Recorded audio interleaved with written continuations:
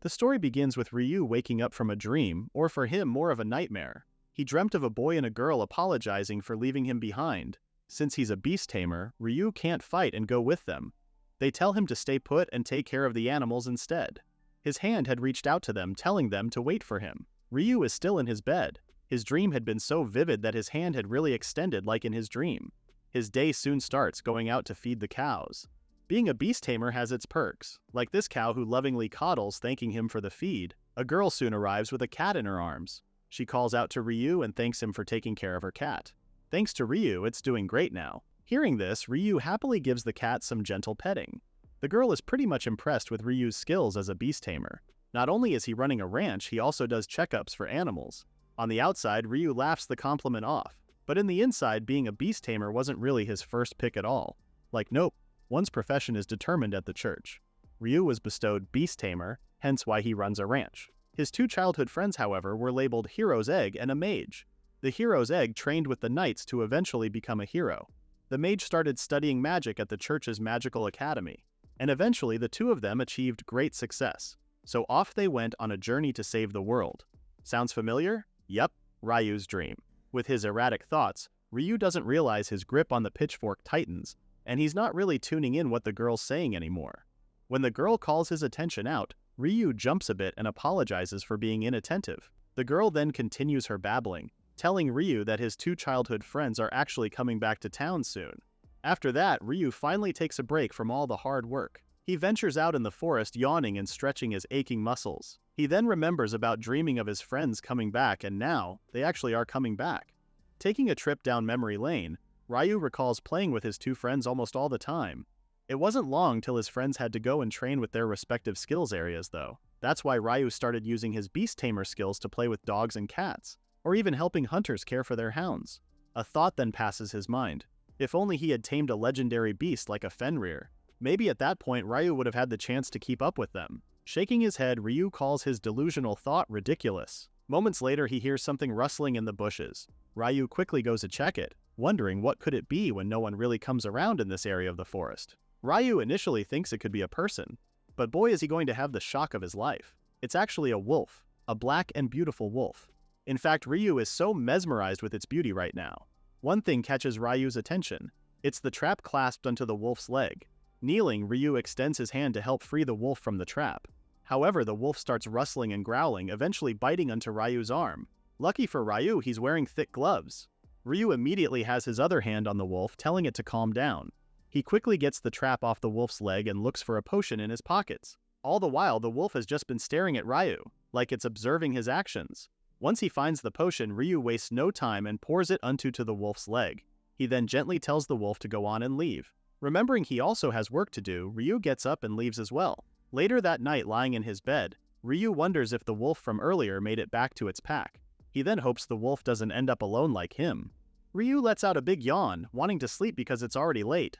But how could he do such thing when he has an unexpected guest sitting on his windowsill? Ryu jolts from his bed when he hears something greeting him good evening and telling Ryu what a lovely moon they have tonight. He then agrees with the wolf. In his mind, Ryu confirms this wolf to be from earlier. But wait, did it just talk? So this creature isn't a wolf but a monster. The creature then tells Ryu it came because it has a question for him. Ryu starts internally panicking.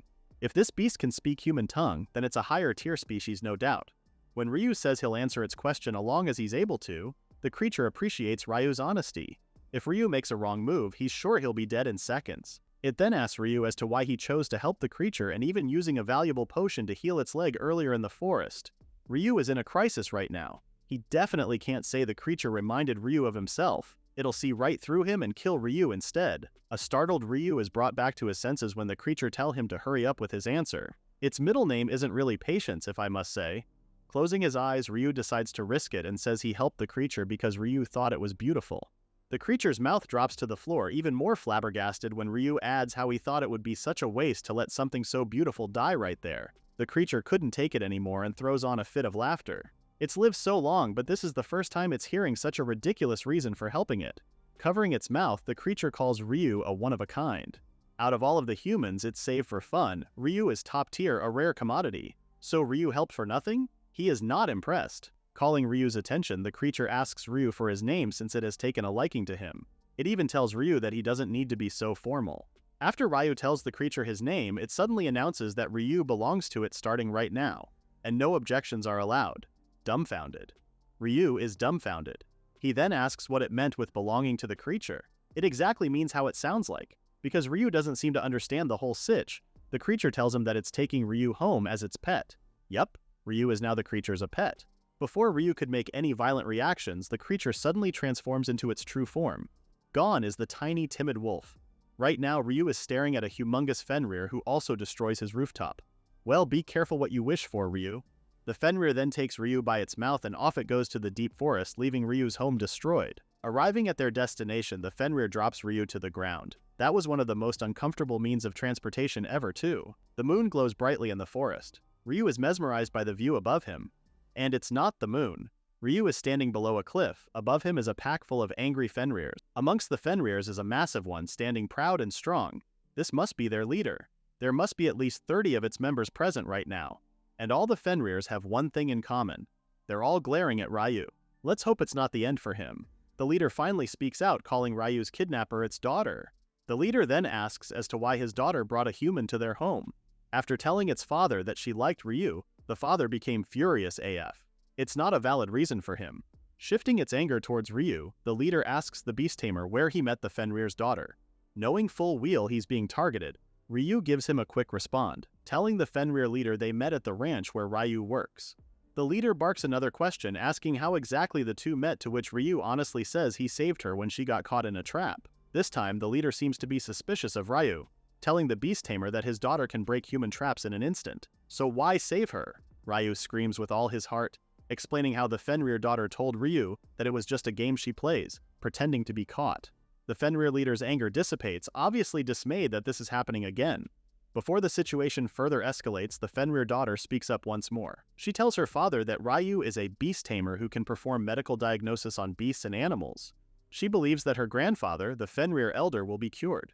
The Fenrir leader is skeptical of his daughter's claims, saying the elder's condition is because of old age and no human can save him from death. But the Fenrir daughter argues that the elder's illness is actually from a lack of magical energy, disclosing she's the reason why. Hearing their conversation, Ryu manages to get caught up with what's happening inside this pack. So the elder, the boss OG of the Fenrirs, is basically dying and Ryu got kidnapped because she wants to save her grandfather. Seeing this as his window of opportunity, Ryu butts in their argument and asks to see the grandfather Fenrir so he could diagnose it. However, the Fenrir leader screams bloody profanity at Ryu, refusing to let Ryu see the old Fenrir. Pointing to the Fenrir daughter, Ryu tells the leader that his daughter wants to save her gramps. Ryu then makes a plausible argument by telling the Fenrir leader that there's no harm in letting him see the old Fenrir. If it's really dying from old age, then Ryu will gladly step back.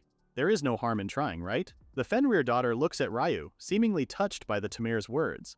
The Fenrir leader then allows Ryu to make his medical examination on the old Fenrir, pessimistically telling Ryu it's only a waste of time. They all approach a tree and inside it lies a disheveled Fenrir who looks like it has gone through hell and back. The Fenrir daughter wakes the elder Fenrir, but before she could formally introduce Ryu, the tamer holds his hand up, signaling her to stay quiet. Ryu stretches his hand and introduces himself. He also tells the elder Fenrir that he's there to treat its illness since it's his granddaughter's wish to save the old Fenrir. Coming out of the tree hole, the elder Fenrir slowly stands up and tells Ryu no ordinary human can cure his disease, but Ryu is confident that he can.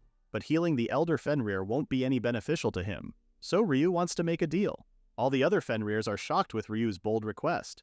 The Fenrir leader is furious now, calling Ryu a lowly human and traitor. He also wants to kill him right then and there. The Fenrir daughter steps in to defend Ryu, asking her father to wait for a bit. Meanwhile, the elder Fenrir asks Ryu if he really believes he can cure him.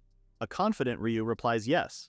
When asked what he wants, Ryu tells the elder that he wants to become stronger. Curious, the elder Fenrir asks Ryu why, to which the beast tamer tells him that he has the same reason as the elder's granddaughter. She wanted to save the elder but couldn't do anything, so she came to Ryu for help. That alone shows how badly she wants to save the elder Fenrir. Ryu knows how frustrating it is to be powerless, remembering how he was left behind by his closest friends. The elder then makes his decision, accepting Ryu's deal. Ryu then takes off one of his gloves. All the elder Fenrir needs to do now is bite into Ryu's arm and drink his blood. Huffing, the Fenrir leader calls on Bull with Ryu's so-called cure. The elder hesitates for a second, but Ryu encourages him to have a sip. When the elder finally has his fangs into Ryu's arm, a powerful burst of energy surges throughout the elder. It's that powerful that even the Fenrir leader and his daughter barely manages to brace themselves. As soon as the elder lets go of Ryu's arm, the beast tamer dramatically cries from the pain of the bite. The Fenrir daughter is confused and surprised with Ryu's level of magic power. No beast tamer could ever be this powerful. At this rate, he's even stronger than a hero. This isn't a shocker to Ryu at all, he already knows his MP. He has reasons why, okay? To simplify things, Ryu has way too much magical energy for his body to handle. If he goes all out, his body would literally explode. In other words, his magic is so high he can't use it properly. In normal circumstances, magic grows as a person undergoes training and discipline. But Ryu hit the bingo card because he was born with it. And the older he got, the more it increased as well. Somehow. It's a waste of potential since Ryu can't properly use it. Meanwhile, the elder Fenrir is fully transformed. He is not the old, scrumpy Fenrir from earlier. Now the elder is full of vigorous energy. To say that Ryu's magic helped is an understatement. The elder somehow got an upgrade. The Fenrir daughter immediately runs towards her grandfather to give him a warm embrace. She's really happy to see that her grandfather is nowhere near death now. The elder then turns to Ryu, remembering their deal. It then tells Ryu that he'll start training with the Fenrir pack. Ryu doesn't know if it's okay, especially that there are those against it. Exhibit A, the Fenrir leader who is viciously reacting to the elder's decision. There are also others saying that Ryu is far too suspicious, especially with his power. They believe his power might be used against the pack and will put it in danger. When a Fenrir suggests they kill Ryu now, the elder then barks for them to shut up. The atmosphere suddenly goes dark as the elder is unimpressed with the Fenrir's insubordination. Anger surges through the elder, asking the pack as to where they got the audacity to say they'll kill the man that saved its life.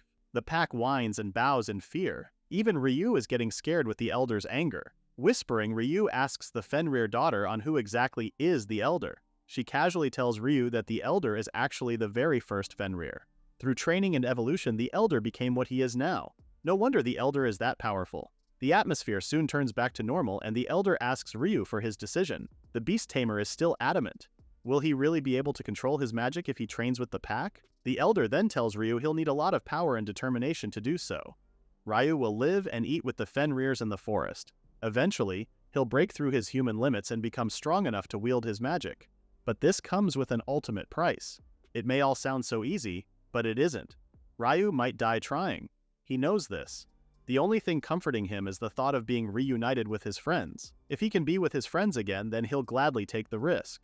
Resolute, the beast tamer confirms his decision on training with the Fenrir. The elder then presents Ryu with a fang. Not just any fang, but the fang of the elder himself. Ryu is absolutely thrown to the roof upon knowing it's a Fenrir fang. It's an insanely rare and valuable item. The elder explains that the fang will help Ryu control his magic. The Fenrir daughter then interrupts the men by saying she'll take care of some things too. Gripping the fang, Ryu's goal now is to get stronger in order for him to catch up with his friends. This is the start of a new chapter in Ryu's life. A month passes by so fast and Ryu is already getting the hang of his hellish training. Right now he's in the middle of battling out a pig-headed demon beast. These beasts have very predictable movements and Ryu has seen through all of them. First, dodge its club. An opening is made so Ryu then slices its arm. While it's stunned by the pain, Ryu then goes for the leg, and when it loses its balance, aim for the neck. And there you go. Killing pig-headed beast 101 with Ryu. After that, he then turns to tell the Fenrir daughter, who's actually called Milady, that he's killed one beast. On Milady's side, well, she's just yawning while lying on the pile of pig-headed demon beasts she just finished. It seems that Ryu was too slow that Milady ended up taking care of the rest of the beasts, just as what Ryu would expect from a Fenrir. After training, the two start a bonfire so they could make something to eat. Ryu is wiped from training. While munching, Ryu grumbles about training. He can definitely handle low-level monsters now. However, he's got a long way to go. Indeed, he's gotten stronger from when he started. Milady even recalls Ryu's first day of training. He could barely dodge a pig-headed beast attack and now he's able to defeat one. After a solid month of being thrashed by a pack of Fenrir, that would really solidify Ryu's training. He got chased by Fenrirs to build stamina. He learned survival skills like how to start a fire. That was a rough one even for Milady. They almost died of hunger in the forest. Ryu also ate mildly poisonous berries to build up poison resistance. That wasn't fun either. It almost felt like he was more on adapting to survive rather than getting stronger. Taking out the elder's fang, Ryu is still happy about receiving this gift. It's unbelievably sharp too. Milady boasts pride of her grandfather. She's incredibly proud of him, of course. Realizing it just now, Ryu thinks it's also a pretty big deal that the elder's granddaughter is looking after him as well. Ryu's train of thought is interrupted when Milady rehashes what really happened to her grandfather before. Her demeanor suddenly drops as she remembers how she pestered the elder for a name. Naming a magical beast involves bestowing a part of one's soul and a massive amount of magic power. The elder attempted the naming ritual but suffered from magic power depletion. Ryu tries comforting Milady, giving her a gentle pat on the head. She did everything to save her grandfather. The elder even told Milady not to fret about it anymore. He would very much be happier to see Milady smiling rather than sulking. A Fenrir then butts in, rushing to call Milady. Apparently, the elder has a message for them. But before the Fenrir could get to it, the Fenrir looks at Ryu vilely.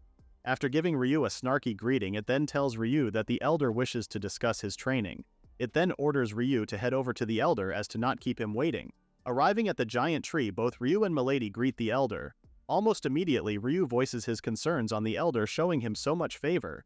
This much attention from the elder has a lot of the pack members unhappy about it. Even that messenger was glaring daggers at Ryu. Barking out a laugh, the elder tells Ryu not to fret about those things. It won't matter because the elder's the one who brought Ryu here to train. Besides, the rest of the pack will soon have to acknowledge Ryu as a true member of the pack. With deadly seriousness, the elder announces Ryu's upcoming trial. A show of strength is the swiftest solution to those harboring discontent with Ryu's presence. If he overcomes this trial, he will become a true member of the Fenrir pack. Ryu initially shows a split second of fear, but then remembers his goal here and asks what his trial is. The elder then orders Ryu to hunt a cockatrice, the rooster fiend bird. There is only one condition to this. Ryu is to hunt the beast alone. Hearing this, Ryu is now worried. A cockatrice is a top-tier beast. Even B-rank guild adventurers hunt in parties for it. But the elder wants a novice like him to supposedly hunt it alone? Totally insane. Milady asks her grandfather if she can possibly offer assistance. However, the elder quickly disapproves. This trial will serve as a catalyst for Ryu's greatest growth. Tackling this trial alone will define the true nature of his training and hard work. Besides, the elder has noticed Ryu hasn't really mastered the power of the fang yet. Ryu then stares at the fang in his hands. He only knows it's sharp. But there's more to it than meets the eye. The fang can easily channel magic power. Ryu needs to learn to entrust his own power to the fang, convey his will, and the path shall open before him. If Ryu can realize this, then hunting a cockatrice will be a walk in the park. More like a cockadoom. Ryu might not understand it now, but he soon will. The elder then informs Ryu that his trial will be at sunset and tells him to rest until then. The time finally comes for Ryu's trial. Both him and Milady are currently hiding in the bushes, observing a cockatrice as it petrifies a passing animal. It then steps on the animal's stoned figure and screeches into the night. This looks bad. I mean, look at that cockatrice. It has evil eyes that can petrify you with just one look, and its tail is a venomous snake. Yup, a snake for a behind. It's a serious pain in the butt, per se. The only silver lining that Ryu can think of is that the cockatrice has poor bird-like eyesight and a narrow field of vision. Ryu also hopes that it can't fly as well. Chicken don't fly, right? Milady asks Ryu as to how he's feeling right now, to which he quickly replies that he's not okay, not even the slightest. But he has no choice but to do this. Ryu then stands up to head out and get this over with. Milady then tells Ryu to be careful not to die or get turned into stone. He'll definitely try, Milady. Hiding behind a tree, Ryu devises a plan to reduce its number of attacks first. Facing its main body and the snake tail simultaneously is risky, so right now he plans on attacking just one part. He changes his mind and quickly lunges for the snake tail, slicing it in half. The cockatrice bellows in pain, but Ryu isn't finished yet. He dashes for the cockatrice's legs to stop the main body from moving. But before Ryu can slice its legs, it manages to flick Ryu to the side before running away. Nobody said it was going to be easy. Ryu can't stop now though. Seeing that the beast has lost sight of Ryu, he then plans on attacking the cockatrice on its blind spot. An opening from behind the beast's head is where Ryu is jumping onto. But before Ryu can successfully land his attack, the cockatrice flies towards the sky. Yep, you heard me, it can fly. At least this chicken can fly. Flabbergasted, Ryu wasn't expecting such turn of events. And now he is cornered. His attacks can't reach the cockatrice now that it's up there. While Ryu plans on waiting for the cockatrice to come down, it suddenly flaps its wings and sends out a slicing attack at Ryu.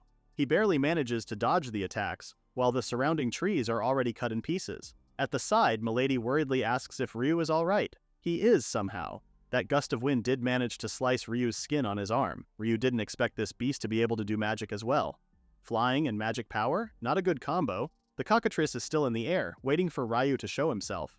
The tamer is still trying to devise a plan B. It'd be great if he had a long-range attack. But Ryu's magic can barely help with his daily chores and is completely useless for combat, or so he thought. He remembers the fang in his hands. Staring at it, he also recalls what the elder told him about the fang being a catalyst for his magic power. Could it be possible for him to launch attacks like the cockatrice did earlier?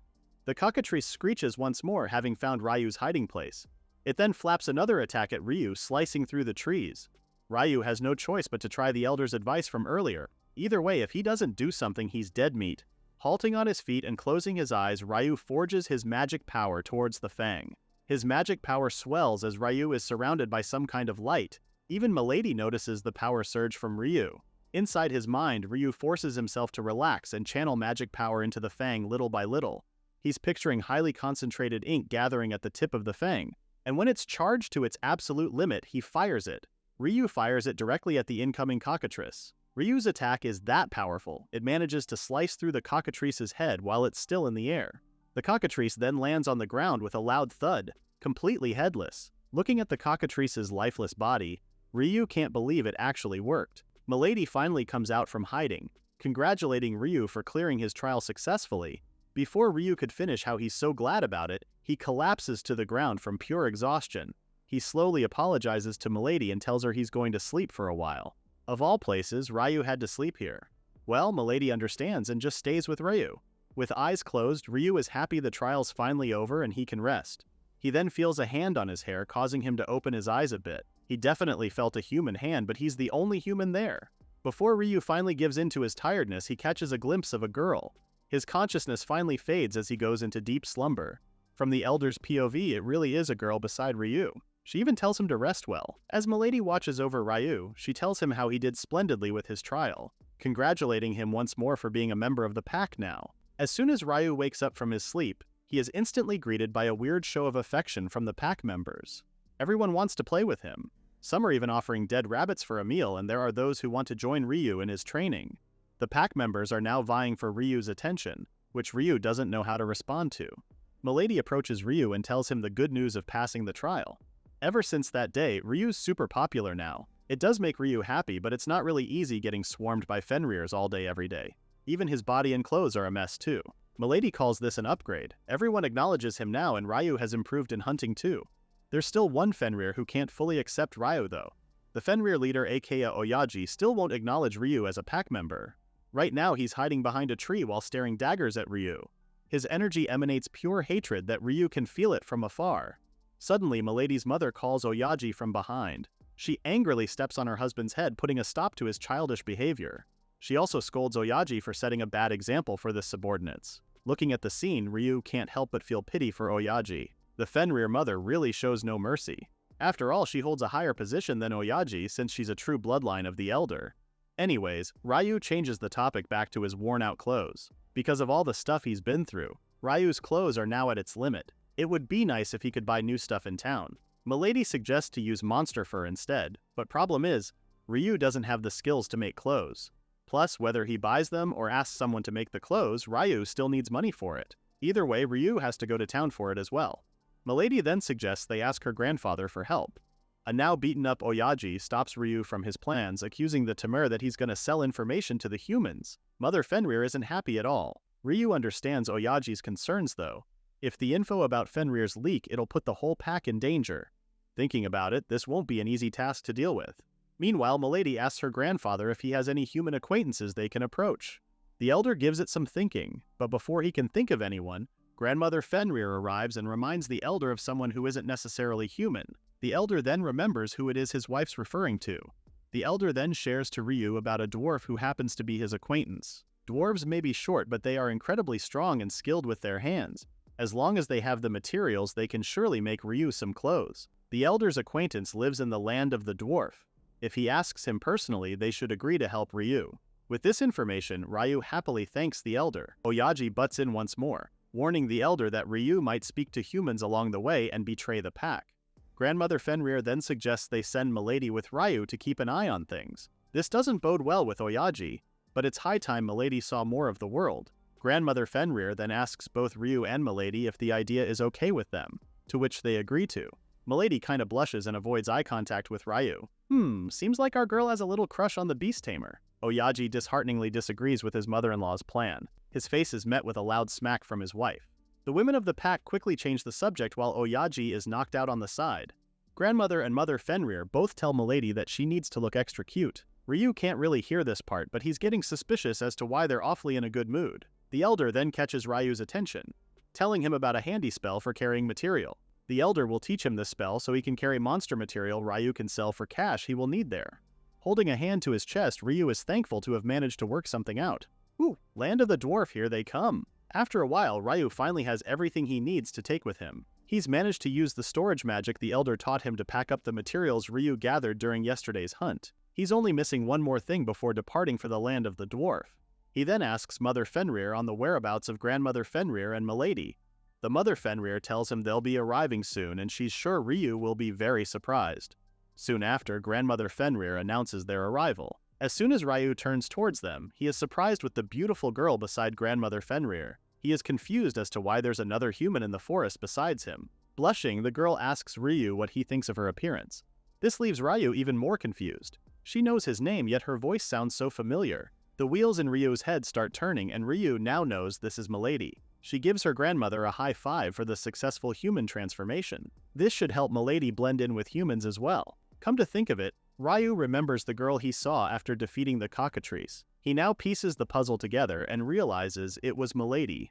Sharing her side, Milady has been practicing the transformation magic for a long time now. She's always dreamt of looking like a human and going out into the world with Ryu. At first, Milady could only hold the spell for a short while, but since her mom and grandmother taught her the magic trick yesterday, she can finally transform so as she pleases. Approaching Ryu, the elder asks him of the favor of giving Milady a proper name. This surprises Ryu, as this means Milady would have to form a contract with him. The elder deems it doable since Ryu's magic power is through the roof. Concern forms on Ryu's face. For a human like him to name a magical being like her would mean she'll become his familiar. There are benefits to this like telepathy and other special skills they can use together. But this isn't something you do impulsively. Understanding Ryu's hesitation, the elder reassures him that he and Milady are fully aware of what it'll mean. After all, the elder owes Ryu his life. And after everything they've been through together in the forest, the elder knows he can entrust his granddaughter to Ryu. Naming her has long been her desire, and she truly wishes to receive it from Ryu. Looking at Milady, Ryu finally agrees to forming a contract with her. He places a hand above her forehead and light begins to glow. The contract is sealed once Ryu calls out the name he picks out for her and if she gladly accepts it. Closing his eyes, Ryu gives Milady her proper name. Now she is known to be as Ruri. The naming ritual is successful as Ruri accepts her new name. She keeps on repeating her name, making Ryu overthink that it's not a name good enough for her. He only wanted it to be something simple. Happiness radiates all over Ruri's face. Thanking Ryu for the perfect name, she then hurriedly grabs Ryu's hand so they can finally head towards the land of the dwarf. Ruri then bids farewell to her grandpa, grandma, and mother, leaving her father in total abandonment. On their journey, both Ryu and Ruri are having a great time. Ruri gets to see new places, eat human food, and even experience sleeping on Ryu's shoulder. At one point, Ruri asks about dwarf country. Ryu only repeats what the elder told him. It's a nation at the foot of a mountain mine. They grew big by making weapons and armor. Ryu believes they're almost there, but he wants to voice out something that's been bothering him. It's a bit hard to say, but he needs to say it. Blushing, Ryu tells her she's a bit too close. Like right now, Ruri has her arms around Ryu's arm. That kind of closeness is making Ryu a bit conscious. He then hashes out that Ruri wasn't this clingy back in the forest. In Ruri's defense, she had to act all serious in front of everyone. She's always wanted to be lovey-dovey with Ryu. Seeing Ruri's pensive look, Ryu gives her a pat on the head, to which Ruri really liked. In Ryu's mind, he never knew Ruri is actually pretty clingy. Ryu can't really take a hint at all. They soon arrive at dwarf country, but before they could enter its enormous walls, Ryu asks Ruri if she could change into her wolf form. With no identification card to show the guards, it'll cause problems for Ruri. Showing his card, Ryu explains how most countries require identification upon entering. If Ruri's in human form, they might get caught at checkpoint. If she was in wolf form, Ryu can tell them she's his familiar. Releasing the spell, Ruri is now in her wolf form. They then start walking towards the line to enter the country. Ryu then calls the attention of a man ahead of him to ask if they're in the correct line for immigration inspection. The man confirms this, then asks Ryu if it's his first time in the country. They both get into a conversation, with Ryu telling the man about his plans on selling some monster material as well as having some clothes made. The man agrees that Ryu went to the right place and that there are many skilled craftsmen here. Interrupting them, a guard calls them to step forward for inspection. Before doing so, the man introduces himself as Mark, a traveling merchant, who believes they'll meet again somewhere inside the country. When it's finally time for Ryu's turn, the inspector asks him what purpose he has inside the country. Ryu then explains that he's there to sell some materials and also requests some tailoring work for some new clothes. After hearing this, the inspector asks if he's registered with the Merchant Guild. Unfortunately, Ryu isn't a member, but he tells the inspector he thought of selling the materials though the Adventurers Guild instead. The inspector then asks to bring out the materials just for a simple check. Ryu happily heeds the request and takes out the hide he's kept in his storage magic. The inspector seems surprised to see the materials and asks Ryu to wait for a moment before he leaves to discuss something with the dwarves from the guard post. The dwarf from the guard post then tells Ryu they need to talk for a bit. Taking Ryu to the guard post, the dwarf explains that Ryu's detainment is only because they would really like to purchase the hides for the country. Yup, for the country. Apparently, upon checking the materials, the dwarf can confirm that these hides are high-quality materials. For sure, the higher-ups want to buy them for the country, but Ryu already has plans to meet with the elder's acquaintance first. So he tells the dwarf something like that. Ryu wants the craftsman of this country to take a look at the materials first. Curious, the dwarf asks who this craftsman is, to which Ryu casually replies by saying the craftsman's name, Dwar Crown. The dwarves are left speechless, and silence fills the rooms. Noticing their demeanor, Ryu asks them if Dwar Crown is famous or something. He then explains that he was just introduced to him by an old man Ryu knows. Famous is a mild term to use. The dwarf then tells Ryu that the craftsman he's looking for, Dwar Crown, is acutely the king of this country, Fall Crown. Mind blown. After being released, Ryu can't wrap his head on what he just learned. He never thought the elder's acquaintance would be the king. Using their newly acquired telepathic skill, Ruri asks him on what their plans are now. Ryu gets startled by this, forgetting about telepathy between familiars. Anyways, Ryu informs her that they'll go and see the king after going to the guild to exchange the materials they can sell. Ryu hears his name being called and sees its mark waiting for him to finish the inspection. Scratching the back of his head, Ryu apologizes for the wait and explains how it took time to check the materials he has. When Ryu asks where the Adventure Guild is, Mark politely leads them towards the direction of the place. This merchant is also interested to see what kind of materials Ryu has. It was actually pretty close from the country's gate. Once inside, Mark explains that it was meant to be close enough so completed quests can be reported directly at the guild once the adventurer enters the country's gates.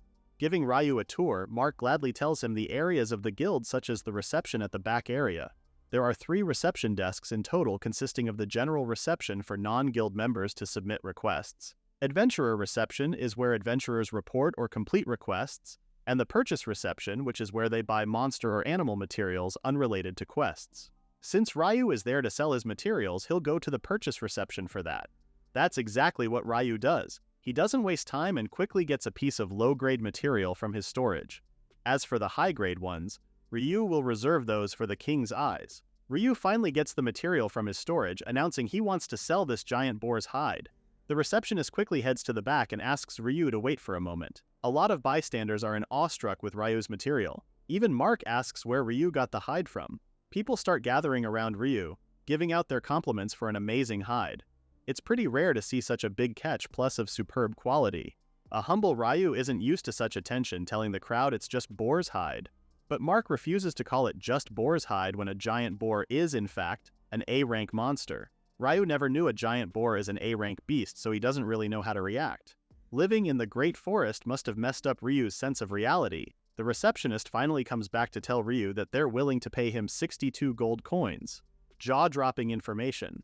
62 gold coins is enough to live comfortably for a while, so it's a not joking amount. Ryu recovers from his reaction, telling the receptionist he's fine with the amount. Getting the bag of gold coins, the receptionist thanks Ryu for the successful deal. Everyone is elated for Ryu. One even hugs him since it's the first time he's seen such a huge amount of money just from selling materials. Another even comments that Ryu may become an exclusive merchant for the country, or even become an S-rank adventurer. Thinking about it, Ryu can't seem to wrap around his head on the idea of being strong now.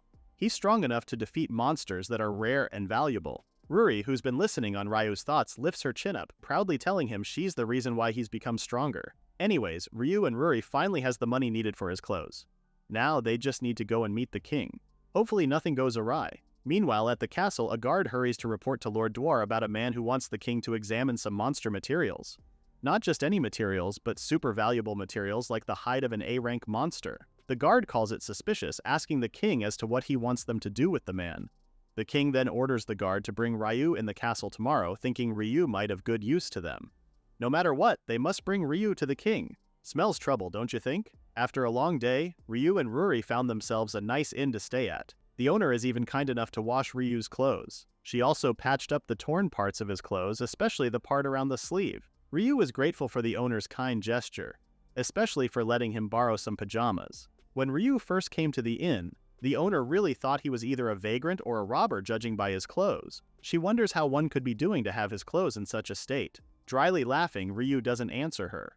What is he supposed to say? That he's been training with Fenrir? Ruri confirms their destination for today, which is the castle. Ryu did promise the guard post yesterday when the king's messenger arrived at very inconvenient moment. The messenger, aside from relaying the king's message, also introduced the inn to Ryu. But the adventurers at the guild took it as a direct summon from the king, saying Ryu must be a total celebrity and all. They soon arrive at the castle, with guards lined up all the way to the doors leading towards the throne room. Ryu takes note of such an extravagant welcoming for an ordinary guy like him. More like a way to trap someone, Ryu. Before opening the doors, the guard warns Ryu not to do anything disrespectful towards the king. Inside, another batch of guards are lined up on both sides of the room, with the king sitting at the center end. Ryu can already feel the intense energy radiating just from the king's gaze. He knows this dwarf is no ordinary being. Judging by the king's aura, Ryu can tell the king's not quite the same level of the Fenrir elder and leader, but this king is definitely up there in the ranks of high-tier monsters. Kneeling down, Ryu gives respect and honor to the king before introducing himself as a beast tamer. The king then goes straight to agenda, relaying how he's heard from his soldiers about Ryu and his desire to have his clothes made by the king. Ryu takes out the hide from his storage, politely confirming his plans. But the king rudely asks him if Ryu stole the hide he just presented, leaving Ryu stunned by such accusation. Ryu still remains respectful despite the king's rude behavior. He is the king, but that's not an excuse to be an a-hole. A calm Ryu explains how the hide he has with him is from a monster he hunted himself. Even from a distance, the king can spot the materials Ryu has with him. He doubts that Ryu hunted a monster in the Great Forest. Him? A mere beast tamer actually hunted a top-tier monster? Downright absurd. The forest is even known to be the home to the cursed Fenrir, the king utters. Now this gets Ryu's ears tingling. Did the king just refer to the Fenrir as cursed? This dwarf who's supposed to be the elder's acquaintance? Something's not adding up, so Ryu decides not to mention the elder at all. Apologizing, Ryu further explains that he wasn't alone when he hunted the beast. A friend helped him as well. When the king asks what kind of friends Ryu has, the beast tamer lies about not knowing their names since they were just hunters. The king grows even more suspicious. This irks not only Ryu but also Ruri. This so-called king has been rude from the start. Ruri is about to lose her temper. Ryu asks that they remain calm. Again, something feels off. This king is supposed to know the elder, yet he has a bad impression of Fenrir. The number of guards surrounding the throne room and outside the room is suspicious too. It's only Ryu, a mere human, and Ruri, his familiar. And let's not mention the disrespect from the very beginning. The king already has an impression of Ryu even when they've just met. Now, Ryu is unsure if it's okay to ask the king for his help. The king then makes an exchange with Ryu. He'll craft Ryu's clothes, but in return, Ryu will leave all the monster hides as payment. The king also asks for a payment for Ryu's crime of theft. Standing up, Ryu has had enough of this dwarf's belittlement. No pun intended. Ryu then directly tells the king he won't hand over the hides. This starts to anger the king, especially when Ryu points out how he has no intention of striking a deal with someone like him even if he's the king. The guards are now furious with how Ryu just talked smack to their king. Even the king himself has his veins popping out of anger. He doesn't doubt the elder, but Ryu can't take this rude dwarf seriously. He shall listen to his gut for now. Before they know it, the king orders his guards to arrest Ryu. The guards rally up on Ryu, trapping him with their sharp weapons. Ruri immediately asks Ryu to let her handle the situation, but Ryu asks her to stand down. Stirring up trouble with an entire kingdom is not on their bucket list. When the king asks Ryu why he's not resisting, the beast tamer only replies he knows he can't win against an entire kingdom. After calling Ryu's decision a wise one, the king then commands the guards to throw Ryu and Ruri in the dungeon. Inside the dungeon, Ryu is disheartened with how sourly things became. They confiscated all the hides for Pete's sake. Even Ruri isn't impressed, still thinking it was a better idea if they fought back. Ryu never really expected the outcome to be like this. He thought they would just get kicked out, and he really didn't want to fight someone who's supposedly the elder's friend. The good thing is, Ryu still has the fang with him. The guards thought it was just some trinket and didn't bother taking it. Ryu gets the scare of his life when someone uttered "hey" from behind. Turning around, Ryu sees it's a dwarf who's asking Ryu what's he doing inside the dungeon. Ryu then explains how he refused to sell the monster hides to the king. The The dwarf sighs, seemingly disappointed that Ryu got arrested for such a petty thing. When Ryu asks of his crime, the dwarf looks at Ryu deadpan before telling him of treason. The dwarf then details out how he only told the king they needed to stop hunting monsters in the Great Forest just to get rare materials because the dwarves can't really win against Fenrir. Now it makes sense why the king called the Fenrir cursed, and why he was desperate for Ryu's hides. With Ryu's and dwarf's crime, Ryu now thinks the king has a really bad temper.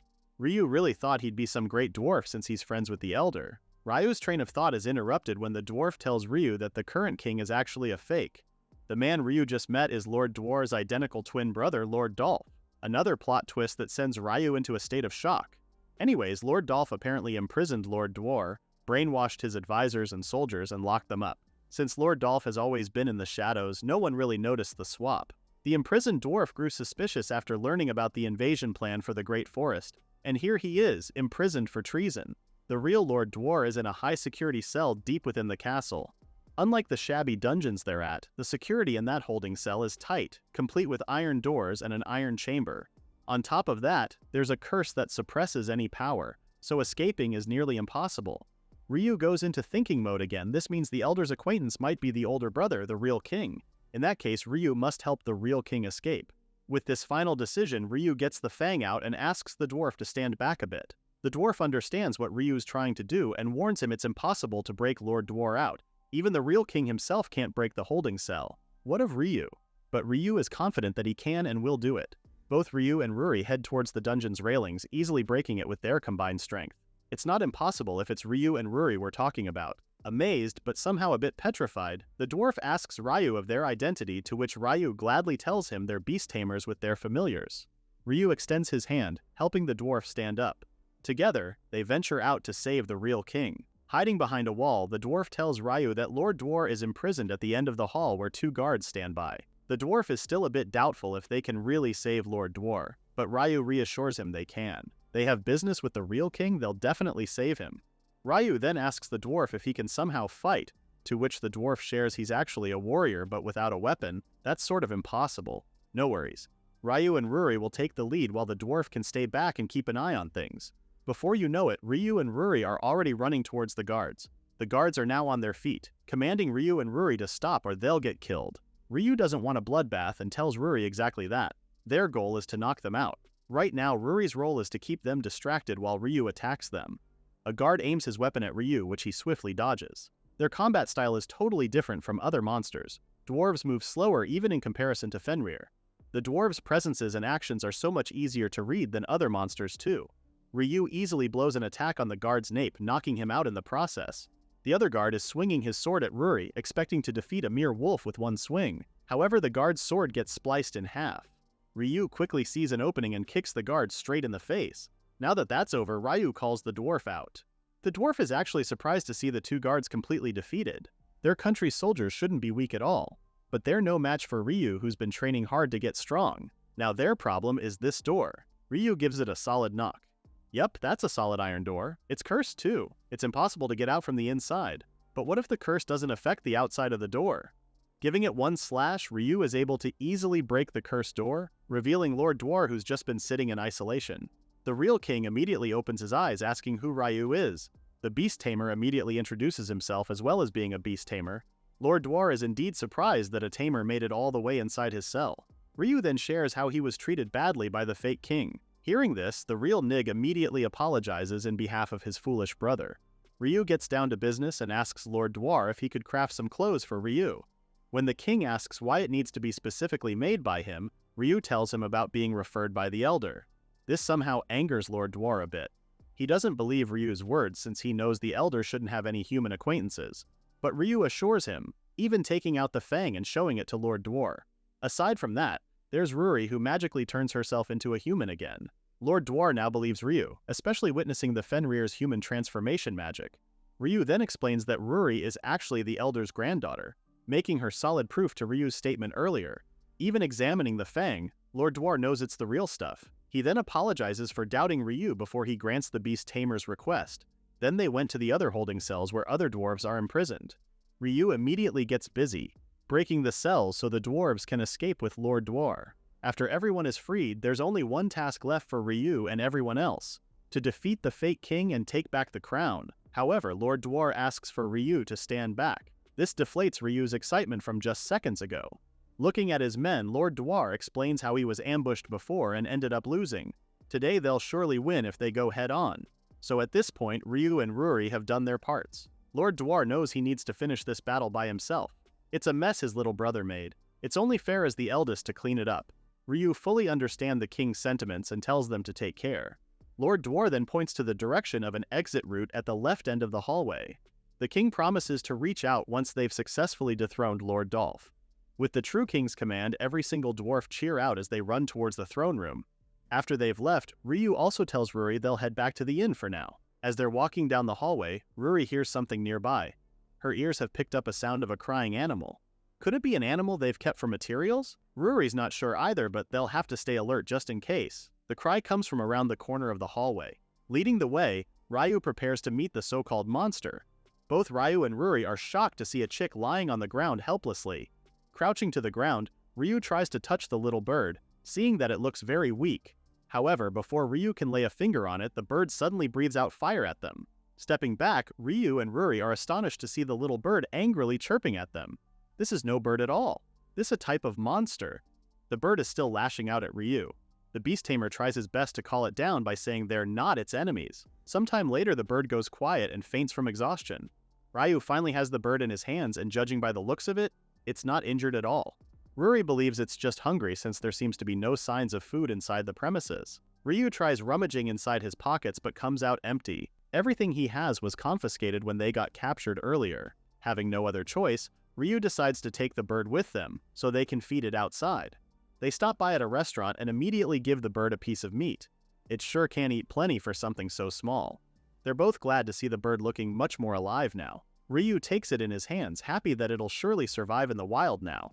He then nudges the bird to go and be free. However, the bird only stares at Ryu before it coddles his hands. Seeing this, Ruri isn't happy to see the bird's gotten attached to Ryu now. Ruri then asks Ryu if he plans on making it his familiar as well, to which the beast tamer says no. He didn't save it for that. If the bird wants to live in the wild, Ryu's fine with that. If it wants to stay with Ryu, he'll gladly take it in. This doesn't bode well with Ruri, who's very jealous right now. She's sure the bird will make the choice of staying with Ryu. The idea has her sulking even more. Anyways, the duo decide to rest at the inn tonight and wait for King Dwar's message. If they don't hear from him tomorrow, Ryu plans on heading to the castle to help him. But for now, they'll recover their strengths. The following day, Ryu wakes up from the feeling of getting squished, like something heavy is on his stomach. Groggily sitting up, Ryu suspects it's Ruri who might have slept walk last night. Without opening his eyes, Ryu asks Ruri to move away. But he's surprised to see that it's not Ruri. Instead, it's a giant bird. Ryu screams from the top of his lungs, waking Ruri up because he's confused of the animal on his stomach. Ruri calmly tells him that the bird is the chick from yesterday. Confused, Ryu looks at the bird again. If it's really the chick he saved, boy did it grow big so fast. Maybe it grew by feeding off Ryu's mana, is what Ruri suspects. There are monster species that grow by absorbing magic power. But it's also pretty rare for a monster to grow this fast. Ruri already has a hunch on what this bird is. Before she could say anything else, the inn's owner calls out for Ryu because soldiers are outside. This startles the bird and it goes flying outside the window. Both Ryu and Ruri can only stare at it as it flies away. A summon from the king is what the soldiers are there for. Ryu and Ruri immediately set off for the castle. The issue with Lord Dolph has been properly dealt with, and the king cannot thank Ryu enough. Before discussing Ryu's clothes and weapon, Lord Dwar calls out his little brother to come out from hiding. Apparently, there's something Lord Dolph wants to say to Ryu. A remorseful Dolph slowly approaches Ryu and Ruri, bowing down as he apologizes for his misdeeds. It's a surprising scene because Lord Dolph's aura has completely changed. Ruri is still a bit angry at Lord Dolph for pretending to be king.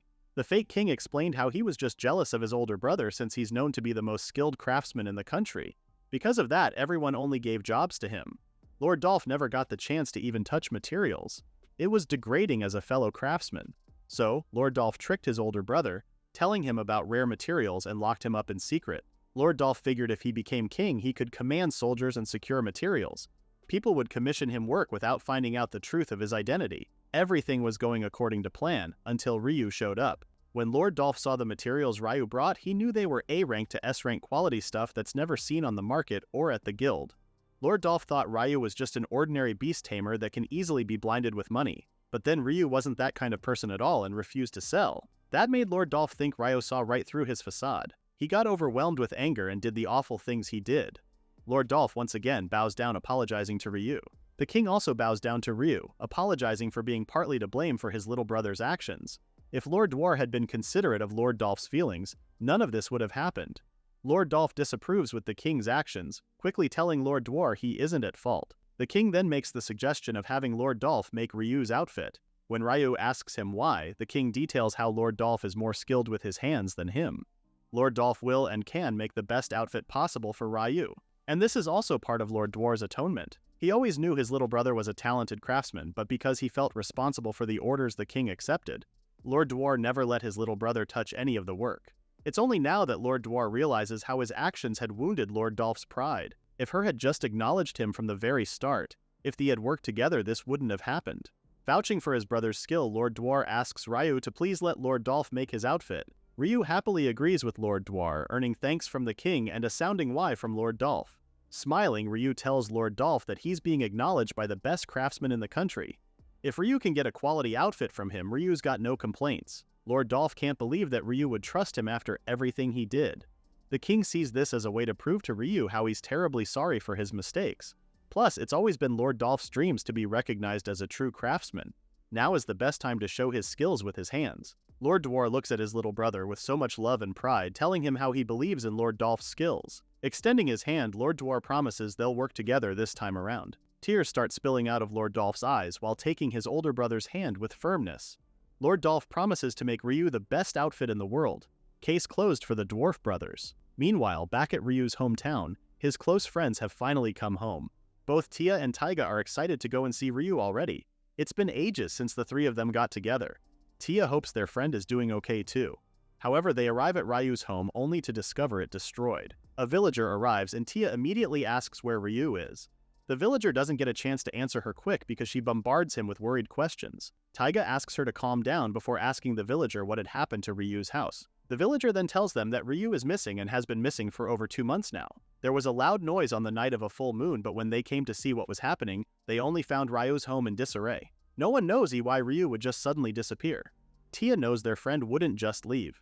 He works hard every day, tending to horses and cows that liked him. The villager that tells Tia and Taiga they did find animal fur inside Ryu's home. At first they thought I was livestock fur, but now they think it might have been a monster that attacked Ryu.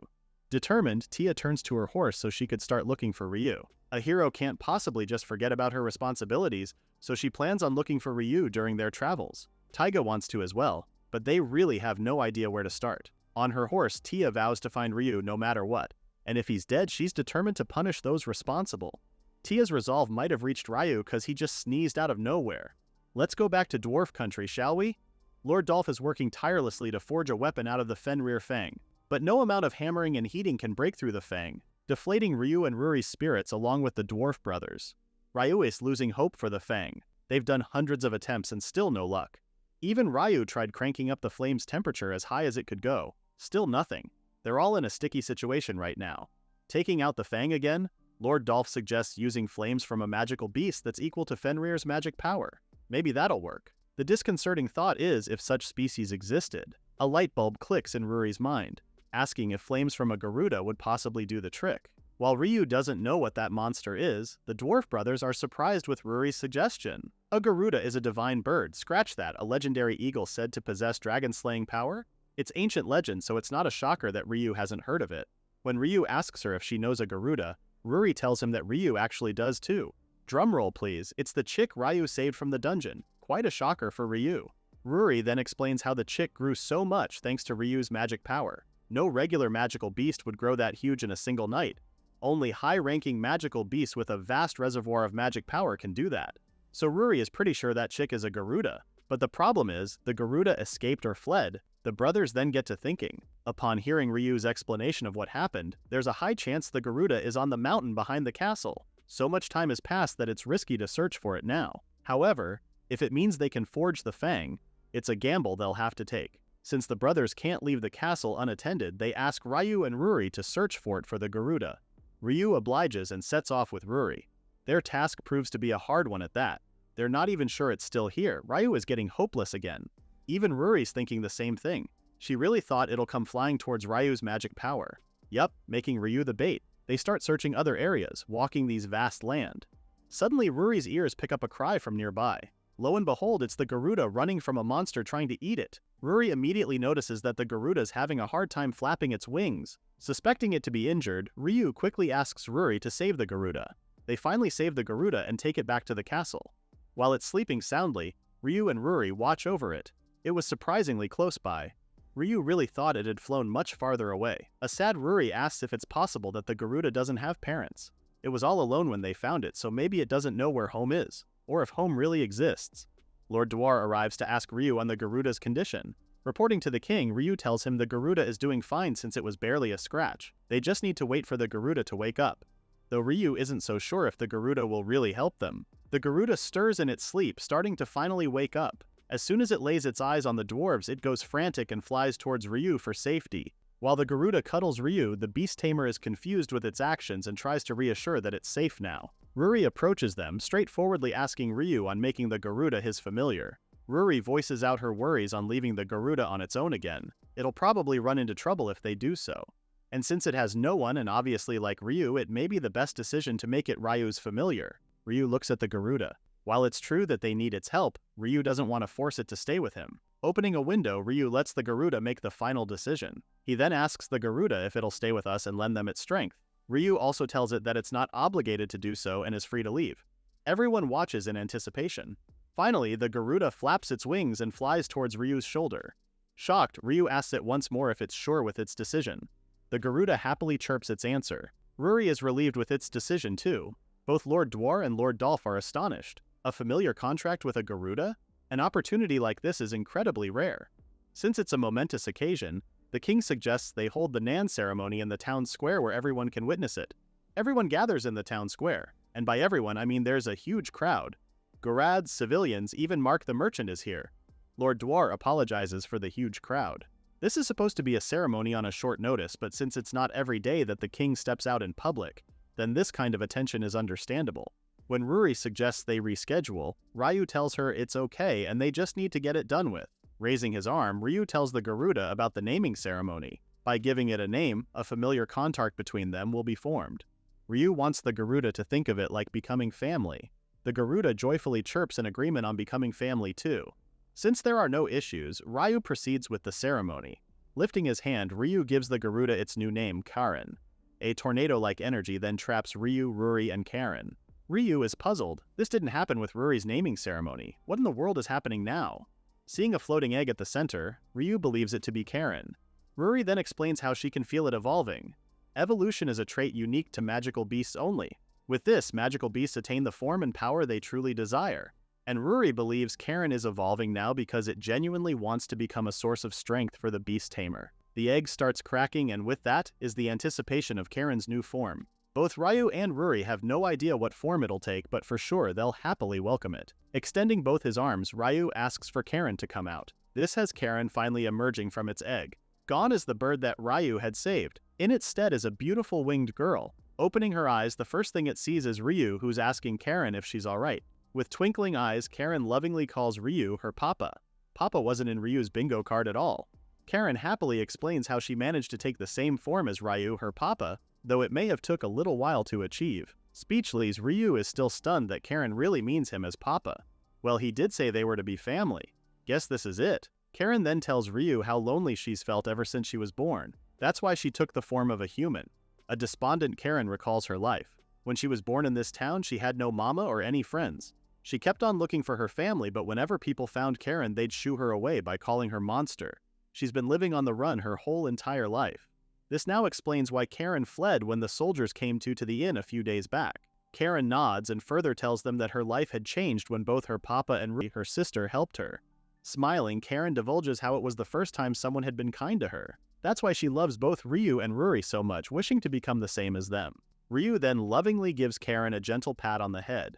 Their mini-family introduction is interrupted when the dwarf brothers are calling Ryu from outside the fire tornado. Ryu immediately asks Karen to put out the flames around them, to which she gladly does so. The dwarf brothers rush towards Ryu, who tells them the naming ceremony went well. Lord Dolph was absolutely astounded by what he witnessed, though he did call it incredibly dangerous as well. Their king then notices Karen and asks who she is. Ryu quickly introduces her to the brothers as the Garuda, but in human form. Both brothers are amazed that something like this is possible. Well, what can they expect from a divine bird, right? Now, Ryu worries this might cause an issue in forging the sword.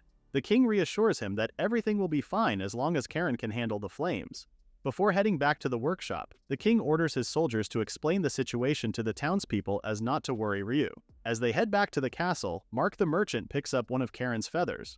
An all-knowing smile forms on his face as he calls Ryu different from other humans. Whether this dude is a friend or a foe remains to be seen. A month later, Lord Dolph presents Ryu his new leather armor, his finest masterpiece to date. Ryu is instantly floored with how amazing it is, calling it a magnificent and fine-crafted armor.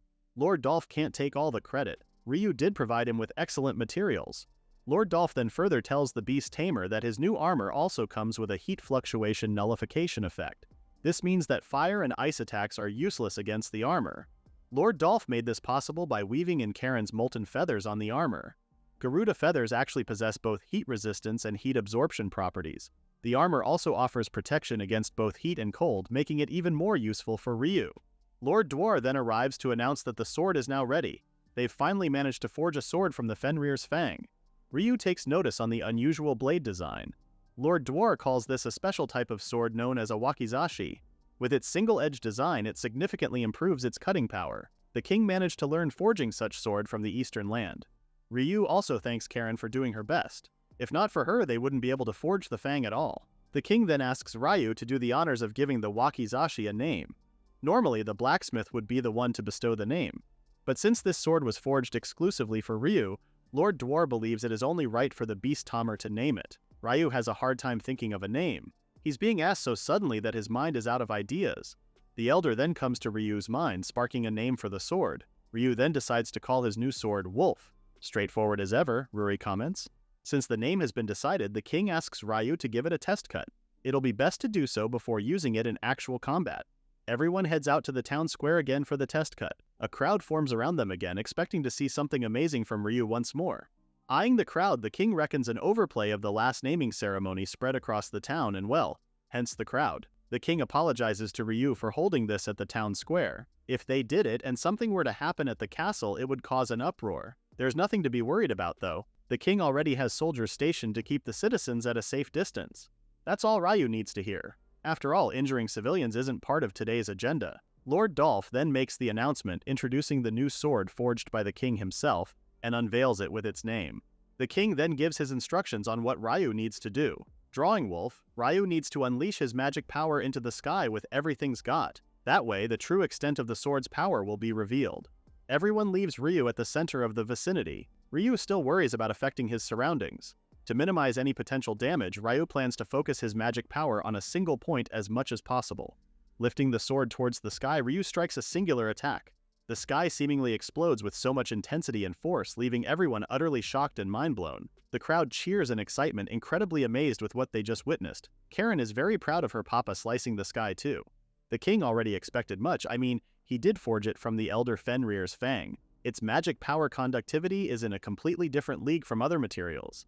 No further adjustments are necessary. Their little chit-chat pauses when a citizen screams to look at the sky. Looking up, Ryu is yet again surprised. He can't believe he's seeing a dragon right now, and it looks like there are people aboard it. The dragon soars the vast sky circling the town square. Ryu and the others are taken aback when the people riding the dragon jump and land in front of them. The four people headed by an old man greets Ryu, leaving the beast tamer confused AF. These strangers' arrival only makes sense when Ruri enthusiastically calls the old man grandfather. Yep, that's the elder all right. So the others accompanying him are Ruri's mom and dad, of course. Ruri's grandma, who looks pretty young for her age too. Lord Dwar approaches his longtime friend, asking the elder on his well-being. The two exchange pleasantries before the elder tells them the reason why they're here. The Fenrir pack has a small favor to ask Ryu and his familiars. Spotting Karen, the elder is also curious with the Garuda's identity, but they have more pressing matters to discuss for now. The elder then tells Ryu about a troublesome beast that's about to reawaken. Its name is Evil Dragon, the sorceress Evil Dragon. This beast has 3 serpentine heads and a colossal chalk-white body. Not only can it wield magic, but it also has knowledge of all forms of magic, ancient to modern and eastern to western. Long ago, the Elder along with other representatives from other species tried to subjugate the dragon, but because it spawns itself from its very own wounded flesh and blood, they had no choice but to seal it away instead. Hearing this, Ryu dreads the dragon's existence. Having received word about the collapsing seal, the Fenrir bloodline have come forth to prepare for battle. With this, the Elder asks Ryu and his familiars to join them in this battle. Since they're facing a formidable foe, they'll need all the help they can get. But Ryu is worried he's not fit enough to fight this dragon. After all this time, Ryu still doubts his fighting prowess. Barking out a laugh, the Elder dismisses such ridiculous thoughts. Ryu has trained with the Fenrir pack. No doubt he can fight well enough. In fact, he's even better than most out there. The Elder asks the Beast Tamer to have more confidence with himself, especially that the Elder thinks so highly of Ryu. The Beast Tamer reluctantly agrees. Ruri happily confirms her participation as well. When asked where this dragon is, the Elder tells Ryu it's in the Dragon Kingdom. To be precise, it's sealed in a cave near the Dragon Kingdom. The Fenrir pack will join forces with the Dragon Kingdom's people called Dragonkin. With no more time to lose, the Elder tells them they'll discuss the other details later. For now, they must go to the Dragon Kingdom at once. Just as Ryu is about to ask on their transportation means, the dragon from earlier starts talking. It comments on how weird it is to see a Fenrir converse with a human. It's uncommon and unheard of in their world. The dragon then asks Ryu if he's the Fenrir's disciple. In a state of shock, Ryu just completely stares at the beast, remarking how huge the dragon is. The Elder then butts in, apologizing for the late introductions. This dragon is the Elder's sworn brother, the Earth Staff Dragon. The beast smiles at Ryu, giving its pleasantries to the Beast Tamer. Ryu can't seem to form sentences right now, still in awe with the dragon's presence. It shouldn't be a shocker that a legendary monster like Fenrir are friends with other legendary species at all. Plus, this dragon can speak human language as well. Ryu is taken back to reality when he hears the townspeople gossiping about the dragon's arrival. He then tells the Elder they must leave now since they're creating a bit of a commotion now. After clarifying their mode of transportation, they all board the dragon's back. Both Lord Dwar and Lord Dolph wave their goodbyes as the dragon flies to the sky once more. While traveling, they get into a quick recap on what's going on. The Elder then gets his answer about Karen's origins and becoming Ryu's familiar. The Fenrir Elder is pretty much ecstatic with the news. Ryu has not only managed to snag a Fenrir for a familiar but also a Garuda. By this time, his magic power would have been depleted already, rendering Ryu dead. Ryu is unimpressed with the Elder's reaction. You know who else isn't impressed? Ruri's dad. He is seething mad at Ryu right now. Stealing away his daughter from him, then cheating on her with a Garuda? The nerve, Ryu. Ruri's dad wants to punish the Beast Tamer right here and now. Though his plans don't really go as planned when his wife smacks him right on the head. Ruri's mom doesn't seem to have a problem with Karen. I mean, look at these three. It's really obvious the Garuda has taken a liking to both Ryu and Ruri. Hearing this, Ryu notes that they've spent almost a month together. It's only natural for them to bond. If anything, Ruri has been the one clinging to Karen all this time. Whether it was meal or bath times, Ruri always doted on Karen, like a mother hen to her baby chick. Perhaps like an older sister to her baby sister too. Still, the Elder asks Karen if she doesn't get lonely without having parents around. Embracing Ruri's arm as if for protection, Karen tells the Elder she doesn't feel lonely at all. Not when she has her Papa Ryu and Big Sis Ruri who are very kind to her. Even thought she's a mythical Garuda, Karen is still a child. With that, the Elder knows it's always better for her to have more people to rely on. Besides, if Karen thinks of Ruri as a big sister, then Karen is practically a daughter to the Fenrir pack as well. With smiles on their faces, the Fenrir family asks Karen to think of them as her family as well. Though it may be awkward at first, but still it'll be nice to have a big family to rely on. Although shocked at first, Karen's heart warms with the Elder's request. Teary-eyed, the Garuda gives a sincere okay to them. After some time, the dragon announces their arrival at Dragon Kingdom. Ryu then takes a peek and sees the amazing land covered with buildings and houses. The dragon then shares to the amazed Ryu that the castle and the entire castle town he's seeing right now is the Dragon King's territory. Because of its small size, the Dragon Kingdom isn't really the dragon's favorite place though. Dragonkin are half human, so the buildings and other stuff are made to human size. So, a regular dragon like the Earth Staff Dragon needs to be in human form to fit in these buildings. Although dragons and dragonkin get along well, the needed transformation is quite the hassle. At long last, they arrive at the castle entrance. The dragon then transforms into his human form, catching Ryu off guard. Even in its human form, the dragon is still huge and tall. In human form, the Earth Staff Dragon is referred to as Lord Midgardsormr. He is immediately greeted by the castle guards. Lord Midgardsormr then introduces his sworn brother and the Fenrir family to the guards, who are happy to see legendary magical beasts that will aid them in defeating the evil dragon. The other guard notices Ryu as the only human present. Lord Midgardsormr clears the air by telling the guard that Ryu is actually the Fenrir's disciple. The guards seem baffled. A human as a disciple? Unheard of. They're quite hesitant with Ryu's involvement in battle. How can a human like him be of any use in battle with the evil dragon? Ruri's dad is furious once more. This dude really has a bad temper. He's offended with the guard's statement. Are they saying the Fenrir pack trained someone weak? The guard immediately tries to clarify his words, but Ruri's dad is already pissed AF and wants Ryu to show these guards his true strength. That way, no one will ever doubt Ryu's power. An angry dad pointedly asks for the guards to get their superior, asking for a duel between the superior and Ryu. Well, Ryu looks like he's stuck in a situation that's unwanted for. The superior soon arrives and the two get in position for battle. Ryu still can't believe it's come to this, but I guess he has no other choice, especially that Ruri's dad is screaming at him to win or else he's gonna wipe Ryu out. Serving as the judge, Lord Midgardsormr tells both participants that the match is only decided if one of them faints or gives up. The superior is no ordinary foe. He's actually the military commander of the Dragon Kingdom. Just because Ryu looks like an ordinary human to him, the commander won't be holding back. As soon as the commander gets into a fighting stance, Lord Midgardsormr gives the go signal for battle. The commander quickly dashes towards Ryu, who had only a split second to up his defenses. Each of the commander's blows are heavy and he's very quick on his feet as well. Ryu is having a hard time in both his offenses and defenses. As the commander tries to land another strike with his sword, he starts mocking Ryu, telling him that weak defenses aren't even enough to face the evil dragon. The military commander of the Dragon Kingdom sure is a skilled swordsman, and it shows with the way he battles. Ryu knows he can't knock him out, so he plans on having the commander raise his white flag instead. Ryu honestly knows he doesn't stand a chance in terms of sword skill, but he may have a fighting chance if he imbues his blade with magic power, and if he somehow manages to land a hit, the commander should falter. This plan could create an opening for Ryu to subdue the commander. He can't go all out though. We've seen what this blade can do. Keeping it to a minimum, Ryu gives it his all and tries to score a hit on the commander. Both their blades clash, but Ryu's blade, which has been imbued with magic power, catapults the commander to the wall. KO. No need to have the commander give up because he is sleeping like a baby after that attack. Everyone including Ryu are shocked with what just happened. Ryu's still not used to handling Wolf at all. Even when he said he'll keep it to a minimum, Ryu clearly misjudged the power output. Lord Midgardsormr raises his hand, signaling the end of the battle and announcing Ryu as the winner. The guards immediately tend to their injured captain while the Fenrir family cheer Ryu their congratulations. However, Ryu can't seem to be happy with the battle. He's worried about the commander's state. Lord Midgardsormr reassures the beast tamer that he'll be alright as it was a battle by mutual consent. This gives Ryu relief.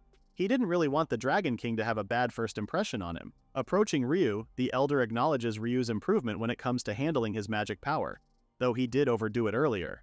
Still, he's doing great with practice. After that little fiasco, Lord Midgardsormr opens the castle gates and welcomes everyone to the Dragon Kingdom. As they are walking, a shadow of a lady lurks in one of the buildings.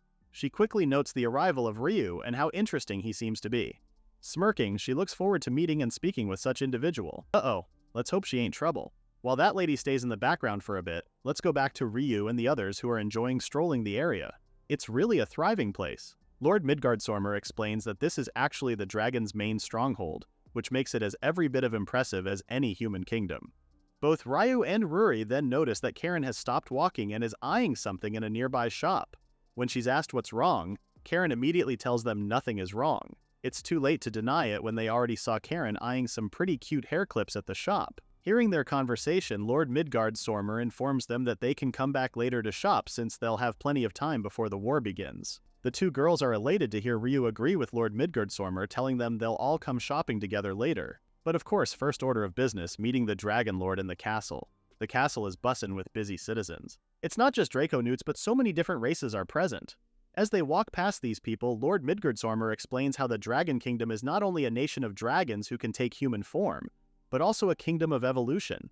Draco Newts are part human, and there are some who are half-breeds from humans who transformed, and then they transformed as well. Some also evolved from lizard folk to become Draco Newts, hence why they have so many different forms. As they head down the corridors, Ryu asks about the Dragon Lord and his persona.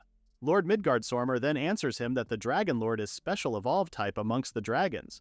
He's supremely strong since the Elder likes the Dragon Lord's power on par with his.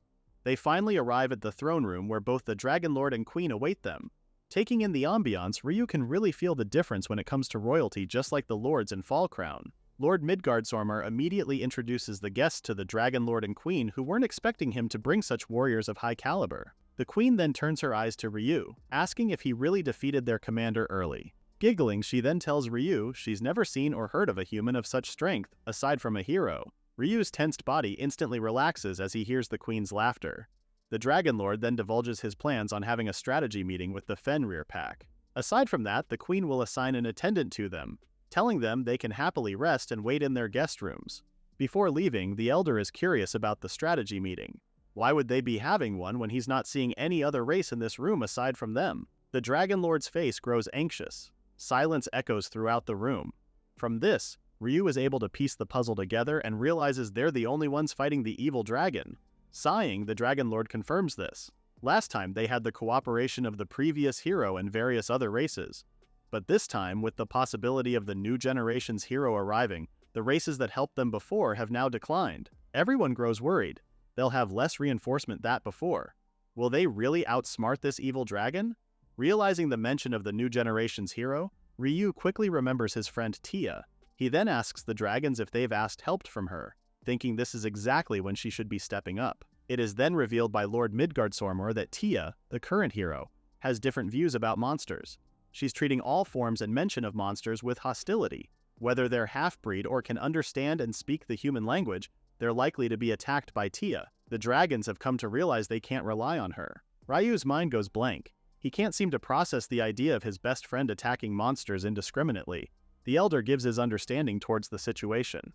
They're already here, and they're still very much willing to help despite the lack of manpower. The Dragon Lord then bows his head to give his apologies towards the Fenrir pack. Ryu now recalls a time before Tia and Taiga officially started their adventures. Taiga had mentioned something about Tia acting strange. He just felt like something was off with Tia. Taiga then shared about a quest to deal with some monsters. Tia had this look. She's always had this frightening look towards monsters, like she abhors them. Back then, Ryu didn't think much of it, especially that Tia was never a scary person. Even when they were children and she got mad, Tia never looked or felt scary.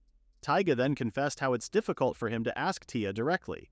When he asks Ryu if he knew anything, the beast tamer could only scratch the back of his head while saying no. Giving it some thought, Ryu thinks it's just Tia's sense PF justice getting stronger since she's aiming to be a hero. If that's all it is to it, then great. But what if there's more to it than meets the eye? What could have happened to make Tia hate monsters that much? Speaking of, the hero party has just left Fallcrown, stressing about the outrageous demand Lord Dwar had asked of them. Taiga is obviously distraught to be asked for a Fenrir's Fang and Garuda's Flame just to make a sword. Sounds familiar? Lord Dwar had listed the materials he'll need in order for him to make a legendary class weapon on par with his recent and finest work. Sighing, Taiga can't believe they wasted their time coming all this way because they heard the King of Fallcrown was a master craftsman. Gran the Knight butts in and comments that it did made sense. They're asking for a legendary class sword, so it's only fair for the materials to be legendary as well. Tia then tells them they don't need Lord Dwar to make the sword, which kinda defeats the purpose of their travel. Maria, the party's cleric, reminds them that Tia is the hero, and she fights on the front lines in the most dangerous places. It's only fair if she needs the best weapon she can get. Taiga proposes they head to the guild for now. They might be able to find someone who has information on how to get the materials they need. As soon as they arrive, people give them odd looks. Gran can sense the hostility coming from the townfolks. The people just clam up and scurry off the moment they mention Fenrir and Garuda. Tia now wonders if something happened in this country involving the mentioned legendary beasts. Suddenly, a hooded person approaches them and asks if they want to hear whispers about Fenrir and Garuda. The information broker then asks Tia as to why she wants to know about the mentioned beasts. It's not like she wants to, more like she needs to because Lord Dwar told them to bring Fenrir's Fang and Garuda's Flame in order for him to forge her a weapon. When Gran presses the information broker to spill the beans, the hooded man then tells them about what happened a month ago. A man had appeared accompanied by a Fenrir and Garuda. He was able to restore peace between Lord Dwar and his younger brother Lord Dolph. In short, he is something of a hero to this country. It is rumored that Tia, the hero, despise monsters, and because the man's familiars are Fenrir and Garuda, both legendary beasts, the townfolks fear that Tia would go off and kill them. Furthermore, if information leaked and those legendary beasts sought revenge, it could ruin Fallcrown all at once. This is why everyone doesn't want to speak to the hero's party. Taiga then notices Tia going awfully quiet. With her back turned towards them, Tia bleeds in anger as she vows to kill all the monsters. She can't allow monsters possessing such terrifying power to roam free. With this, she thanks the information broker for what they just learned and hurries to leave. Yikes. As soon as she walks away, Tia promises to eradicate every last terrifying monster there is, and once that's done, she's going to find Ryu. Meanwhile, back at the Dragon Kingdom, Ryu, Ruri, and Karen are all sitting waiting for the Dragon Lord and the Elders to finish with their strategy meeting. Ryu is already bored, but it's not like he can just wander off. Ruri then gives an amazing idea of touring around the castle. Both Ryu and Karen light up with her suggestion. Before they leave though, Ryu goes outside to tell someone and get permission. Luckily enough, a lady dressed as an attendant was already waiting outside their room. Ryu is visibly surprised by her presence, immediately thinking this is the attendant assigned by the Dragon Queen. The lady then asks Ryu if they're planning on going out, to which the beast tamer confirms. This catches the lady's attention, but soon tells them she'll guide them around the castle. As they walk, Ryu thinks about the lady. Not in that way. He just never sensed the lady at all, that's why he was visibly surprised moments ago. Anyways, the tour is beyond their expectations. They already know they're in a castle. But wowza, it is an opulent one at that. Look at this splendid dining hall. And there's a huge library with a showcase of books from all genres and times. The Dragon Kingdom also has training grounds for everyone to use. And of course, the creme of the crop, the kingdom's pride, the central courtyard. Such an immaculate display of royalty, even Ryu, Ruri, and Karen are amazed. They all give their compliments with everything they've seen. The attendant is also pleased with their kind words and will make sure it reaches the Dragon Queen and the Dragon Princess. She'll be thrilled to hear such wonderful compliments. At the mention of princess, Ryu's ears perk up. He never knew there was a princess here. The attendant does tell him it's vital for the future of the kingdom, which makes sense. Scratching the back of his head, Ryu then asks a question he's been meaning to ask the attendant all throughout their tour. Pointing towards the person hiding behind a nearby pilaster, Ryu asks the attendant who is it that's been following them. Now that the cat's out of the bag, might as well show herself. The little girl proudly makes herself known, even having her hands on her waist. Ryu didn't expect to see a child. He then asks her if she needed something from him. Taken aback, the girl starts fidgeting as she doesn't know what to tell Ryu. Spotting Ryu's sword, she quickly points out to it and commands Ryu to hand it over. Without any slight hesitation, Ryu immediately tells the little girl he won't. And everything goes quiet. Did he just say no to this little girl? Mouth agape, the little girl asks him why not. Ryu then explains to her that the sword is important to him. Pulse, he wouldn't just hand it out to a kid. That's very dangerous. This infuriates the little girl, who instantly has a temper tantrum. The attendant then approaches Ryu, apologizing in behalf of the girl. She then leaves for a moment so she could call for the little girl's guardian. Ryu tries reassuring the girl that her parents are on their way. Karen also approaches the little girl, asking if she's lost. Karen is also happy to stay with the little girl for the time being. The girl clenches her teeth and her fists are now shaking from seething anger. She quickly jumps towards Ryu's sword, screaming of her plans of taking it by force. Good thing Ryu's quick on his feet and is able to dodge the girl's attempts. Ryu is now stressed with this little girl's antics. She even explains that she's only doing it because Ryu won't give her his sword. Emphasis on his sword. The little tries snatching the sword again, but to no avail. She's pretty quick for a kid, but Ryu is just quicker. Plus, this girl's moves are quite simple, so Ryu can easily dodge her. Now the little girl screams at Ryu to give her the sword. When Ryu asks for Ruri and Karen's help, the two girls only tell him he can dodge the little girl just fine. Karen also wants to play tag with her papa later. Well, you're not expecting help from these two, Ryu. The little girl's body starts shaking. She's definitely mad now. How dare this human defy her? The girl's fingernails turn into sharp-like claws. Reminds me of Wolverine. Huh. She then points out it's Ryu's fault for not doing what she says, and that the beast tamer will regret underestimating her in the first place. The little girl lunges at Ryu, claws first. Before she could reach him, Ryu manages to dodge her once more. This earns the girl a solid thud on the pilaster. Worried, Ryu quickly asks if the girl's okay. Wincing from the pain, the girl starts bawling her eyes out. That really did a number on her. Throwing yet another tantrum, the girl now questions her capabilities. Why can't she whine despite her magic power and powerful bloodline? A frantic Ryu tells her they'll call a doctor ASAP. With impeccable timing, the attendant arrives with the Dragon Queen. Confused, Ryu asks the attendant for the whereabouts of the little girl's guardian. Before the attendant could answer Ryu, the Dragon Queen steps forward and bows down as she apologizes for her troublesome daughter. Ryu just felt his soul fly away to outer space. The Dragon Queen apologetically confirms the little girl to be her daughter. Not only that, but she's also the grandchild of the supposed attendant. Shocking, isn't it? Ryu needs to close his mouth or else a horde of mosquitoes are coming right in. Being the child's grandmother means that the lady is totally fine to be the little girl's guardian. But Grandma doesn't want to claim such an ill-mannered grandchild. Ryu's head begins spinning from this confusing royal dragon family tree. Yes, Ryu. The person you thought was your attendant is actually the Empress Dowager, and the little girl is the Dragon Queen's daughter, which makes this spoiled brat the Dragon Princess of this kingdom. What a plot twist this has been for a simple castle tour. Their little commotion gets interrupted with the arrival of Gramps. He already heard the noise from nearby and has now discovered that it's Ryu. Gramps also greets the Empress Dowager and longtime ally, Tiamat. After asking for a 411 on their little argument earlier, Gramps understands the root cause of the problem. The Dragon Princess Uka wanted Ryu's sword, but the Beast Tamer didn't want to give it at all. Uka gets angrily defensive about it, calling Ryu a presumptuous human for dodging her attacks. Uh-oh, tantrum time for the princess. Uka continues to ramble about her momentary loss when Tiamat furiously scolds her. The Empress Dowager then explains to Uka that it was an inevitable loss because of the princess's spoiled attitude and lack of daily training. Tiamat then turns towards Ryu, bowing as she apologizes once more for her granddaughter's behavior. With Tiamat's apology also comes a favor she'd like to ask Ryu. The Empress Dowager wants Ryu to be Uka's training partner. This surprises Ryu, of course. Why would Tiamat want him to be the princess's training partner? Wouldn't it be better if it's someone stronger? However, Tiamat knows Uka too well. She knows the princess would simply run away if it's someone else. Tiamat has observed Uka's keen interest in Ryu.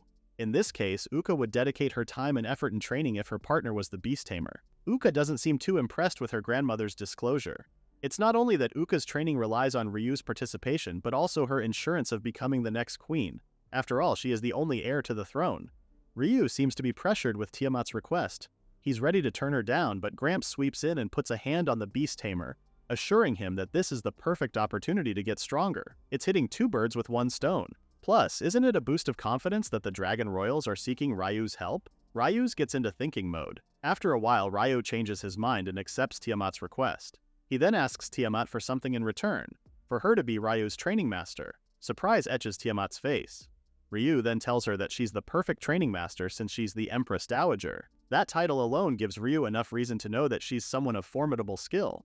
To get stronger as much as he can, Ryu wants Tiamat's guidance. A smile then replaces the confused look from earlier as Tiamat gladly takes Ryu's request. The Beast Tamer is beyond grateful for the opportunity too. Turning towards Karen, Ryu tells her to take it easy for a while, but Karen adamantly refuses to do so. She wants to train so she could be useful to Papa and her newfound family. Ryu is only worried that it'll be too dangerous for Karen. Worst case scenario, this war might leave them in their deathbeds. However, Karen really can't take the fact of being left out, of being alone. She wants to help in any way she can. Hearing their conversation, Gramps chimes in and volunteers to train Karen. He's more than happy to train a willing participant, and it's always better to have more strength on their side. At some point, Ryu talks to the animated Karen. Meanwhile, Gramps suspiciously approaches Tiamat, whispering to her about a trial. Tiamat's eyes begin to squint, knowing full well what Gramps is talking about. Both elders then face Ryu. Tiamat informs him that training will start immediately the next day while Gramps asks Ryu not to die. Hee. That's not a bad omen, right, Gramps? The beginning of their training sets off the next day, and it is nothing short of brutal combat training. Ryu is getting his ass kicked by Tiamat. He's shaking on the ground, unable to move, while Tiamat looks like she's having the time of her life ordering him around. Ryu now understands what Gramps meant yesterday. That sneaky old Fenrir knew exactly what Ryu was getting into when he offered to train Karen. As soon as Ryu gets back on his feet, he's immediately met with fists and kicks once more. Tiamat has seen that Ryu's fundamentals are in place. The problem is Ryu has too much wasted movement. Tiamat then instructs Ryu to minimize exhausting his stamina as much as he can so he can move more efficiently. Another round of kicks sends Ryu flying. With his potential right now, Tiamat tells him he won't be able to defeat the Dahaka. The gravity of his training starts to weigh in on Ryu. This is much tougher than he expected, but knowing Ruri and Karen are also trying their best at training has his hopes high up. With a determined look, Ryu readies his fists. He's already reached this far to catch up to the heroes. He has to get stronger. But once again, Tiamat easily sends him flying back with just a simple swish of her fists. Ultimately, Tiamat calls it a day. It was a long, good first day, especially for Ryu and Uka, who are wobbling from the brutality of their training. They're just glad it's finally over. Correction. It's over when they finish the 100 laps of running Tiamat just told them to do. Oh, poor little trainers. During dinner time, both Ryu and Uka are looking pretty exhausted. Tiamat isn't done too, as she tells the two that their meals will be managed starting that night. With this, leftovers aren't allowed. After Tiamat leaves, Ruri and Karen finally ask them if they're okay since they sense their tough time at training. These two better brace themselves, cause this is just the beginning. A few days later, Ryu and Uka are having a one-on-one combat battle. Ryu is clearly taking the defensive side, waiting for an opening to land a hit on Uka. As soon as he sees it, Ryu immediately grabs Uka by her arm and throttles her to the ground. After Tiamat ends their battle, Ryu is already exhausted. Uka, on the other hand, is whining for losing again. Tiamat then gives her observation on the two.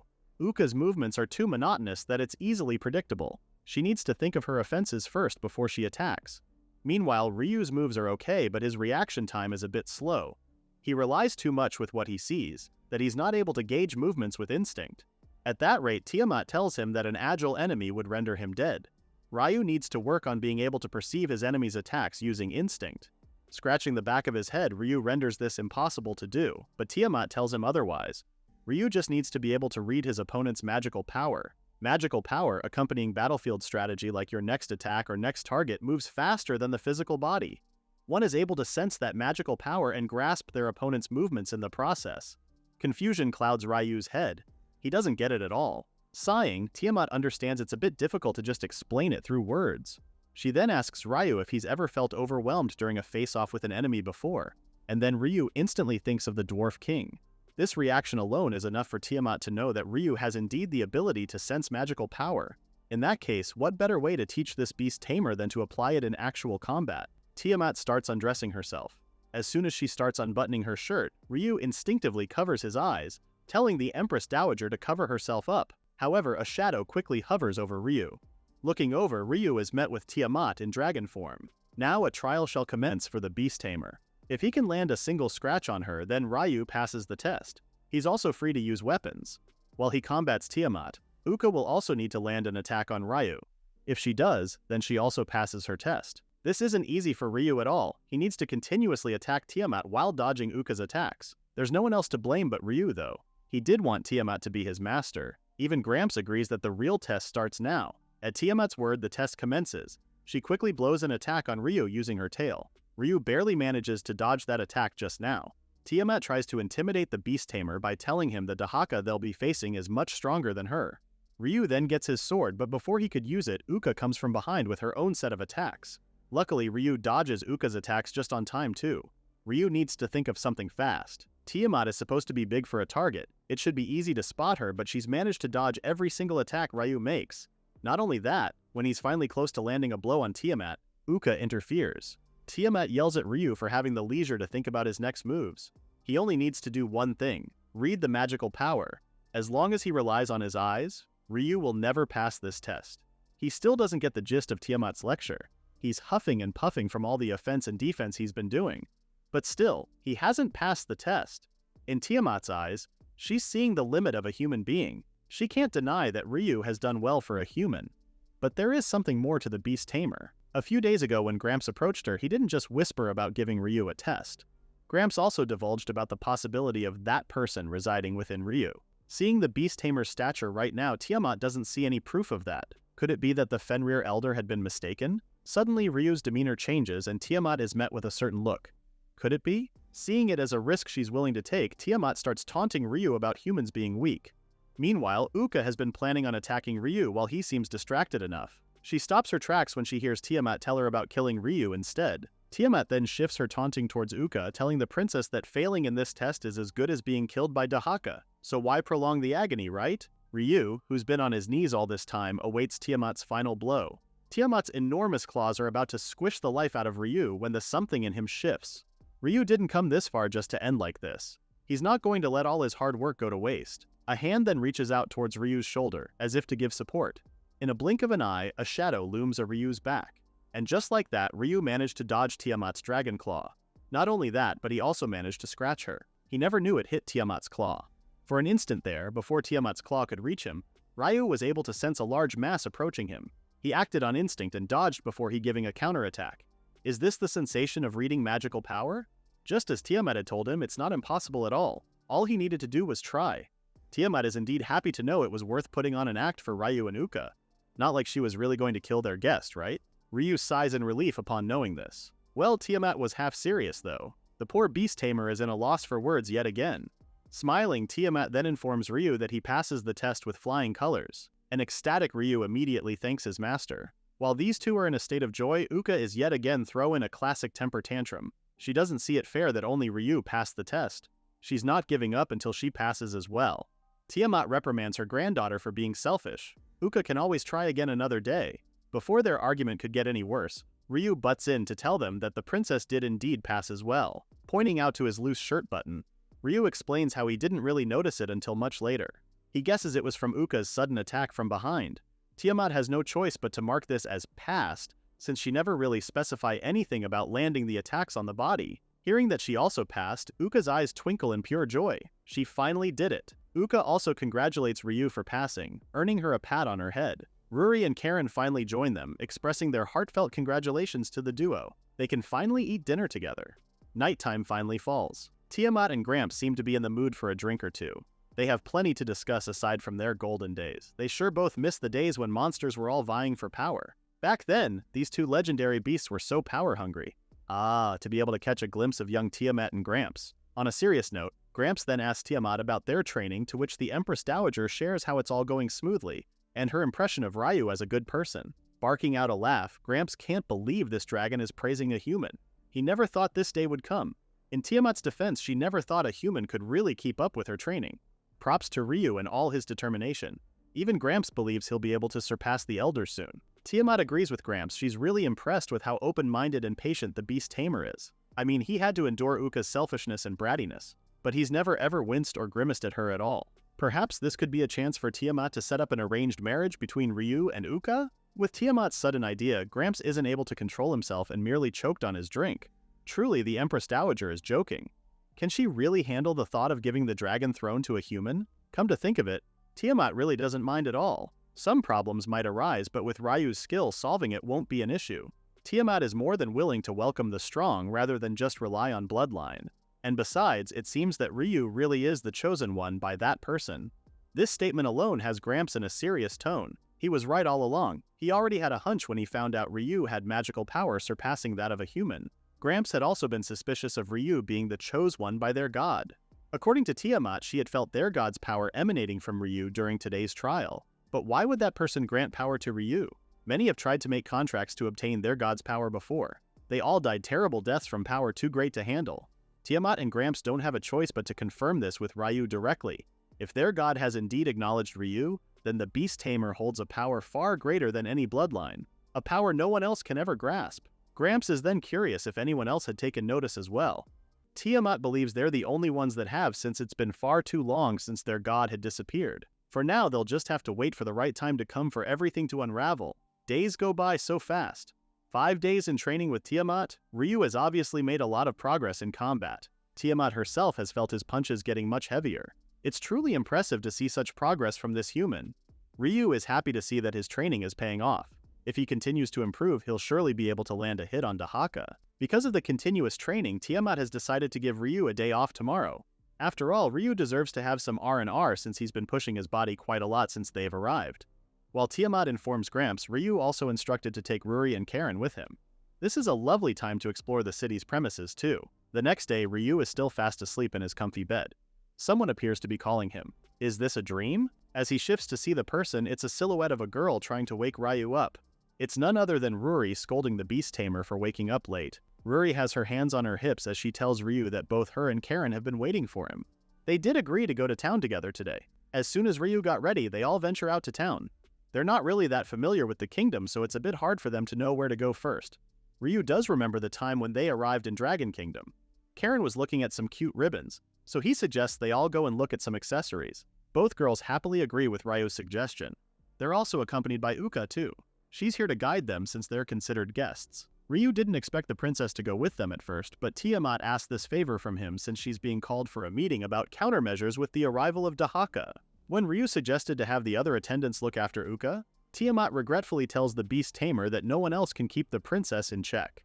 And since Tiamat sees Ryu as a strong person to take care of the kid, here they are now. Hopefully nothing happens to the princess or else Ryu is screwed. Arriving at the shop, the girls are instantly at awe with the impeccably sparkling things. The attendant immediately greets Uka, who tells him they're there to look for accessories. Both Ruri and Karen have twinkling eyes as they spot a lot of pretty stuff around the shop. They're immediately immersed with looking for what they want to buy. Meanwhile, Ryu notices that the princess isn't looking around like Ruri and Karen. He then asks her about it. It startles Uka but then replies how she already has a lot of thing and doesn't need anything else. Giving Ryu a stern side-eye, Uka changes the subject by asking Ryu why he seeks power so much. Surprised with Uka's question, Ryu doesn't really know where to start. He ultimately just tells the princess the main goal of his training, to be able to catch up with his childhood friends. He then shares how his two friends have rare combat-type skills and Ryu goes stuck with a crappy one. Since he couldn't keep up with them, Ryu got left behind. This is why he wants to get stronger. Uka seems a bit confused with what Ryu's talking about. How could he say he's had an unfortunate skill when he has all that magical power? When Uka asks what kind of skill he got, Ryu immediately tells her that he's a beast tamer. This shocks Uka so much. She can't believe she got beaten by a beast tamer. As she screams at Ryu, the beast tamer does his best to defend himself, not like he's lying at all. He then tells Uka how Ruri, Karen, and the others that he's met, that he got stronger. If Ryu hadn't met Ruri in the first place, he wouldn't have been able to train or travel to other countries. At the mention of other countries, Uka's interest seems to have shifted towards that. The princess is now more interested with the kind of places Ryu has been to. She's also keen on knowing what types of people these places had. With the bombardment of questions, Ryu signals Uka to slow down a bit. He's only traveled a bit, plus the Dragon Kingdom is only the second country he's been to. But shouldn't Uka be more familiar with other countries since she's a princess? Ryu's question has Uka wide-eyed. She then looks away as she tells him that's not the case for her. Uka has never left the Dragon Empire because she's the princess and only a child.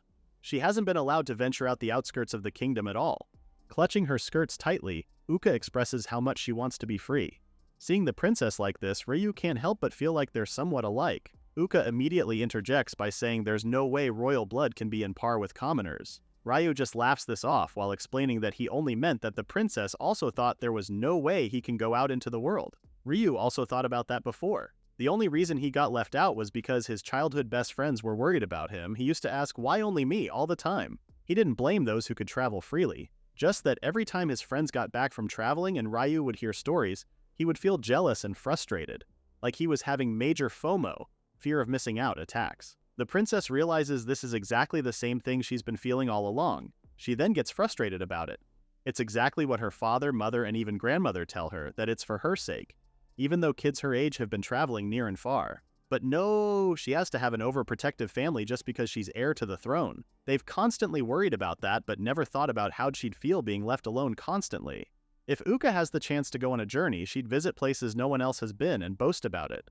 She'd meet all kinds of races, eat all kinds of food, have all kinds of experiences, and then Uka's rambling slows down now, hesitating on the last sentence. She starts blushing as she shyly tells Ryu she'd like to make some friends along the way too. The princess then quickly goes on defensive mode, explaining she's strong enough so it's not like being along is a problem or anything. Looking at the embarrassed princess, Ryu suddenly knows why Uka was messing with them when they first met. Before he could ask Uka about it, Karen calls Ryu's attention to show him the pretty ribbon on her hair. After showing off the cute ribbon she's picked, Karen then asks about what Ryu and Uka were talking about just before she interrupted them. While Uka quickly babbles out an excuse of them just having a casual chit-chat, Ryu had other plans and told Karen that the princess wants to be friends with them. This has Uka turning red as a tomato. She then scolds Ryu for saying such things so freely. Karen, on the other hand, is confused. She's always thought they were already friends. Now Uka is screaming. Her reaction might be that booming it has Ryu flying away. Uka tries to clarify the situation by asking when did that happen exactly. Thinking about it, Karen casually tells the princess that they've already talked, ate, and trained together. A happy Karen then tells Uka that you only do such things with friends. Uka is not having it. Oh boy. Just how complicated is Uka's definition of friendship? Karen takes Uka's reaction the wrong way. She already has her papa and sister Ruri. She now has a family, but this is the first time she has a friend. Karen expresses how happy she was when Uka and her became friends, but it now feels like the feeling isn't mutual. This takes Uka aback, and it's not helping that Ryu and Ruri are chiming in as well. Ryu says he doesn't have many friends either, and that he'd love to be friends with Uka. Ruri also tells Uka she only has Ryu, Karen, and her family. She'd love to be close to someone else too. Uka starts grumbling as she stares at dejected expression. Giving in, Uka yells out a sounding fine. Then she tells them she's just giving in because they're really going this far to convince Uka. The princess has also allowed Ruri and Karen to call her by her name too. To seal the deal, the happy Karen tells Uka they should buy matching ribbons. Even though the princess already has one, Karen grabs Uka's hand and tells her it's proof of their friendship. This will also let everyone know that they're super close friends. Upon seeing Karen's genuine happiness, Uka tries to hold back from crying. Ryu and Ruri stare at the two girls like some proud parents. Both Karen and Uka look so happy, and they're glad these two are getting along just fine. Noticing just then that Ruri hasn't bought anything, Ryu asks if she's worried about money. They did make a lot from selling those materials and fall crowns, so Ruri can pick out whatever she likes in the shop. Ryu then shows Ruri a necklace, but she turns it down, claiming its chain looks too much of a collar. Plus, it'll only get in the way during battle. Before Ryu can finish suggesting about getting something to eat instead, he spots a pretty scarf and instinctively puts it on Ruri's ankle. Ruri can definitely use this one since it doesn't feel too tight, and she can always wear it around her arm too. It's also white, so it's look great with Ruri's black hair. Hearing Ryu's compliment has Ruri's cheeks warming. Ryu explains he's not really an accessory expert and it's always up to Ruri to decide if she likes it. Ruri doesn't like it though, she loves it and promises to treasure it. After leaving the shop, the gang plans on going to another popular one to sightsee. Uka happily chirps and leads the way. However, something catches the princess's eyes. It's a dragon in the sky. As soon as the dragon spots them, it quickly hovers over them to drop off Tiamat in front of them. Based on Tiamat's disgruntled expression, it's bad news. Apparently, the sealing spell on Dahaka seems to be unraveling faster than expected, and at this rate it might wreak havoc today. She's now here to instruct Ryu and the others to prepare for battle. Looks like no one had expected the war to start so soon. It's all too sudden. But in Ryu's mind, there's no turning back now. The beast tamer then asks Tiamat if they can go to the sealed cave. And that's exactly why Tiamat came to get them. For now, they have to return to the castle to prepare, and everyone will head there together. Meanwhile, in the cave, an ominous voice echoes in the darkness. Finally, it says, "The time has come for the chance to fulfill this Dahaka's true goal. Whatever this goal might be, we shall hope Ryu and the others will be able to defeat it." While heading back to the castle, everyone can't help feel the heaviness of what they're about to face. It's finally time for the showdown, as per Ruri. Turning to Tiamat, Ryu is curious if she's ever faced the Dahaka before. Turns out the Empress Dowager did assist in the battle before. Back then, she was still young and inexperienced, so she only fought the Dahaka's underlings. Even those were already considered formidable foes. This has Ryu mulling over his capabilities in facing the Dahaka later. If Tiamat has considered such underlings strong, will Ryu be able to fight against the Dahaka itself? Staring at Ryu, the Empress Dowager already knows what the beast tamer is thinking about. She gives Ryu some advice. The boy's weakness isn't that he's human, it's that he doesn't have confidence in his own skills. Tiamat then reassures Ryu that his training has definitely honed his skills in becoming stronger. With a hand to her heart, Tiamat tells Ryu that she, his training master, would be the one to believe in him instead. Giving him a warm smile, Tiamat asks Ryu to have a little confidence and believe that he is strong. This does wonders to Ryu as he agrees with Tiamat. Uka then butts in this heartwarming moment, shoving Ryu aside as she promises to do her best as well. The gang then have a little laugh. They surely need this to ease those racking nerves. Time passes by so quickly, and before they know it, everyone is already headed towards the Dahaka's location. At the end of the cave, a group of mages are casting a spell on the concealment. The Dragon King immediately gives his praises on the mages' good work. According to Tiamat, they've been pouring mana into the seal to keep it from breaking too fast. But she spoke too soon. The mages quickly alert everyone that the seal has reached its limit and that the Dahaka will break loose in just a few minutes. Everyone understood what this meant. It was all up to them now. Soon, a gush of darkness makes it out of the crevices of the cave. The cracks begin to get bigger and bigger.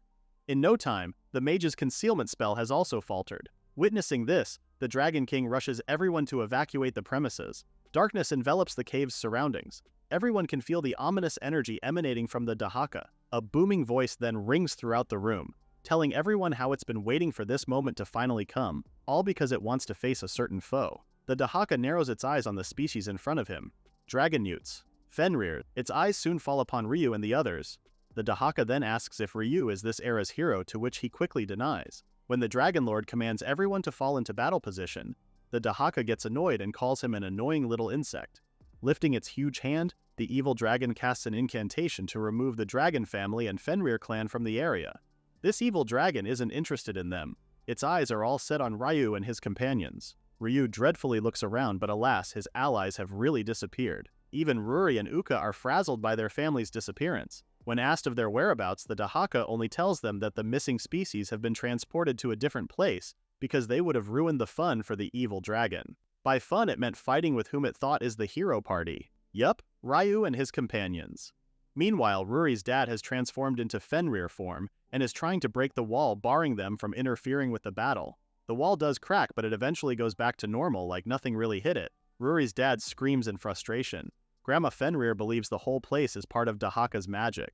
Well, it's that powerful that it can really cast a spell this level. Rory's dad is already on edge because his daughter is elsewhere fighting a powerful foe. Gramps interjects, telling his son-in-law to calm down. He reassures his son-in-law that Ryu and everyone else have trained hard for this day. He knows they won't lose so easily.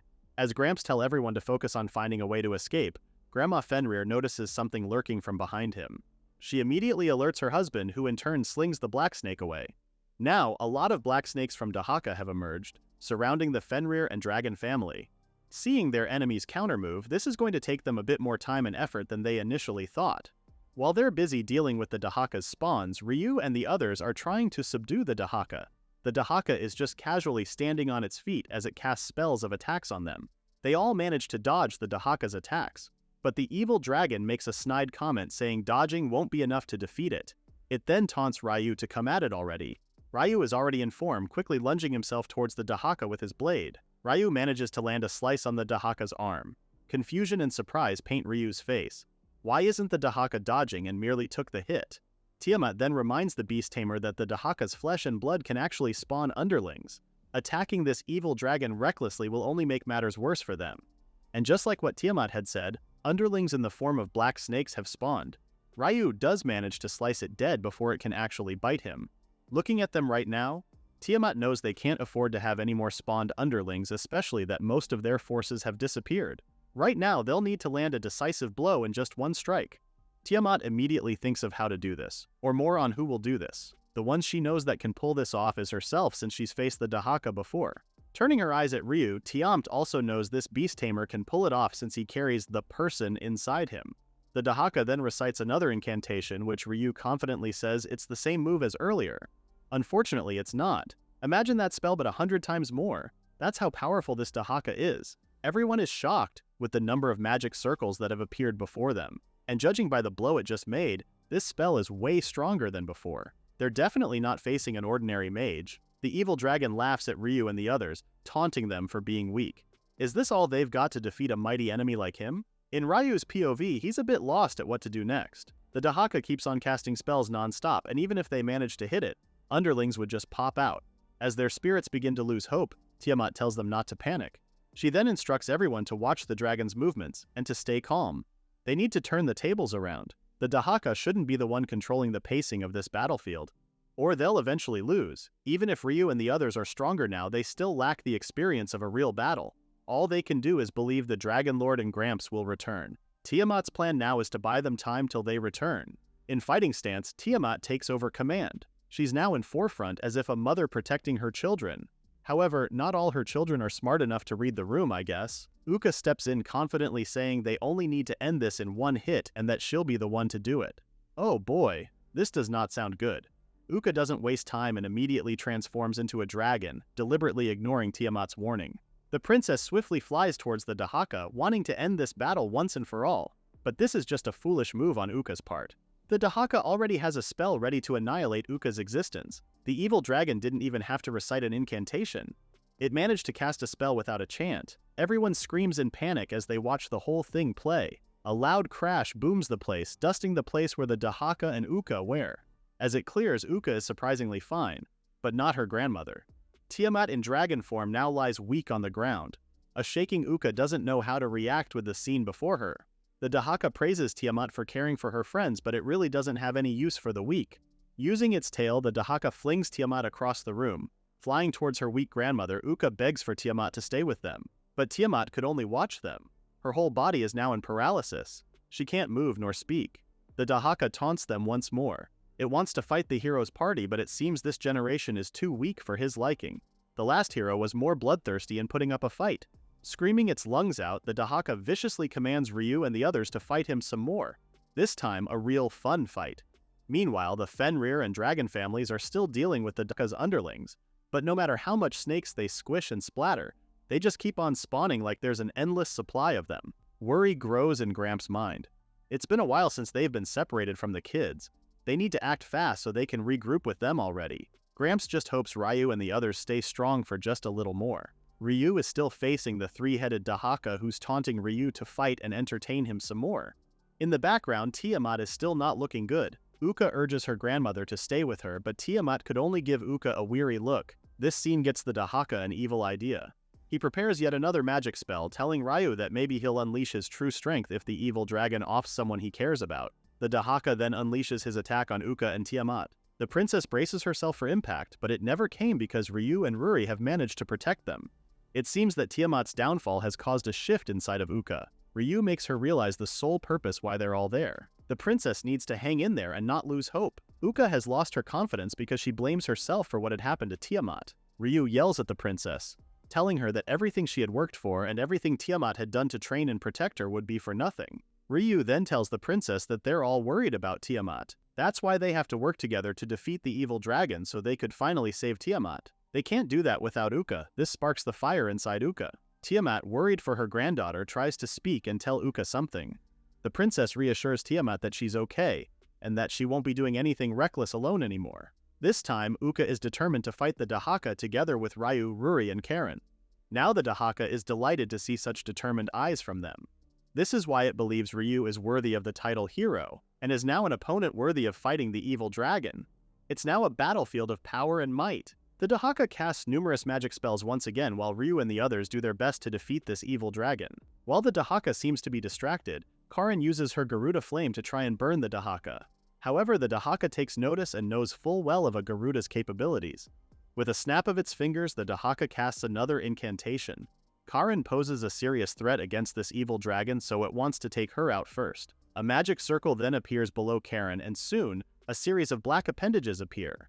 It follows Karen's movements, desperately trying to capture the Garuda. One appendage is already so close and wrapping around Karen's foot. Luckily, Ruri uses her claws to slice it off. As the two girls make sure they're okay, the Dahaka is already planning on targeting Ruri. Uka and Ryu don't give it much time as they also head to launch an attack on the Dahaka. But the evil dragon manages to block them with another spell, flinging them back for such a futile effort. What could they possibly do to defeat this monster? Even if they want to save Tiamat, doing so is proving to be a problem because of Dahaka's magic. Their attacks just bounce off unless they're super strong, and even if they land, it might just provoke the evil dragon even more. Ryu knows the answer is just in here somewhere. He thinks back to the training with Tiamat and soon realizes he needs to find the Dahaka's weak spot.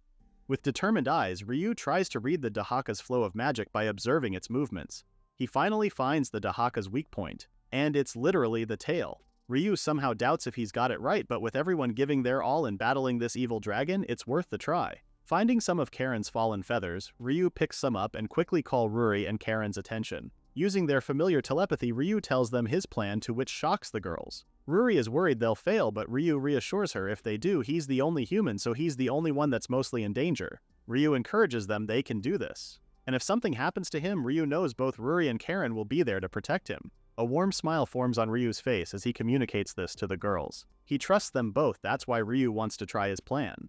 Without a choice, Ruri and Karen agree to Ryu's plan, ready to give it their all. Just one more piece of the puzzle and they'll set their plan in motion. Ryu calls out Uka so he could tell her the plan. As they're talking, the Dahaka notices them and is smart enough to know that the hero party's scheming against it.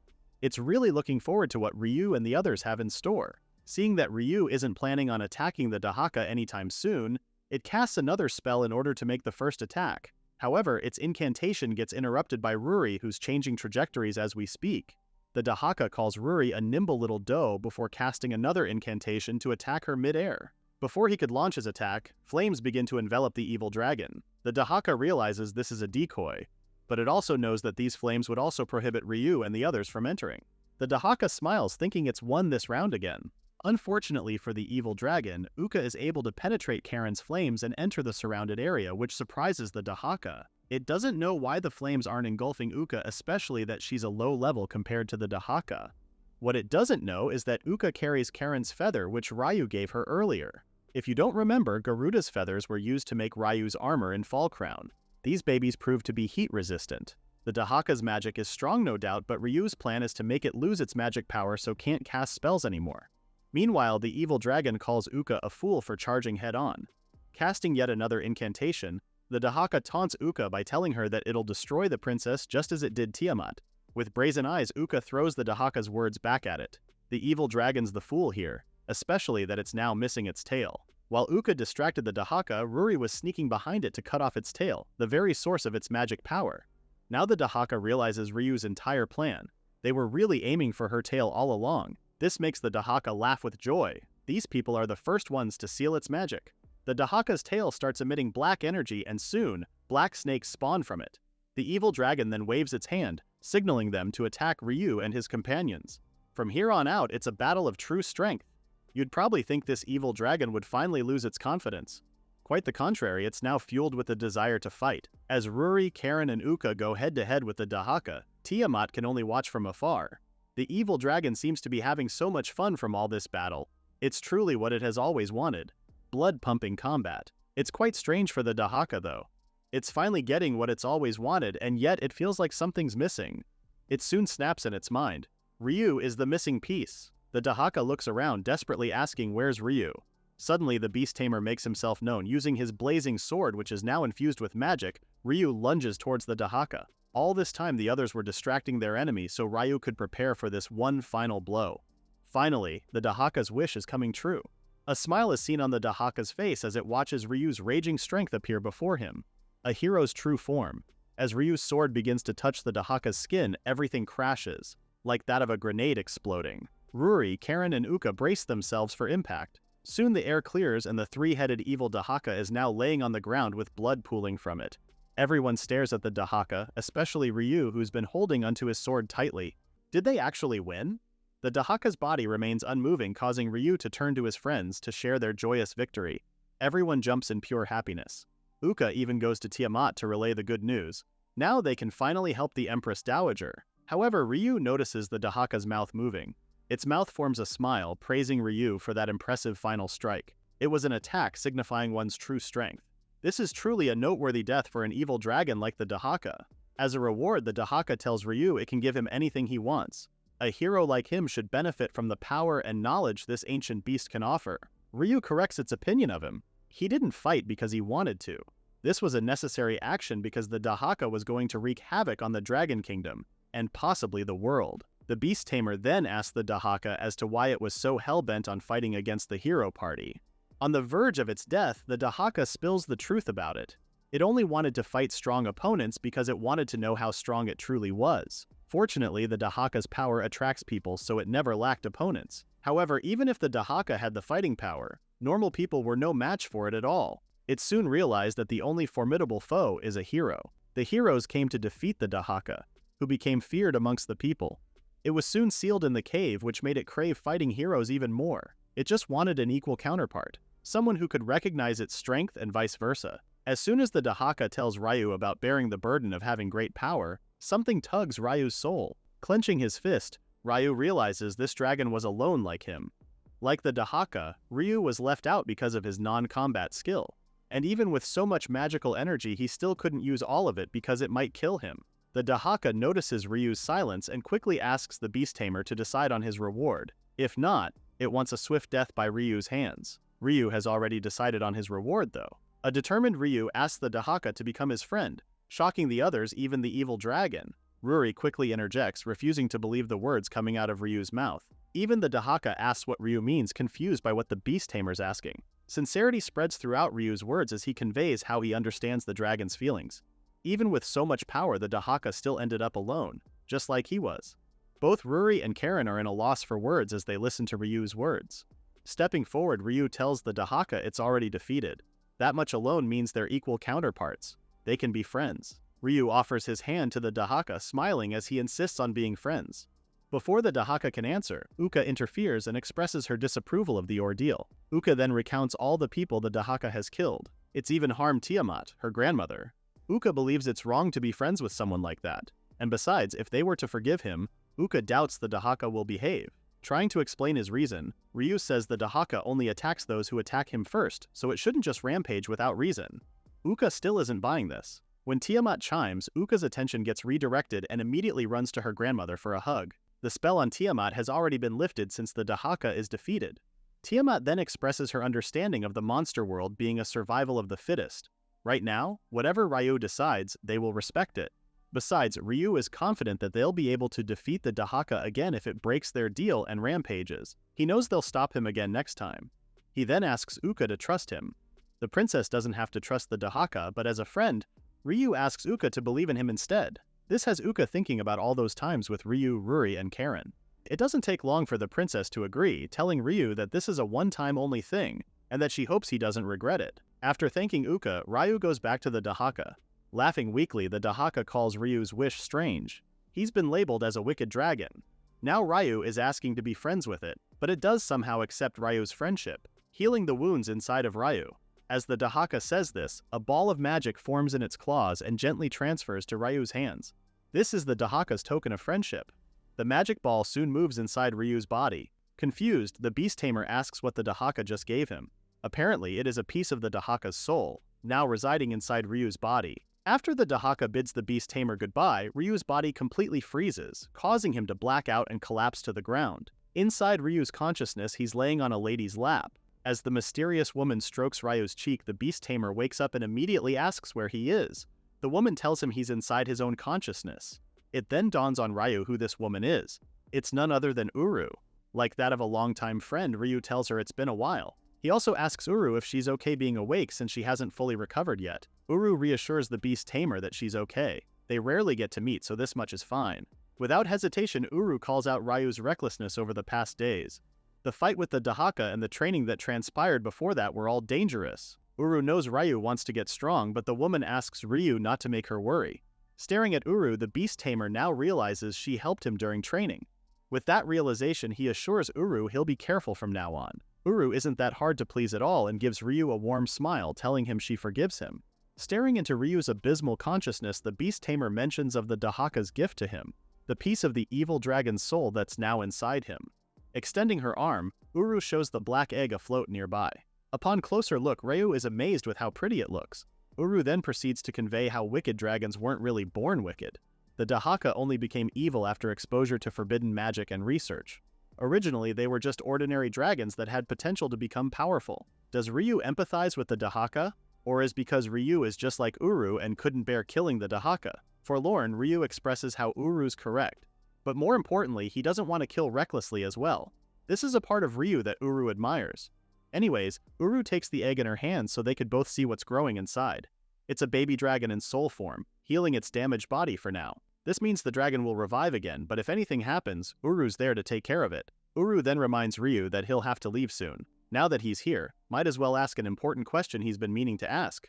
When can Uru leave Ryu's body? To Ryu, it must be lonely living inside a space where Uru's all alone. When asked if it makes her feel lonely or sad, Uru tells the beast tamer she doesn't feel either way.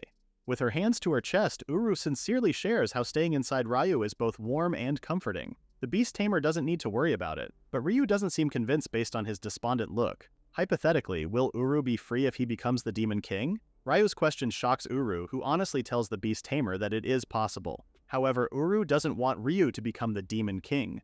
They're monster-like beasts that are too dangerous to meddle with. Before Ryu can ask or say anything else, Uru uses her magic to transport Ryu back to reality. They'll both talk again soon. For now, it's time for Ryu to wake up. Everyone is beyond happy to see Ryu finally wake up. After Ryu collapsed, the Fenrir and dragon families were finally reunited and headed back to the castle to take care of Ryu. Holding his head, Ryu thanks everyone. He's had a lot of time to rest. Tiamat then urges everyone to leave so Ryu can rest some more. Ruri also tells Ryu to call them if he doesn't feel any good. Now alone in his room, Ryu's smile disappears as he thinks about his conversation with Uru. He realizes there must be something wrong with him becoming the Demon King. Otherwise, why would Uru suddenly cut off their conversation? Meanwhile, Uru knows she'll be free if Ryu becomes the Demon King, but those with too much power always end up lonely. Even the friends Ryu made might turn on him. Will the beast tamer be able to bear that burden? Let's skip the serious stuff for now and enjoy the joys of victory. The streets are buzzing with festive music and dancing. The dragon people are drinking their hearts out, celebrating the defeat of the Dahaka. Ryu can even hear the townspeople chant their praises for the Dragon King from inside the castle premises. Ever since the victory, Ryu has become quite popular, making it harder for him to go into town. Sometime after, the Dragon King and Queen call on Ryu, Ruri, and Karen in the throne room to thank them for their invaluable efforts that led them to defeating the Dahaka. The Dragon King then asks Ryu if there's anything he wants as a reward, which the beast tamer quickly turns down. But the Dragon King insists on it. If they won't be able to give Ryu his reward, it would reflect poorly on the nation's honor. So, Ryu thinks hard on it. It's not like he fought because he wanted something in return, but if it's a matter of the Dragon Kingdom's pride, then he'll accept the offer. Running out of ideas, Ryu asks the king on the typical prizes others have asked them before. Typically, they would ask for treasures or some form of privilege like a magic gem, then boost power or the privilege to live in the royal castle. Ryu doesn't really need or want any of that, so this is a lot harder than expected. Tiamat chimes in to suggest herself as Ryu's reward, shocking the whole gang. Ruri, Karen, and Uka are all confused with Tiamat's suggestion. Does this mean Ryu's getting married? I don't think Uka will be happy to have such a young step-granddad. An awkward laugh escapes Ryu's mouth, telling everyone the Dragon King wouldn't approve of such thing. But the shocker is that the Dragon King and Queen is aboard this offer. Now Ryu feels pressured, especially with the girls surrounding him like he's some kind of criminal. The Dragon Lord continues on, telling Ryu that the Empress Dowager would make a fine match for him. Ryu can't even reply properly. With all this pressure, the Beast Tamer desperately asks Tiamat to correct her words. Giggling, Tiamat is dead serious. The Dragon Lord can't seem to understand why Ryu looks so against this whole idea too. As Ryu's frustration doubles, the Dragon King tells him that Tiamat's claw would make an excellent weapon for the Beast Tamer. This catches Ryu's attention. Dragon claws can be forged into swords and their scales make good armor too. It would further enhance Ryu's current equipment. Or maybe there's something else that Ryu wants, asks the Dragon King. Ryu quickly agrees to the Dragon King's offer. He's also feeling rather exasperated because of Tiamat's joke. The Empress Dowager in turn is having a hard time keeping herself from laughing out loud. The Dragon Lord then announces the claw as their reward for Ryu's heroism. They'll need time to prepare it, so until then they'll just sit back and relax. But Ryu has other plans and dedicates his free time to training. Ruri and Karen both watch the Beast Tamer pour his heart out in mastering his sword. Worried, Ruri asks if he won't rest a bit. They'll be going on a journey after this, so now's the time to take it easy. But Ryu wants to keep moving. Otherwise, he might get rusty. Besides, Ryu is also thinking about the Dahaka healing itself inside him. If it ever revives and goes wild again, Ryu needs to make sure he can really defeat the Dahaka again, or else he won't be able to face Uka. Aside from the obvious reason on getting stronger to catch up with his hero friends, this is also another important reason for his training. Arriving with a towel and some water, Uka adds in on the current conversation and tells everyone how she wants to become stronger too. She's there to bring Ryu the items she has at the instructions of Tiamat. Ryu immediately wipes his face with the towel. Noticing Uka's stare, Ryu asks if something's wrong, to which the princess denies. Changing the subject, Uka asks about Ryu's plan after receiving his reward. The Beast Tamer does answer her honestly, detailing how he plans to chase after his childhood friends and travel with them. With the head bowed down, Uka slowly asks Ryu if it's possible to take her with them. Ryu doesn't know how to reply to her request. His main problem here is the Dragon King. However, Uka immediately explains how it's all fine because her father already knows it's about time to let Uka see the world. The princess hasn't asked permission yet, but she's so sure the king will approve if he knows she'll go with Ryu. Ryu stares at the girl in front of him. The princess has asked him before about traveling and seems so excited to know what it was like. He remembers how it was always so frustrating to be the princess and a child at the same time. Uka never got the freedom to leave the country. While Ryu stays silent, Karen excitingly expresses how she loves the idea of Uka going with them. Ruri, on the other hand, is worried if it's okay for them to take a princess from her own country. Ah, the burden of being a royal. Although Ryu doesn't agree nor disagree, he tells Uka it's not something they can decide for the princess. Uka looks disappointed, but Ryu pats her head, gently assuring her that they have her back on this. As long as the Dragon family approves, Ryu, Ruri, and Karen would gladly have Uka go with them. So for now, they needed to talk to the royal family to discuss this. This refuels Uka's hope in finally doing what she's always loved to do, traveling. She wastes no time and tells everyone she'll go talk to her family at once. Conveniently, an attendant arrives to tell them that the Dragon King is asking for an audience. When they arrive at the throne room, the Dragon King and Queen unveil the reward they've prepared for Ryu and the others. 5 huge dragon claws lay in front of Ryu. The Beast Tamer is utterly surprised with the size and number of dragon claws presented for him. According to the Dragon King, the claws varies depending on the dragon species, so he prepared several options for Ryu. There's an earth dragon's claw that's heavy and tough, a water dragon's is flexible and beautiful, and a wind dragon's is light and sharp. There are also claws from rare unique types of dragons. Ryu tries picking up some of the claws, catching the feels of them. They all stand out, so this is going to be hard. Amidst the decision-making, a claw catches Ryu's eye. He immediately picks it up, instantly liking the size and weight of it. Somehow this claw reminds him of the elder Fenrir's fang, just the right size to fit his hand oh so nicely. The Dragon Lord smiles at Ryu's choice. The claw is actually Tiamat's. It's very impressive for Tiamat's disciple to have liked a part of her. This also gives the Dragon Lord a brilliant idea. He suggests Ryu and the others take Tiamat with them on their next journey. Ruri, Karen, and especially Uka are surprised with the Dragon Lord's suggestion. The Dragon Lord did notice Tiamat's glowing aura when she was training Ryu before. This has Tiamat awkwardly coughing, telling everyone she has a duty to raise Uka into a fine lady, so she must decline such offer. Uka stands in the corner quietly, as if waiting for the perfect moment to voice out her own objective. She then notices Ryu staring at her. When the beast tamer gives her an encouraging smile, that's when Uka finally calls the attention of her father and grandmother. Determined, Uka asks to go with Ryu in place of Tiamat. She then details out in a heartfelt message how Uka has always been thinking about wanting to see the world with her own eyes, and feeling it with her own feet. Even if she's the princess, she won't just give up on her dreams so easily. So here's Uka, bowing and begging for permission to go on this journey with Ryu and the others. The guards all look worried. Uka is the princess and she's still a child. They all think it's too dangerous for her. The smile on the Dragon Lord's face fades and is replaced with reluctance. He understands how his daughter feels, but he thinks it's too soon to venture out on a journey. He pleads to wait for a few more years before Uka can do so. Tiamat intervenes in the father-daughter conversation, telling the Dragon Lord how Uka bravely faced the Dahaka and returned home safely. That alone warranties the princess is more than capable.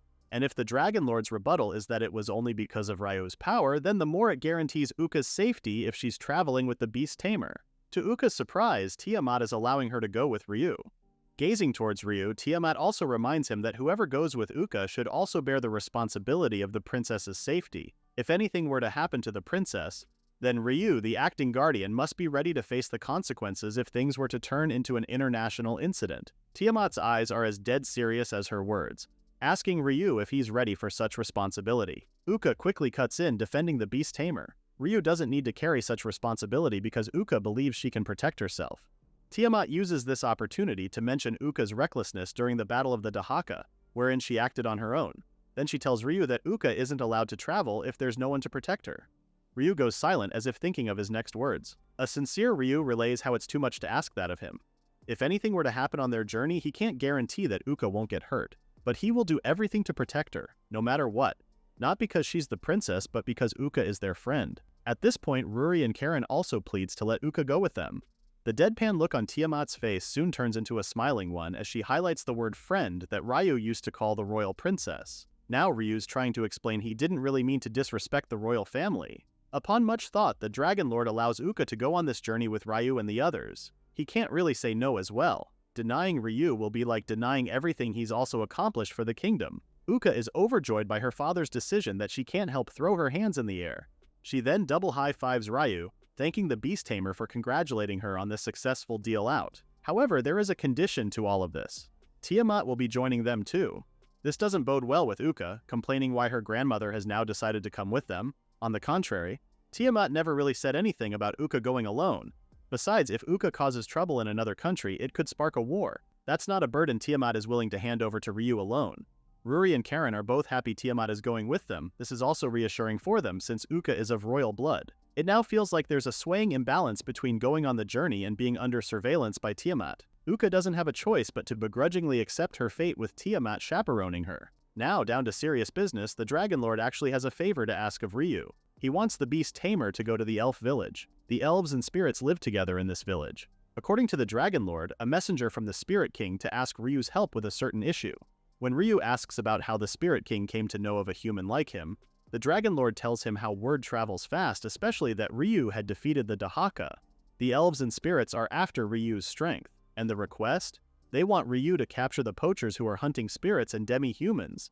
Apparently these poachers are capturing spirits to extract their power, and they're selling elves as slaves. The elves and spirits can't really intervene directly in human territory. That's why they're asking for Ryu's help. In Ryu's mind, this is a desperate call for help.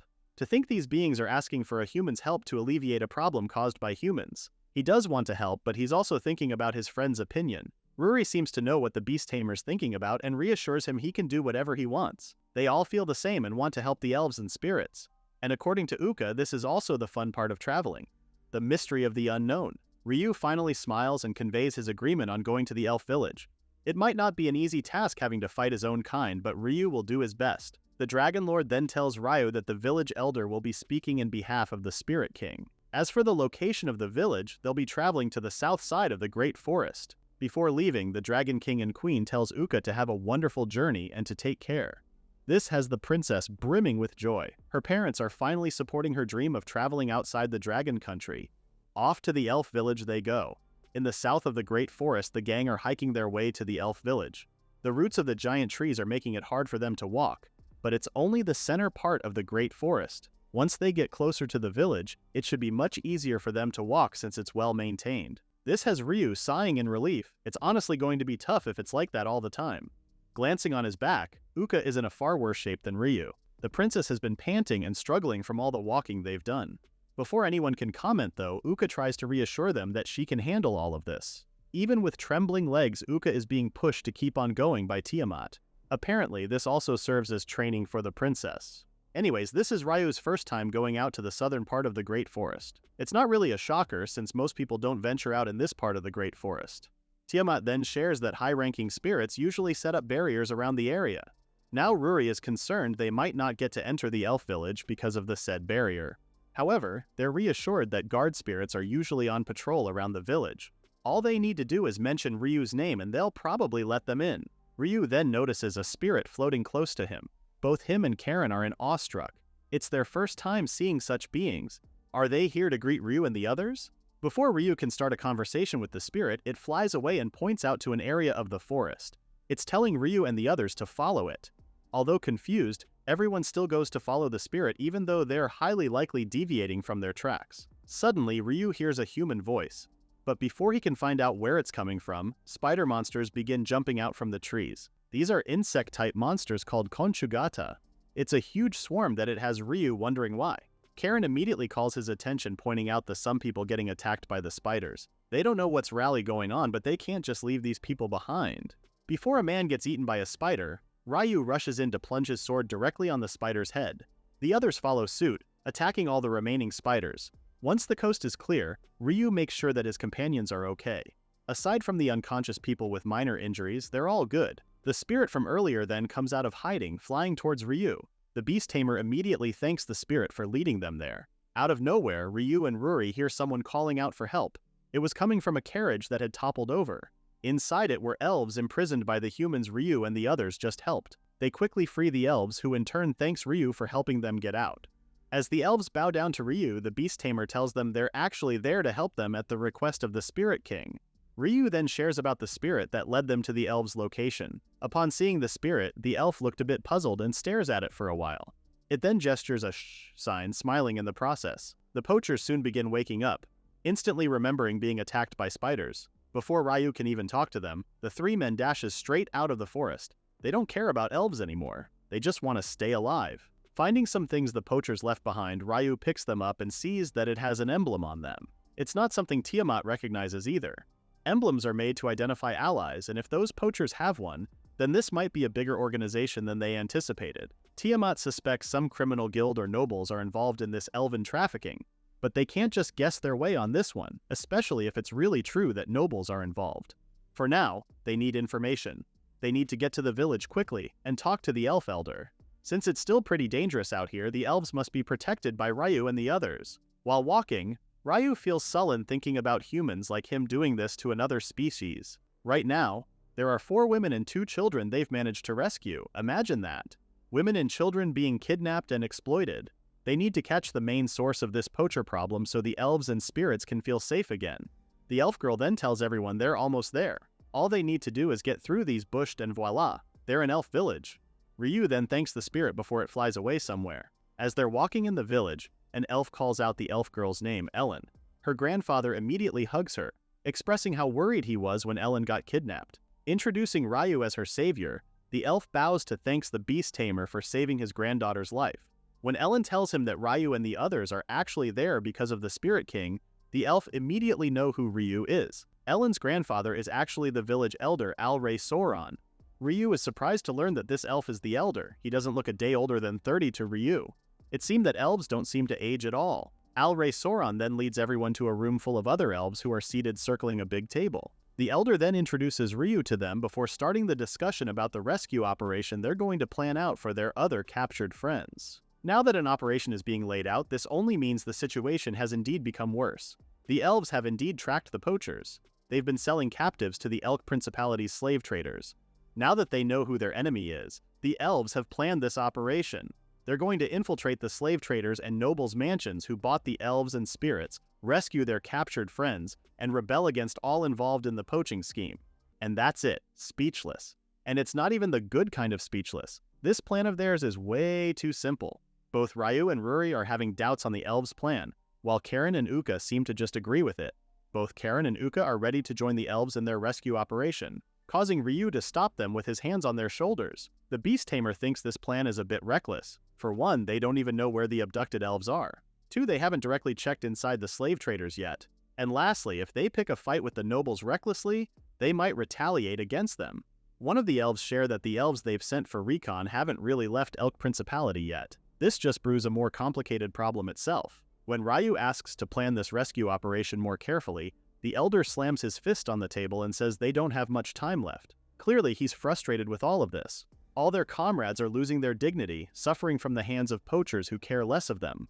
With trembling hands, the elder cries his anxiousness for his comrades. They must also feel anxious and unsure if help will come for them. They just can't keep them waiting. Not when their hope is on the brinks of collapsing. Seeing the elder cry, it dawns upon Ryu that these people aren't really being reckless or careless. They just care about their comrades too much, that's why they're rushing. All these people want to do is save the elves and spirits that's been kidnapped. This time Ryu explains why they really need to be careful. If they rush and find no one to rescue, it'll be wasted effort and an even more complicated problem could arise from that. That's the last thing they want, especially that the victims are waiting to be rescued. When the elder asks on how they'll manage this, Ryu confidently asks they leave it to him. Ryu, a human, will infiltrate the slave traders as a customer. This is the new plan. Ryu will get close to the merchants and extract information about the captives. If needed, he'll willingly buy them back to play the part. It all sounds absurdly dangerous, in fact it is. Even Uka has doubts about Ryu's plan. Do they even have enough money to buy back many elves? Not a problem at all. If they don't have enough, they'll simply make it. Ryu explains how hunting large monsters in the Great Forest yields a very hefty amount of money. Remember at Fall Crown? One piece of a giant boar's skin sells for about 60 gold coins.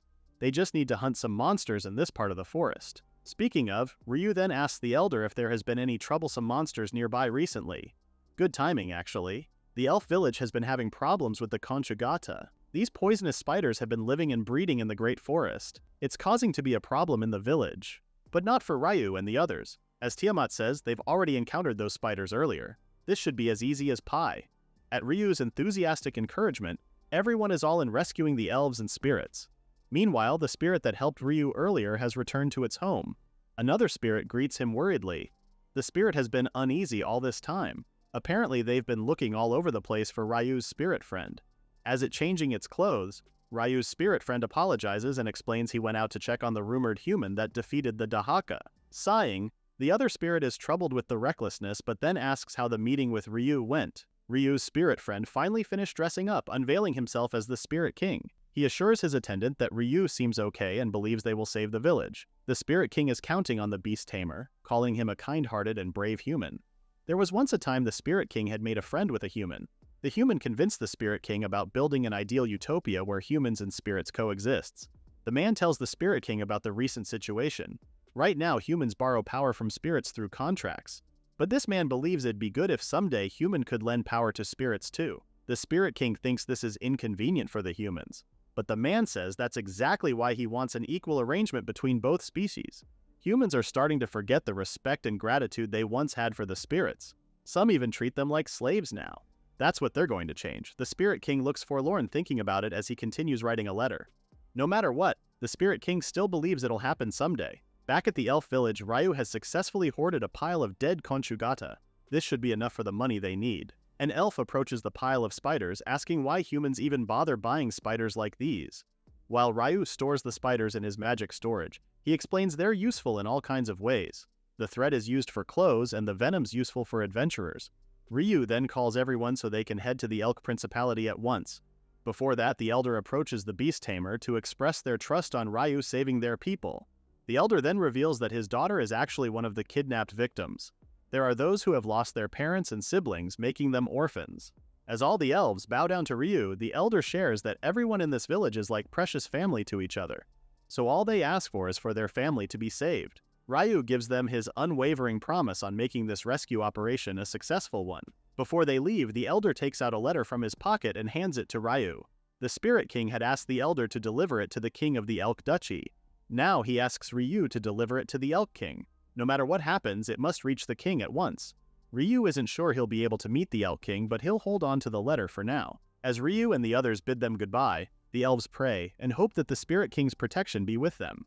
While hiking down the trail, one of the girls asks Ryu about the Elk Duchy. Ryu doesn't really know a lot of the place too, but he thinks it's not a big country, especially that they don't require an ID card upon entering. But Tiamat says that it's still a nation under the protection of spirits, even if it's a small nation. All of this and they're still kidnapping elves and spirits. Whew! Even so, they can't shake off the possibility that someone might be scheming something behind the scenes. For now, their goal is to gather information. In order to sell the spiders they've gathered, they'll head to the guild. Maybe they'll be able to ask around for some intel too. Inside the town, it all seems pretty ordinary, like everything you expect of a quiet and peaceful town. This picturesque town does feel off, like it's too perfect that it mostly seems lifeless. At the guild, Ryu immediately takes out the spiders and presents them to the cashier. All eyes are on Ryu as he gets a serious amount of gold for the spiders he has traded in. He then gets the money and tells everyone they'll go and start asking around now. Suddenly, they're interrupted by a man calling out Ryu's name. It's none other than Mark, the merchant he and Ruri met at Fall Crown. Apparently, Mark had heard someone was selling rare materials, so he came to check it out. He's not at all surprised to see it's Ryu. Is it me or this dude seems suspicious? Curious, Uka asks Ryu how they know each other. The Beast Tamer then shares his exchange with Mark at Fall Crown. Anyways, Mark didn't really expect to run into Ryu here as well, especially at a rough time like this. When Ryu asks about it, Mark divulges about a rumor running around town. The Elk King has fallen ill. In this country, only those who formed a contract with the Spirit King can become king. But as of the moment, not even the Elk Prince can succeed the throne, so the whole nation's drowning in anxiety. This just means that the Spirit King and the king of this country know each other. The question in Ryu's mind right now, if the letter he's holding onto contains information about the next heir. Mark brings Ryu back from his thoughts and asks what Ryu's doing in Elk Duchy. The Beast Tamer wasn't really expecting to run into someone who knows him, and he can't just spill the tea about spirits and elves being kidnapped. Ryu lets out a nervous and awkward laugh before telling Mark about a request he got from a village asking him to help save people taken by Elk Duchy. Mark is amazed upon knowing this. Ryu further tells the merchant about the possible slavery happening, so they're there to gather information. Ryu doesn't let this opportunity pass and asks Mark if he knows anything about it. Slowly nodding, Mark shares about an underground guild called Black Fang Wolves that deals in poaching and worse. There's also one slave dealer linked to that guild. Mark also happens to know this slave dealer. Hope brims on Ryu's face. Mark is more than willing to help them, but with the way Ryu and the girls are dressed, it'll be tough to get in.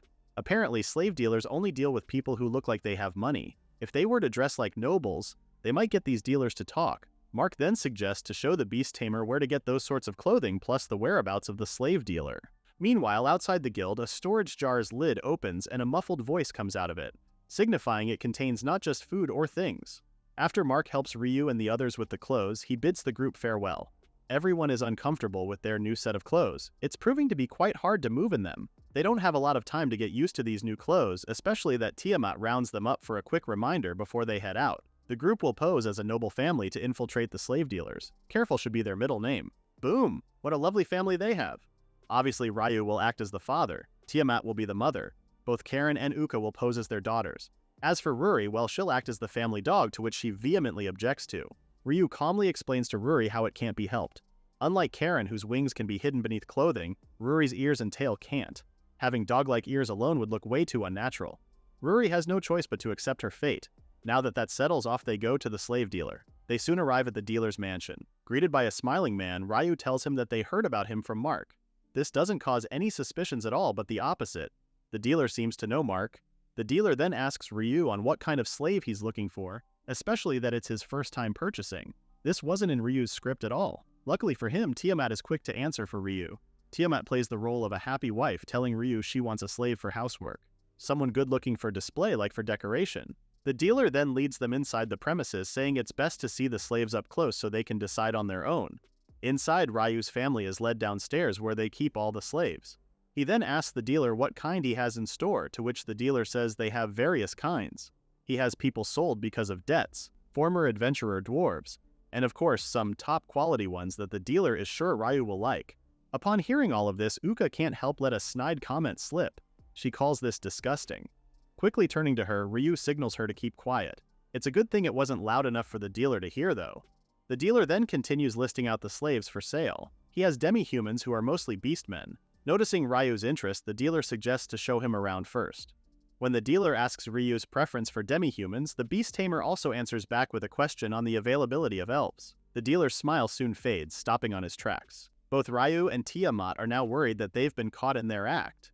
But the dealer regretfully tells the family they don't elves in the premises. Apparently, elves are very rare and hardly show up in the market and only in auctions. This means other slave dealers don't have them either. Auctions make more money than just selling the elves off. It does make sense to Ryu.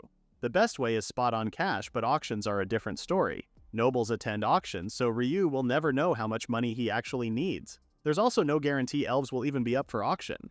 The least they can do now is find out where the spirits and elves are being kept. Ryu further asks the dealer where this auction is being held. However, the dealer apologizes once more because he's not allowed to disclose information like that for no regular customers. After taking out the bag of gold coins from his pocket, Ryu asks the dealer to tell them everything he knows about the elven slaves. The dealer of course takes the money, handing out the list of next auction's items. While Ryu scans through the pages, the dealer fidgets as he asks Ryu to keep this strictly confidential between them. As Ryu flips from one page to another, he notices there are a lot of women and children. According to the dealer, the Underground Guild has been bringing in a lot of them lately, especially elves of top quality. Elves are considered to be the talk of the slave industry. In Ryu's mind, they'll need to be extra careful now that they know there's quite a lot of them they need to save. One particular page catches Ryu's eye. It's a photo of an elf named Wilros Ray Soren. This must be the Elder's daughter. The dealer praises Ryu for having an impressively sharp eye. According to him, Wilros is the star item at the auction, which will take place in 3 days. There's no doubt this is the Elder's daughter. They have the same family name. In hushed tones, Tiamat tells Ryu they won't have much time before the auction.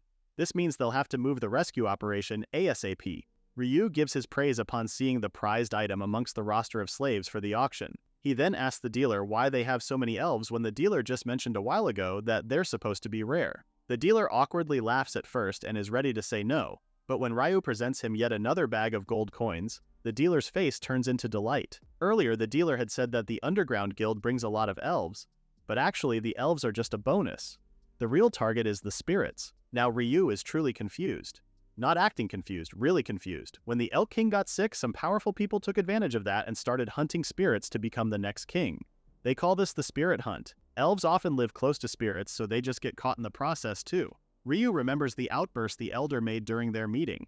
Right now, elves and spirits are being hurt, their hearts breaking and their faith shaking. Meanwhile, people like this dealer are just treating them like disposable things because it suits their convenience. Ryu can't hide his anger right now. Even Karen and Uka can tell. I mean, who can't when his face screams bloody murder? When the dealer notices this, he asks Ryu if something's wrong, to which the beast tamer denies. Ryu then tries asking once more about the powerful people scheming this trafficking ring. But now, the dealer really says no. Info like that can affect their credibility as sellers. Ryu doesn't push any further and thanks the dealer for the information he's given them. Ryu then tells the dealer they'll leave for now and will be back another time to buy some slaves. As soon as they exit the mansion, they all discuss what they just learned. Ruri sullenly expresses her disbelief that elves are being kidnapped just for money. All the girls feel rather awful about this situation. Noticing Ryu's quietness, Ruri asks if he's okay. He is, but he can't help think about having to save both spirits and elves no matter what. He's disappointed with his own kind for the mistreatment of other species. To Ryu, humans shouldn't neglect other races just because it's convenient for them. The girls, of course, agree with Ryu. The information they got from the dealer isn't enough. They need more information, especially about where the elves are being held captive. And the most important part, the mastermind behind the spirit hunt. Tiamat then chimes in, telling everyone they need to change their clothes since they're drawing in more attention than necessary.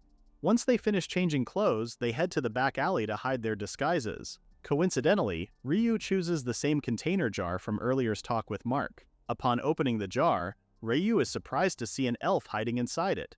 Could this be one of the recon team the elder mentioned at the meeting? Ryu is surprised to see someone smiling back at him. Without replying at the kid's hello, Ryu puts the lid back on the jar. The kid immediately jumps out of the jar, furious as to why Ryu would just ignore her like that. Ryu awkwardly apologizes as he wasn't expecting a homeless kid to be inside. Stepping foot on the ground and hands on her hips, the kid tells the beast tamer she's neither homeless nor a kid. This here is Alice, who just turned 19 this year. She's part of the intelligence division of the Land of the Light. Ryu is taken aback with Alice's age. She doesn't look 19 at all. In fact, she doesn't even look a day older than 12. But Ryu realizes something with Alice's words. She just said she's from the Land of the Light, which happens to be Ryu's homeland too. According to Tiamat's knowledge, the Land of the Light is a rare country ruled by the church, hence why even job aptitudes are determined by the church. It also happens to be the biggest organization in the whole country. Alice confirms all these, even adding how she's actually working for the hero herself. With the mention of hero, Ryu instantly thinks of Tia. The captain of the intelligence division where Alice works at is actually part of the hero's party, just that Alice's team is a separate unit. Now that Alice knows Ryu hails from the same country as her, she casually chimes in asking for Ryu's help in eradicating the illegal slave trading and the overhunting of spirits in this country. But that's exactly the same goal as Ryu and friends. Mind-blowing. As to why Alice would want Ryu's help? From what she's gathered, Ryu came to rescue kidnapped victims from the elf village. She also saw the group sneak into one of the slave traders' mansion in disguise, hence why she'd like Ryu to share information about what they saw or heard. Ryu is taken aback. He is of course interested in the slave liberation propaganda. But could they really trust Alice? Ryu has no choice but to trust Alice, especially that she claims she knows Tia. But why is Alice asking for Ryu's help though? Isn't she supposed to be with the intelligence division? Why is she not able to investigate the slavers herself? Bombarded with Ryu's questions has Alice shrinking. It's not that she couldn't. Alice has been stuck with surveillance and wiretapping. She's not really trained in talking. Props to Alice though. She did try to infiltrate the same slavers Ryu went into. Unfortunately, she got turned away at the gate. She's not proud of it, but there's nothing Alice could do about it, especially the overhunting of spirits. This has Alice dismayed. Can you imagine? Humans can use fire and water magic thanks to the mana produced by spirits. Because of the pact made by the Spirit King and humans, they're allowed to benefit from this gift. If the spirits use this opportunity to sever ties with humans, they'll lose all blessings and won't be able to fight off monsters anymore. Ryu now realizes if this really happens, even Tia and her group would be in danger. Deep in thought, Ryu is suddenly ambushed with a hug from Alice, who's begging for Ryu's help. Any information would be enough for them. Alice cries out saying she can't bear facing her captain or the hero if she doesn't succeed. With Alice's incessant begging, Ryu utters an immediate yes to her request. This has Ruri whispering to the beast tamer, asking if it's really okay to help them when Tia hates monsters. Taking this into consideration, Ryu thinks of a way to have both ends meet. While it's true that it's dangerous for them to be this close to the hero, they also need more information about the slavers. So Ryu suggests they work with the intelligence division. Since it's a separate unit, they won't have trouble keeping tracks of the hero's movements and avoid running into her. Aside from this being a safer approach, they'll also have access to info they don't have. Everyone agrees with Ryu's plan, and the beast tamer instantly informs Alice of their decision. After Alice agrees to swapping information between them, Sei gladly tells Ryu she'll inform her comrades. Clicking on her earpiece, Alice starts tuning in as well as replying back to the person on the line. Everyone eyes Alice with curious eyes. It doesn't take long for Karen to ask about Alice's communication device. Answering back in their telepathic communication, Ryu tells the Garuda that it must be some kind of magic device like how their telepathy works. Just this one's for humans. Alice clicks her earpiece once more before telling everyone that they've got permission to proceed to the room the division has booked at the inn. Alice joyfully takes the lead, but after stepping onto her cape, Ryu can't imagine this kid's really a part of the country's intelligence division at all. They finally arrive at the inn, and Alice, who's sporting a bruise on her forehead, hurriedly greets her superior. Before introducing himself, he thanks everyone for looking after Alice. He then cheerfully tells everyone his name. This is Bill. Since their captain is MIA for now, he's left in charge of the squad. In turn, Ryu introduces himself and the others to Bill. After their pleasantries, they all agree to get down to business. After all, time's a-ticking. When asked if he knows about the country's current state, Ryu immediately confirms everything they know. From the fact that only the person who can make a pact with the Spirit King becomes the new Elk King, down to the current king's condition.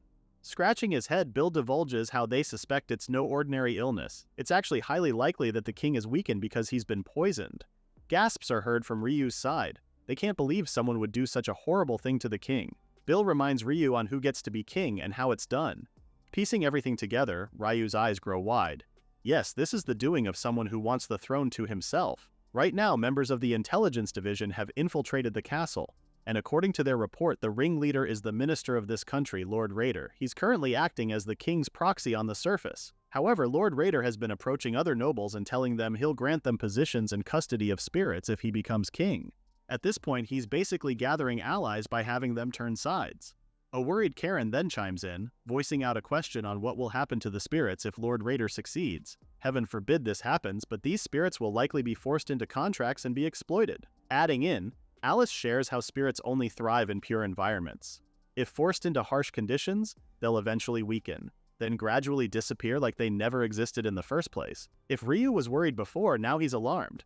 Wasn't there anyone who opposed Lord Raider? How about the knights serving the king? Props to Ryu for asking all the right questions. Anyways, Bill shakes his head as he tells them no. It's soon revealed by Alice that anyone who opposed Lord Raider were either dismissed or were personally dealt with. Because of this, the castle is now run by nobles who have sided with Lord Raider. And these people are not really saints in politics. Now it's Uka's turn to be angry. She then asks the division for the reason why they haven't taken down these so-called nobles ASAP. She exasperatedly tells Alice that eliminating the root of all evil will solve everything quickly. Uka does have a point, but Alice deems this an impossible task for their division, which is mainly focused on stealth and gathering information. Fighting isn't really in their books, this isn't their only problem. Lord Raider and his lackeys have also hired tough mercenaries. Bill sighs as he delivers this horrible information. If they rush in recklessly, they'll all be wiped out. The desperate nobles might even kill the king or prince, an ending they wouldn't want to happen. Ryu and Tiamat both focus on Bill's mention of a prince, so the king does have an heir. If this is the case, he should be able to make a pact with the Spirit King right away, correct? While this is technically true, Bill hashes out another but to this. The prince is only 5 years old, far too young to ascend the throne.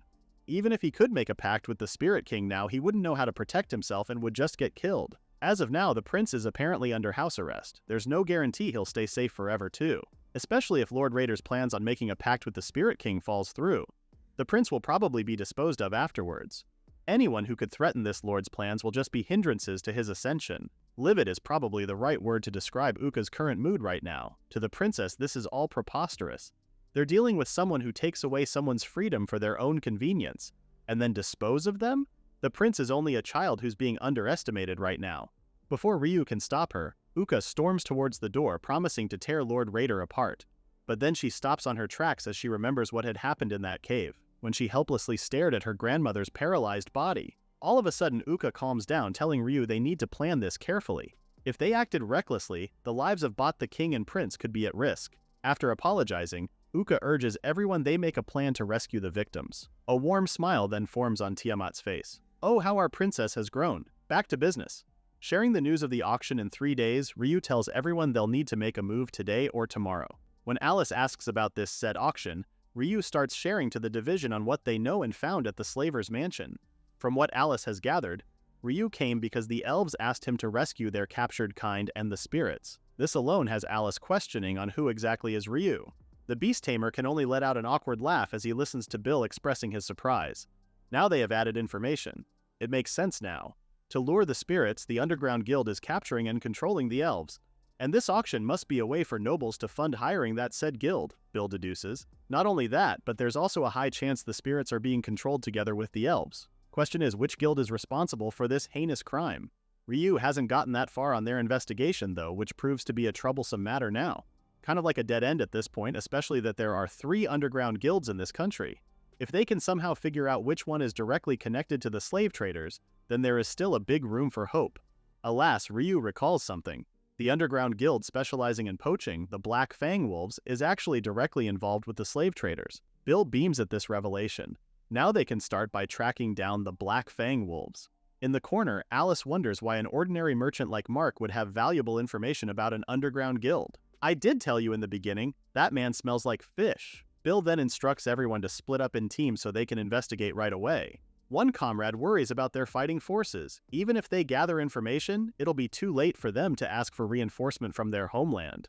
And besides, even if they do manage to save the king, it's hard to believe the king and his people will trust them since they're not citizens of this country. Bill lets out a sigh of frustration, asking why his crew chose today of all days to be this pessimistic.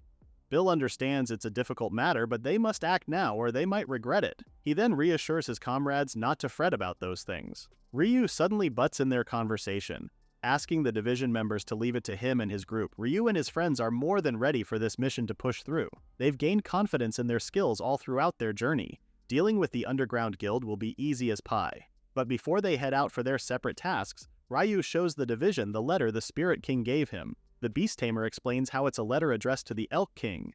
If they manage to deliver this, Ryu believes the king will trust them. Surprised, Bill and Alice hurriedly ask why Ryu would have something of importance with him. Just who is this guy? Ryu then explains more of it. When he said they were asked by the elves to rescue their kind, the request originally came from the Spirit King. Bill believes this letter might solve all the questions they've been asking and discussing earlier. Alice then stares at the letter, asking Ryu if he's opened and read it. But the Beast Tamer hasn't done so, thinking it's wrong to open it without permission. Suggesting they open it, Bill clarifies he wants to make sure what the letter says. If it says that the Spirit King will sever all ties with humans or the other way around. Although Bill feels bad for the Spirit King, he urges Ryu to open the letter and decide if it's really okay to hand it to the Elk King. Ryu reluctantly stares at Bill as he opens the letter. Reading the contents, the Spirit King asks the Elk King if he remembers the utopia they once spoke of a world where spirits and humans join hands, laugh together, and live in harmony. Not as beings who grant favors from above, but as eternal neighbors who support one another. This was a promise they made that day, but the world as it is right now is far from that dream. Even so, the Spirit King doesn't blame the Elk King. Even if the Elk King's position or his beliefs have changed, the Spirit King still believes that the promise they once made can be fulfilled. Silence echoes the room's walls as everyone takes it all in. The Spirit King hasn't given up on humanity just yet. Alice then knows their next step. They must deliver this to the Elk King at once. This is enough proof already. For sure he will believe the division. Filled with hope, Bill clutches the letter tightly while agreeing that this is something the Elk King must read. He then turns to Ryu, asking if he could entrust the letter to them. Bill promises to take full responsibility of the letter and will surely deliver it to the king. After Ryu agrees, Bill tells his comrades that rescuing the king and catching the underground guild would also round up all those corrupt nobles at once. That's like solving all their problems in one go. While they go and deliver the letter, Bill assigns Ryu and his comrades to infiltrate the Black Fang Wolves and all the underground guilds working for them. With this, 3 groups are formed for tonight's operation. Bill and some members being on the King's Rescue Team. Both Ruri and Karen will be on Underground Guild Suppression Team A, and Tiamat and Uka for Team B. For the last team, Ryu and Alice will surely do well on their job. That same night, the Suppression Team head out to a local bar where a bunch of men are drinking their night away. A bald man orders more and more drinks for him and his crew. One man joyfully asks if it's really okay to spend this much on booze, to which the bald man agrees. He then shares how those pompous nobles have been throwing some really lucrative jobs their way. Money isn't a problem now. The bald man then toasts his cup as he happily thinks the nobles have seen value in them now. After all, they've been very nice to these men these days. Meanwhile, both Ryu and Alice are camped out on the roof, spying on the cheerfully drunk men. Alice doesn't understand why she's been put on the subjugation team when she's not really trained for combat. Ryu tries reassuring the agent by explaining how their team needs a liaison with the rescue team for the king, too. Sighing, Alice can't help but wish for her captain's presence. But she also knows he has a more important role to play since he handles intel gathering and assassinations. When Ryu asks about their captain's current whereabouts, Alice tells him that he's busy investigating places affected by monster attacks and reporting these to the hero, aka Tia. It's been said that the Demon King has been on the move lately and monster damage has increased. That's why both the hero and Alice's captain are on edge too. This information surprises Ryu at first, but then he goes quiet as he avoids eye contact with Alice. He then realizes that Tia still sees monsters as her enemy, which saddens the Beast Tamer a bit. A bit confused of Ryu's reaction, Alice explains how it's part of her job to do so. This girl, who's younger than Ryu, is amazingly facing monsters to protect people and trying to defeat the Demon King for the world. That's pretty pressuring for just one individual, if you ask me. A chuckling Alice reveals how she actually took this job as an agent because she's a fan of the hero. If the hero is doing her best, then Alice thought she should as well. Becoming someone like Tia is just a dream within a dream. As Ryu listens to Alice's words, he can't help but mull over it. Everyone loves the hero, as they should. But for Ryu, who has grown to love the monsters in the Great Forest. With this in mind, Ryu asks Alice of her opinion on the hero's cause in eradicating the monsters in this world. Taken aback, Alice truthfully replies that while it's true that they're causing damage and would be better to stop existing for the civilians' sake, she has realized not all monsters are bad after watching Ryu and his friends. Ryu is shocked that Alice actually pieced out Ruri and everyone else's true identities. Although he doesn't confirm it just yet, the Beast Tamer questions on how Alice found out about it. It's all because of seeing Ruri transform with her own eyes. This was when Alice was still tailing the group while on their mission to infiltrate the slaver's mansion. And the fact that Ryu isn't denying Ruri's identity just means that the others are monsters as well. Even though Alice got scared at first, her view on it quickly changed, especially seeing Ryu interact with the others. To Alice, it looked like they were family, treating each other equally regardless of species. With just one look, she could tell there's a strong bond of trust between Ryu and the others. Because of this, Alice is unsure if monsters are really that bad. A smile forms on Ryu's face, patting Alice's head as he compliments her for being kind. The agent grumpily asks Ryu to stop treating her like a child. She quickly fixes her hair because the operation's about to start soon. There's no time for funny business. Using her earpiece, Alice informs the others they'll charge in 1 minute. Ruri and Karen as well as Tiamat and Uka all give their heads up with tonight's mission. Looks like it'll be a fun party tonight. Alice begins her countdown and everyone braces themselves to execute their plan seamlessly. Meanwhile, inside the tavern, everyone is still chatting and drinking till their bellies ache. Amidst the crowd stood out a man dressed impeccably. This man is a noble here to deliver the bald guy's payment, even counting on another transaction. Smiling joyfully upon seeing the money, the bald man thanks the noble. Thanks to this payment, he can drink as much as he wants. He can even treat his fellow goons to a couple glasses. The promise of good payment is the only condition the bald man has.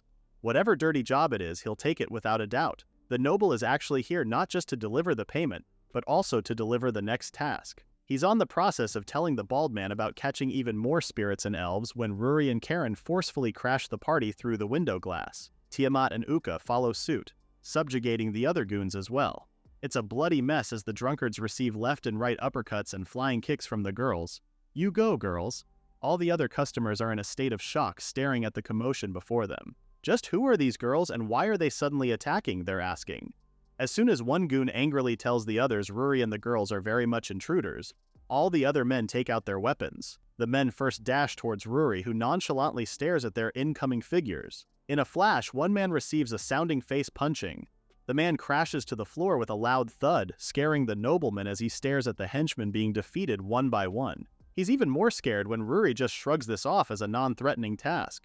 The nobleman scurries away when a smiling Ruri turns to him. Looks like he's afraid his fancy clothes might get dirty.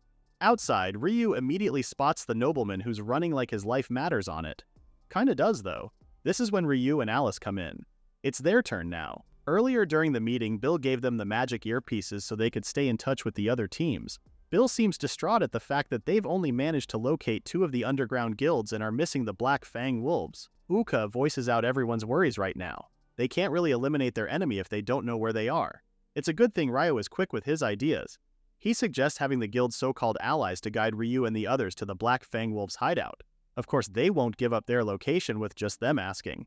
Ryu chuckles as he dismisses this. His idea revolves around decoys. They'll let the enemy escape on purpose. If Ryu and the others are able to pressure another underground guild to brink of destruction, for sure they'll ask the Black Fang Wolves for help. And that's exactly what's happening right now. This nobleman is leading Ryu and Alice to the Black Fang Wolves without realizing it. Ryu then startles Alice by carrying her before judging off the roof. The poor kid had to forcefully cover her mouth just to not make any kind of ruckus that might attract the noble's attention. Ryu and Alice are hot on the nobleman's tail, and this means they could hear the man's cowardly cry for help. The duo then realizes the man is headed towards a dead end. Or is it really a dead end? The noble halts to a stop and quickly presses the blocks in a chronological order only they know about. And voila! The wall opens to a completely new passageway. The nobleman runs inside, and before the wall closes back, Ryu and Alice are able to force it open just in time for them to enter. The duo casually walk the secret passageway, giving praise on the guild's elaborate location. Now they know why the Black Fang Wolves can never be found. At the end of the passageway lies a door. We all can guess what's inside, right? Ryu instructs Alice to stay behind until the fight is over. If anything happens to the beast tamer, at least Alice can call for help immediately. Kicking the door open, the guild members are furious with Ryu's intrusion. They quickly take out their weapons, seeing Ryu as a potential threat to their guild's existence. While this is going on, the nobleman is already inside the guild's leader's office giving details about the attack at the tavern. He quickly tells the leader of a strange woman and kid who both suddenly barged in and started attacking them. The noble then warns the guild's leader about the possibility of the Black Fang Wolves being next on the list.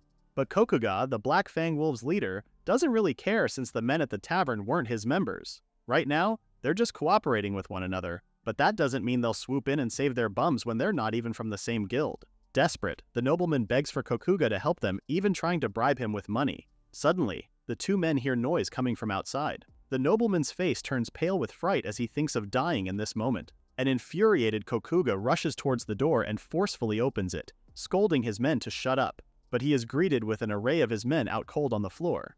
And only one man stands alive. Ryu wastes no time and asks Kokuga if he's the Black Fang Wolves' leader, to which the man answers with a smile. Although he didn't expect an uninvited guest, Kokuga politely asks Ryu as to his intentions of visiting his guild. And Ryu truthfully tells the leader the reason. He's there to wipe out the guild. This doesn't sit well with the master, who smirks at Ryu as he takes out his sword. Ryu manages to block Kokuga's attack though. While they hold each other's strength at arm's length, Kokuga mocks Ryu for storming in their guild with the ridiculous thought of annihilating his guild alone. Angry, Ryu screams at the master to release the captured elves and spirits, then promise not to abduct spirits and elves ever again. Managing to step back from Ryu's attack, Kokuga confidently denies the beast tamer of his request. Ryu has no choice but to focus on taking down Kokuga, storming towards the master with his mighty sword. While a sword fight ensues between these men, Alice peeks through the door to see what's currently happening. Kokuga lets out a smug laugh, telling Ryu of how hot-headed he is. The master doesn't mind Ryu's attitude at all, even engaging the beast tamer to attack him with everything he's got. Inside Ryu's head, he's already curious with Kokuga's identity. Even though Ryu is already holding back so as not to kill Kokuga, his sword can't quite get through the old man. Kokuga's unpredictable moves are making Ryu feel like he's battling out a beast and not a human being. Ryu barely managed to dodge another one of Kokuga's attacks, making the master give props to Ryu's skills. The old man is even offering a spot on the guild for Ryu. Now the beast tamer is angry at Kokuga's attempt of a joke. Ryu then berates the guildmaster for putting elves and spirits in auction, even enslaving and forcing them to servitude. Ryu is in disbelief that the old man can still act so calmly when all he's done is cruel stuff. Screaming, Ryu tells Kokuga no one in their right mind would join a guild like that and vehemently refuses Kokuga's offer. All Kokuga could say is, "Huh?" As in he's really confused as to what Ryu is babbling about. Slaves, auctions, they've never enslaved elves and spirits before. Hearing this, Ryu is also confused. The two are that confused it takes them time to process everything that's been said. Kokuga is the one to break the awkwardness with a bark of laughter. Kokuga then realizes the elves must have asked Ryu for help, and this has Kokuga complimenting Ryu for being a brave young man. Coming out of hiding, Alice joins them and asks what Kokuga's talking about. The nobleman has already been tied up, so he's just scrunched up in the corner like the little rat that he is. Anyways, it's Kokuga who explains their guild has never and will never mistreat elves and spirits. A furious Alice commands Kokuga not to lie and refuses to believe such things coming from a slaver. Kokuga still continues explaining, telling them the guild only takes down corrupt organizations and hand the monsters over to the slavers. To prove this, Kokuga signals one of his men bring the elves and spirits in. And would you look at that? The guildmaster is actually telling the truth. Both Ryu and Alice are in a loss for words, not expecting such turn of events. An elf girl steps forward to defend Kokuga by saying they've been treated nicely. The monsters have been provided with good food and clothes too. The guild members have been so kind to them, really. Kokuga then details out how they actually brought the elves to their guild to try and recruit them for Black Fang Wolves who are in need of teachers of magic. Since the elves have strong magic power, it's only right their guild would learn from them. And truth be told, a noble did come in to offer Kokuga money in exchange of bringing in elves and spirits. Kokuga never thought any bad of it and agreed. That's why their guild took the monsters here to discuss about it. But then again, Ryu and Alice both comment on this situation resulting to kidnapping. Not really a friendly way to say they're offering jobs to the elves and spirits. Kokuga now realized that those nobles were really after the elves for their own personal gain. Bowing, the guildmaster apologizes for unknowingly getting involved in a meds they don't even practice in their guild. He also apologizes for attacking Ryu too. Ryu quickly waves his hands like he's telling Kokuga to stop because the bow wasn't necessary at all. He's just glad this misunderstanding has been cleared up. As a kind gesture, Kokuga promises to release all elves and spirits in their possession. This elates all the monsters. With this, Ryu realizes the elf girl from earlier is the village chief's missing daughter. A smile forms on Ryu's face, seemingly happy to see the elf safe. The nobleman at the background then chimes in, telling everyone they won't get away with what they did. He even calls the men mere thugs compared to them noblemen. Kokuga is the one to have this coward shut up by punching him right on the face. The guildmaster scolds the noble for being a coward who uses dirty tricks just to get his way. Tied up, the nobleman is now out cold on the floor. No more yapping from this guy. Changing the subject, Kokuga asks Ryu on his secret of being strong. I mean, he can tell since Ryu was able to knock down all of Skilled Fighter alone. The beast tamer awkwardly laughs, telling the guildmaster on his inhabitants in the Great Forest. Ryu has lived there for quite a while that it's made him strong. Both Alice and Kokuga are surprised to hear this. It's uncommon for a human to live in such a dangerous location. Ryu is now beginning to sweat as he tries to awkwardly chuckle his way out of this conversation. Now, Kokuga plans on taking his guild to the Great Forest, so his members would get even stronger. He then turns towards his guild members, announcing they'll all be headed towards the Great Forest ASAP. The men start complaining at their master's insane plan. It's been hard for them to catch elves and spirits. Now Kokuga wants them to train there? They'll surely die. Kokuga scolds them to stop whining and reassures them the master will be going with them. Kokuga then bids Ryu goodbye, leaving the elves and spirits in his capable hands. The old man then offers a fist bump, saying next time they meet Kokuga will be stronger than Ryu, and off they go. Oh, he almost forgot. Kokuga shouts to Ryu on the offer of joining the guild still stands. It'll be there if Ryu changes his mind. Now it's just Ryu and Alice left, watching the Black Fang Wolves members' retreating figures. Now that they've rescued the elves and spirits, it's high time to contact the others to give them the good news. Alice clicks on her earpiece, wanting to contact her seniors before anyone else. Alice quickly tells them their mission is a success, then she asks about Bill's team. Although Bill is happy to hear Alice's news, their end is the opposite. Sure, they made it safely to the king. However, upon arriving at the king's bedroom, the team discovers the king to be completely weakened now. He's in no condition to read nor understand the spurting king's letter at all. As Bill shares the disappointing news of the Elk King being completely weakened and in no condition to read the Spirit King's letter, both Alice and Ryu listen in silence. One of the team's allies has already called for a doctor, but Bill still urges Alice and Ryu to get to the castle ASAP to talk about their next move. Before doing that, Ryu wants to make sure the captured spirits and elves are safe. Bill agrees and informs them he'll send a rescue team immediately so Ryu and Alice could leave. However, Ryu is reluctant in leaving the spirits and elves since there's still a high chance another group might capture them. The village chief's daughter steps forwards and reassures Ryu that it's okay. She may not know the details, but she does know the beast tamer is doing this to help them. So she encourages both Ryu and Alice to go and to not worry about them. Ryu and Alice don't really agree with the elf's suggestion, saying it's way too dangerous and they should at least stay with them until the rescue team gets there. Smiling, the elf assures them that they're very much capable in handling themselves. They are hunters after all. She then bows down to Ryu and Alice, asking them to go for the sake of the future of their people. This is enough for Ryu and Alice to leave for the castle. As they head outside, they both worry about the king's condition. They both hope he'll be alright and for the doctors to do something about it. Alice is afraid if by any chance they were to lose the king. It would make improving relations between spirits and humans incredibly difficult. Worst case scenario? Lord Raider, who's acting as the king's proxy, will take full control. And once that happens, he'll become king and get rid of the prince who stands in his way. He'll rewrite the laws to suit his needs and make sure no one from the outside can interfere. When Ryu suggests they just take Lord Raider down, Alice tells him that would turn into an international incident and the armies of the other nations will come after everyone involved. If they get caught, there's no way they'll be able to escape. On top of that, the chaos from losing their king will plunge the Principality of Elk into a time of crisis, and they might no longer be in any position to repair relations with the spirits at elves. After hearing this, Ryu realizes the only way to resolve this in the most peaceful way possible is for the king to recover and speak directly with the Spirit King. For now, they'll all have to believe in the king's strength to recover. They soon arrive at the castle's gates and hide under the bushes. There are guards at the front, making it a bit difficult for them to make their way inside. According to Alice, there should be someone from the intelligence unit nearby. Coincidentally, they hear a hushed voice from the corner. Looking to their left, it's the comrade Alice was just talking about. The member then lead them to an underground passageway which goes straight to the king's chamber.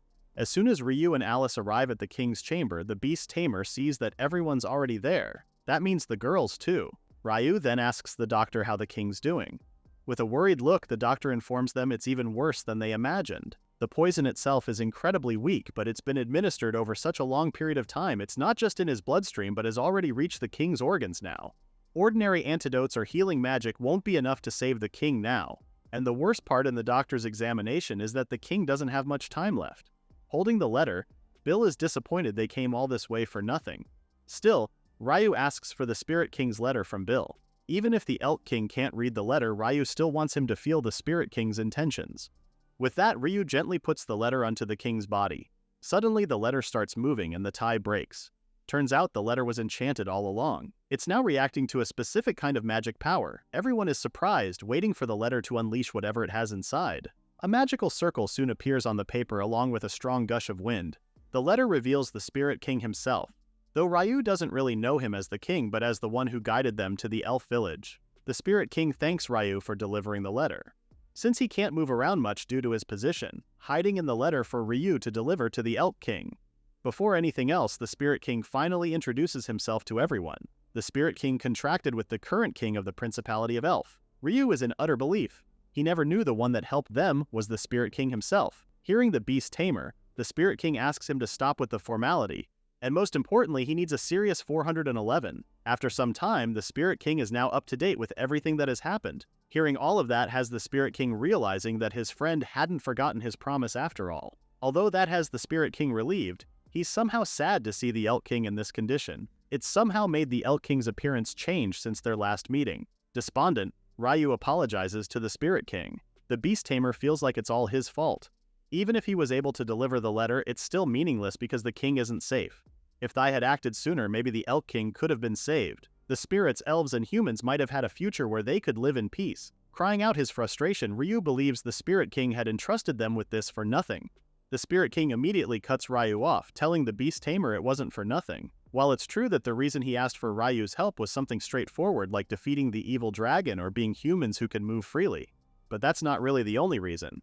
The Spirit King reveals that he actually guided them to the elf village because he felt like he could trust Ryu. The sense of justice that drives Ryu to help others without hesitation, the purity that never even allows a moment of ill will towards spirits or the elves. It's because the Spirit King saw all that with his own eyes that he entrusted the letter with Ryu. Hovering towards the Elk King's face, the Spirit King tells Ryu he did an absolutely great job in properly delivering the letter to the king, as the Spirit King was able to meet his friend safely.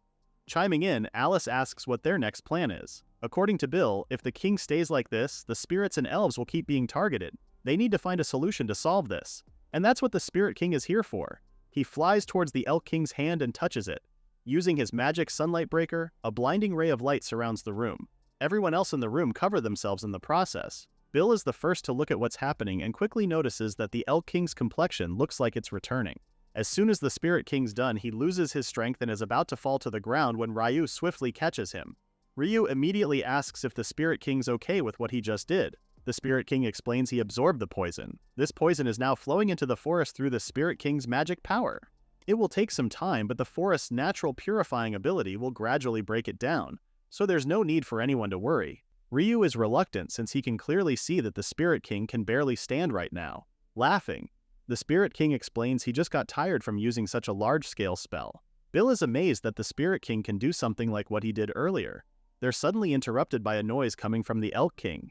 He's finally awake. Everyone is elated to finally see the Elk King awake. The Elk King, on the other hand, is confused to who all these people are, and is more confused as to why the Spirit King is also here. It's the Spirit King that fills his friend in on what's happening, telling him how the Elk King was on the verge of having his throne stolen by his own minister. They had weakened the Elk King with poison, causing him to fall ill. During this time, hunting spirits ran rampant.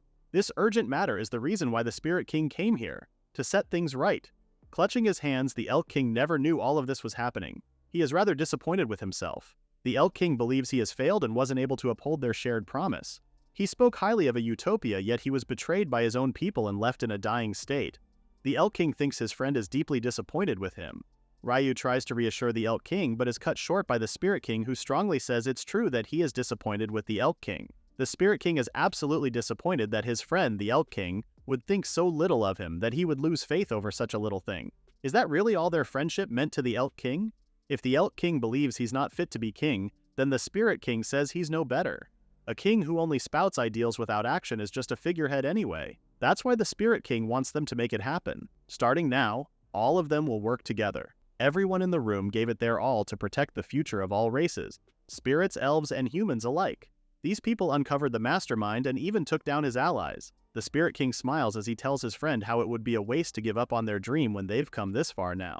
A sudden realization comes to the Elk King. Smiling, he believes what the Spirit King is saying is right. No matter how much he spoke of his ideals, people would just laugh it off as ridicule. The Elk King lost confidence because there was no one around who truly listened to him. The Elk King realizes the first step is to start with what he can do now. And with that, he immediately makes himself publicly known. Now, he's not alone. The Spirit King and everyone else that helped save him are now with him. The people are surprised to see the Elk King since all they know is that he's recovering from his illness. Lord Raider is in a frenzied panic right now. He's desperately shaking one of his cronies, asking what's going on, and isn't the Elk King supposed to be in critical condition? The Elk King turns to look at Ryu before he tells the Spirit King how strong the young beast tamer is. With kids like Ryu and the others, both kings can entrust their hopes and dreams without worry. Chuckling, the Spirit King seconds this motion, but doesn't want them to fall behind either. He then uses his magic to cast a magic circle that's made for making public announcements. The Elk King calls upon all the citizens of the Elk Principality, effective immediately. The forced contracts and enslavement of spirits and elves, as well as the hunting of spirits and elves, are now strictly prohibited. Those who violate this law will be deemed as threats to the trust between the humans, spirits, and elves, as well as those individuals who endanger the future of all races, including humans, will be sentenced to capital punishment, or a penalty of equal severity. The Elk King then ends his announcement by telling the people to report anyone who violates these orders to the king immediately. After that, the Spirit King quickly praises his friend for a job well done. This is the first step, the cleansing of the nation. It's a small step, but to the Spirit King it's rather fine. Their plan is finally in motion once again. Extending his hand, the Spirit King promises to help his friend. Together, they'll work hard to achieve the utopia they dream about. For sure, they'll be models to this new world. With that, the two kings seal the deal with a pinky promise. Looking at the sun rising, both kings are hopeful for the new and fulfilling era that's about to become. Meanwhile, Ryu and the girls take care of all the dirty nobles, tying them up so they can't escape their punishment. All the elves have been returned to the elf village and are finally reunited with their loved ones too. The Spirit King thanks Ryu and the girls for coming all the way to there to escort everyone back to their homes. They really took good care of the spirits and elves. Now, the Spirit King wants to discuss Ryu's reward for the big help, to which the beast tamer refuses as he doesn't need anything at all. However, Ryu's jaw drops when the Spirit King reveals the reward, a contract with the king himself. Ryu ultimately and quickly turns down the offer, saying it's too grand, and the Spirit King already made a contract with the Elk King as well. The Spirit King says it's not a problem at all. As long as he's not controlled at the same time, they're all good. Also, there's no rule that says one must always be with the contractor once the contract is made. So the Spirit King insists on this offer. To him, this is the greatest reward he can offer, a way of saying thank you to Ryu. The Spirit King really wants Ryu to accept his offer. So the Beast Tamer ultimately accepts the Spirit King's offer. Touching Ryu's forehead, the Spirit King closes his eyes. Inside Ryu's soul, the Spirit King sees Uru tending to the Dahaka that was still inside its egg.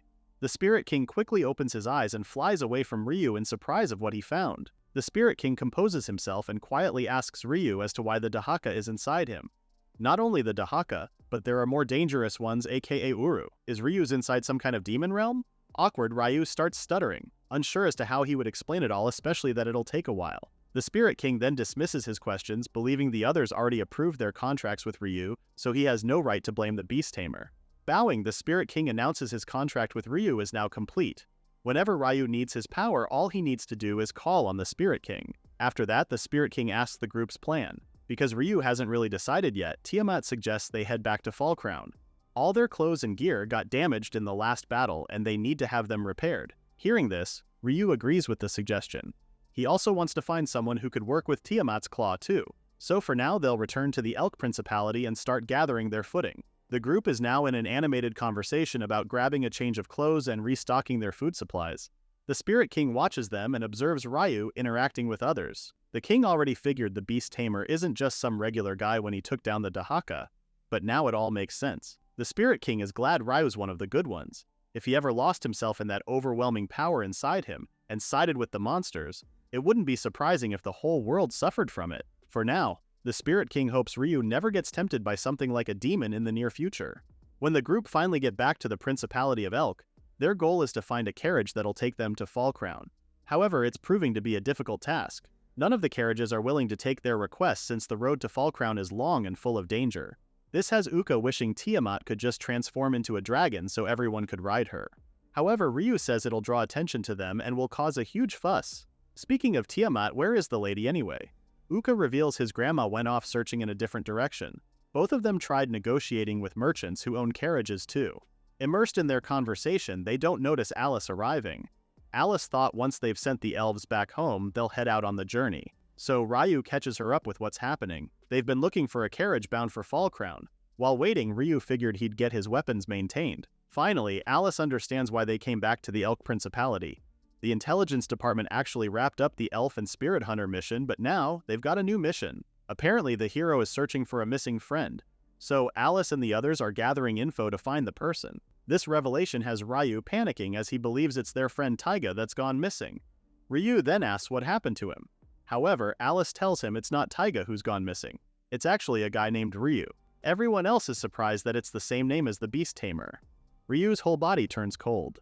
Frozen to the spot, the Beast Tamer listens as Alice continues telling them that the Ryu they're looking for is the hero's childhood friend and is also around her age. Facepalm. Alice also reveals that the friend's occupation is a Beast Tamer. Double facepalm. Ryu is now flustered, in denial that this friend they're looking for is him. He soon realizes that it could be possible. Ryu did get kidnapped by Ruri and just went on a journey. Being listed as a missing person isn't surprising at all. And now Tia's looking for him, which reads bad news. If she were to find out that Ryu's with Ruri and the others who are monsters, there will definitely be conflict. So Ryu's plan right now is to make sure this missing Ryu isn't found out to be him. Alice isn't done spilling the tea. She did think it was Ryu at first, as in the Ryu in front of her right now. But apparently the Ryu they're looking for has no combat ability, so Alice laughed it off because surely that's not the powerful Ryu they're talking about. Ryu is stuttering as well as shaking as he says he'd remember if he met someone with the same name as his.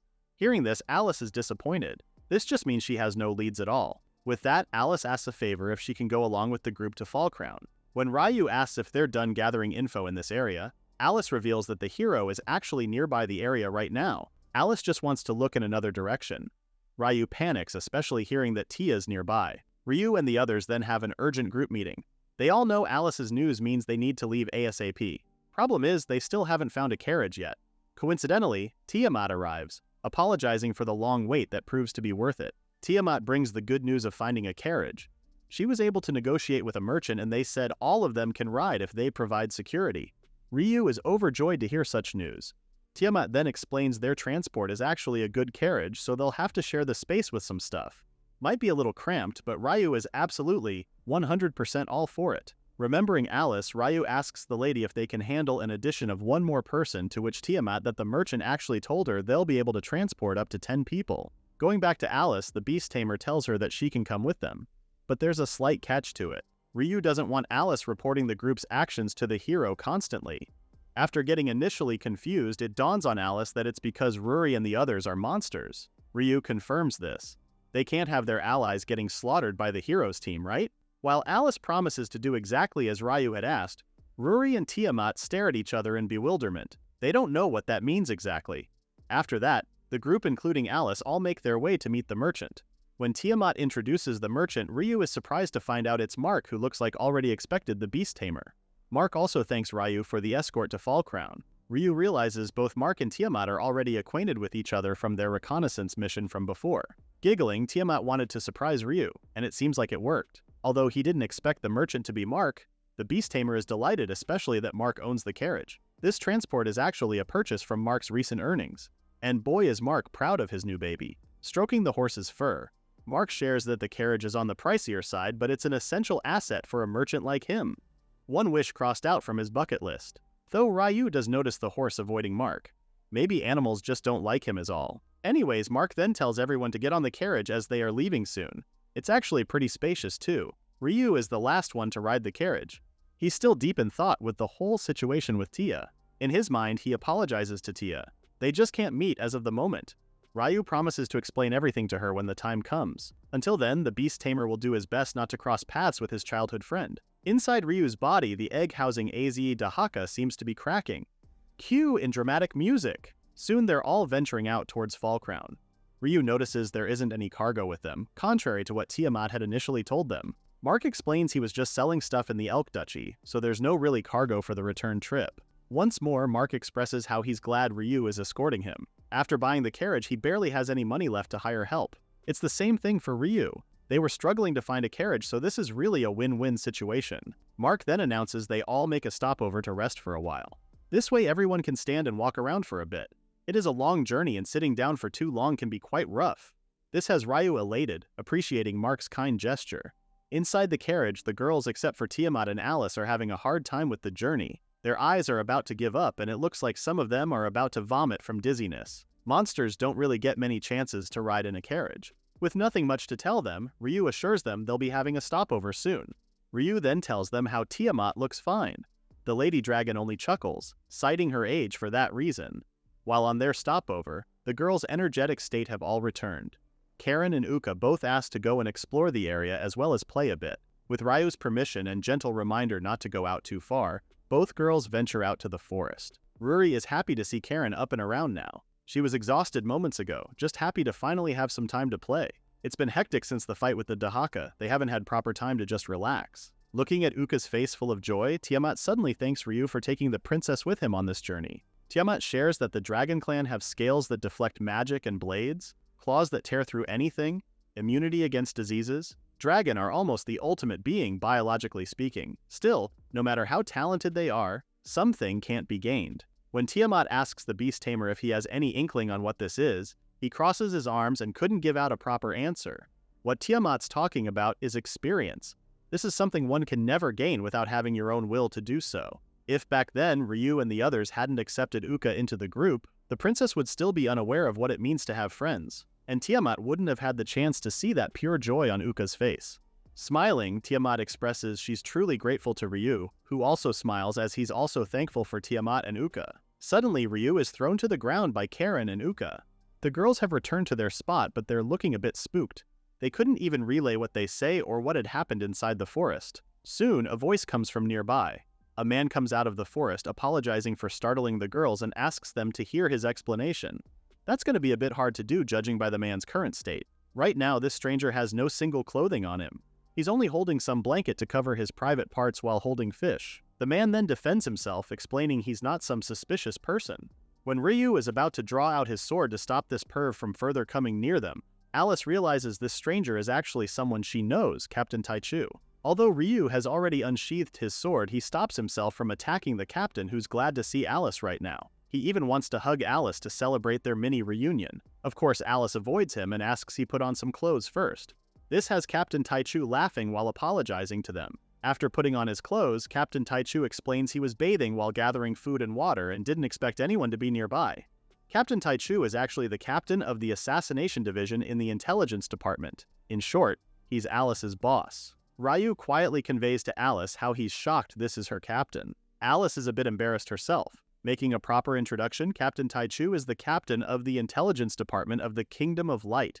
His name is General. The captain extends his hand, to which Ryu gladly shakes. Ryu also introduces himself as a traveler. In the beast tamer's mind, he thought Captain Taichu was a weirdo, but it turns out he was just misunderstood. He's actually just a friendly old man. Upon hearing Ryu's name, the captain immediately asks if he's the one Tia's been looking for.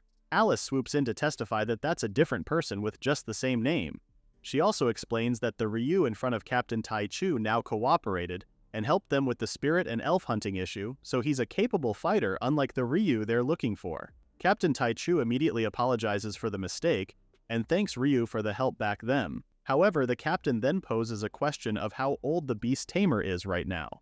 Ryu can't hide his shock. Did the captain see right through him? Stuttering, Ryu asks the captain as to why he would ask such a question. Captain Taichu then puts his hand on Ryu's shoulder before pulling him closer. He says he just wants to mark promising young men like Ryu. Alice also told the captain about Ryu's skills, and he's more than welcome to join the intelligence department anytime. The beast tamer only tells Captain Taichu he'll think about his offer. After that, Captain Taichu asks a favor from Ryu. It's the same favor as Alice's. He wants to tag along going to Fall Crown. Captain Taichu then explains he's actually on the same mission as Alice. They were planning on expanding the search area anyway. Although Ryu is okay with the favor, the beast tamer turns towards Mark, seemingly asking if it's okay with him. A smiling Mark conveys it's actually better to have more people for safety, so no objections on his part. After a while, the group then re-embark on their journey. It'll take about a week or so to reach their destination too. A week goes by and they've finally arrived at Fall Crown. Everyone stretches out their limbs from that long journey. Bidding farewell, Mark tells them he needs to leave the wagon elsewhere, so he'll have to take his leave right there and then. After thanking Ryu for the escort, Mark leaves. Captain Taichu also instructs Alice they'll both split from Ryu's group too. The captain doesn't plan on entering the country at all. He wants as much info as possible, so they'll ask the new arrivals from different places. With that, Captain Taichu and Alice bid the group goodbye, hoping to see them somewhere else. Ryu then informs the girls they'll go and meet the monarch. Asking if they need an ID card here, Ruri asks Ryu to wait for a sec. Suddenly, the elf merchant they met during their last visit to Fall Crown greets Ryu and asks what brings the beast tamer here this time around. Scratching his head, Ryu explains he's here to see the king, but they don't have ID cards. The elf merchant then reveals the king actually ordered that Ryu and his group will get top priority, so having no ID cards isn't a problem. When Ryu asks as to why the king would grant them such priority, the elf merchant quips, "It's because they might probably carrying rare materials." Arriving at the castle, both Lord Dwar and Lord Dolph greet Ryu and the others. After some pleasantries, they get to discussing weapon maintenance and crafting for Ryu. Presenting Tiamat's claw, Ryu expresses he wants the claw processed. Both lords are amazed with what they're seeing right now. It's actually a dragon's claw, probably from a very rare kind of dragon. This is also the first time they're seeing one up close. Inspecting the claw, the king sees it has similar flexibility to water dragon and hardness like fire dragons, which are suited for combat attacks. When asked from which dragon this is from, Tiamat steps forward and introduces herself as the owner of the claw. Revealing herself as the former Dragon Queen, both lords are very much surprised to be in the presence of the former Dragon Queen of the Dragon Emperor Kingdom. Not only that, but to be able to hold and inspect her own claw. Tiamat then asks the lords if they can make weapons out of her claw. That won't be a problem according to Lord Dwar, as long as Tiamat gives him her flame. It's Lord Dolph who stands next to Ryu to ask him if he's gathering too many heavy hitters. First with Ruri and Karen and now Tiamat? Honestly, Ryu never expected anything to turn out like this. But here they are. Holding the claw, the Dwarf King takes full responsibility for Lu and the claw. Ryu and the others should stay inside the castle while they wait for the finished products. Suddenly, an elf soldier enters the room, rushing as he delivers an urgent message.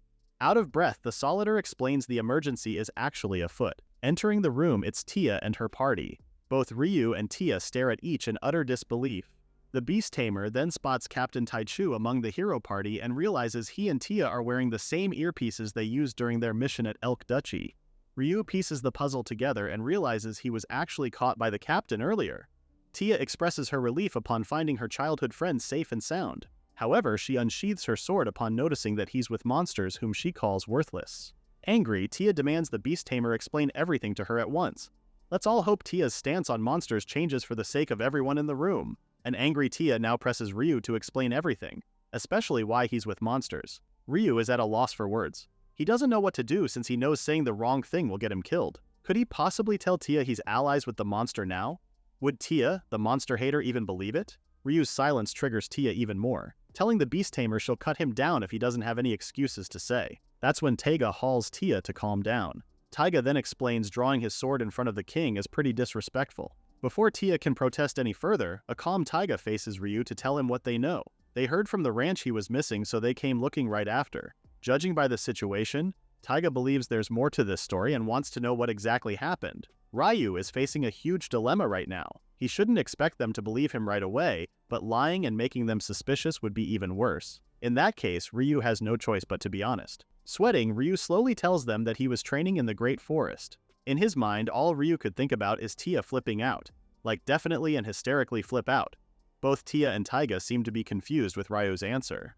Taiga awkwardly chuckles, saying there's no way that Ryu did that and asked his friend not to make jokes during important matters like these. Taiga knows that the Great Forest is crawling with violent monsters, so who would in their right mind would train there? So Ryu truthfully reveals why. He got kidnapped by a Fenrir. Ryu's two best friends stare at him dumbfoundedly as the Beast Tamer continues explaining what happened. He tells them about the elder of the Fenrir tribe being sick, and when Ryu healed him, the elder said he'd train Ryu in return, so he stayed with them. Before Ryu can further explain things, Taiga asks him for a timeout. Apparently this is giving Taiga an information overload, so he can't really follow this and that. On top of that, Taiga can't believe Ryu was that rumored human. Even Tiamat says Ryu's story by far is like something straight out of a fairy tale. Yup, that's coming from the former queen of the Dragon Empire herself. Ryu then asks them to believe him as he's telling him the truth. Down to the very last word. Taiga stares at his friend before sighing. Eventually, Taiga smiles and says he does believe Ryu, albeit surprised. Ryu's standing here in one piece after all. Turning to Ruri, Taiga smiles at her, noticing the trust between them and Ryu. Suddenly, both Ryu and Taiga are shaking from the radiating emotions coming from Tia. Everyone in her party steps back, cautioning themselves from Tia's impending outburst. However, they're all surprised that the opposite happens. Instead of being angry, Tia comes rushing to hug Ryu, who was initially frantic of her reaction. Crying in Ryu's chest, Tia expresses her joy because Ryu is okay. When Tia heard he was gone, the heroine couldn't stop worrying. She kept thinking of a lot of what-ifs. What if Ryu was hurt or sick and all alone? What if Tia never got to see Ryu again? The fear of those thoughts never left Tia's mind. Smiling, Ryu pats Tia's head before he reassures her. If that had happened, he'd be dead by now. But he's alive and kicking. Ryu's even stronger now just so he could catch up to Tia and Taiga. This stops Tia from crying her eyes out. With a smile on her face, Tia asks Ryu to go back home with them. Ryu didn't expect that at all. Tia then further says that Ryu doesn't need to be here anymore since she's the one saving the world. Now that Tia knows Ryu is safe, she can resume her responsibilities now. Trying to negotiate with Ryu, he asks the heroine to reconsider. He did start this journey to support Tia and Taiga. They've got allies here who've helped Ryu too. He can't just walk away like that. But Tia is resolute with her decision, calling Ryu a beast tamer who doesn't need to go to dangerous places anymore. Now Ryu is frustrated as he asks Tia if she was even listening to what he was saying earlier. He then points out the one thing he's been wanting ever since, to join Tia and Taiga. Still, Tia isn't having it. To her, beast tamers aren't suited for combat. She believes it was all sheer luck that Ryu's still alive right now. That doesn't guarantee his safety at all. More so, she doesn't believe in trusting monsters too. Now Ryu is angry. Balling his fist, he asks the heroine why does Tia get to decide all those stuff for him? Does Tia even know how Ryu felt watching both of his childhood friends leave? Ryu doesn't hold any grudge on them. He knows his friends are both amazing. Tia, who used to be just a hero's egg, is now a real hero.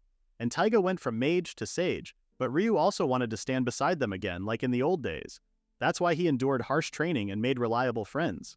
But now, Tia's just going to ignore all his hard work? Letting out all his frustration, shouting at Tia for belittling Ryu just because of his class. He can't believe Tia would just brush off his feelings like that when he hasn't even seen what he can do yet. Tia answers back, telling Ryu she doesn't want her friend to die and she's just doing this for his sake. All this bickering has Taiga's head aching. Sighing, Taiga looks weakened by his ordeal. They were just getting along just fine until a minute ago. Ruri and the other girls stare at the scene in disbelief. It's the first time they're seeing Ryu getting mad like that. They really thought he was all soft and gentle. Now they know that's not the case when it comes to family. Scratching his head, Taiga gives them a sheepish smile as he shares the three of them are childhood friends and they used to fight all the time as kids. But every time, they'd make up again on our travels. That's probably why Ryu's emotions just slip out without him realizing it. It also seems that Tia isn't aware of it either. Hearing all this has Ruri realizing something, but instead of expressing it through words, she opted to stay quiet. Meanwhile, the argument between Tia and Ryu has now escalated that the heroine is now challenging him to a fight. She wants Ryu to beat her in front of everyone and prove his strength. If he does, she'll let Ryu keep traveling. And if Ryu loses, he agrees to go back home. But if he does win, Tia will have to acknowledge Ruri and the others too. It's a take it or leave it condition set by Ryu.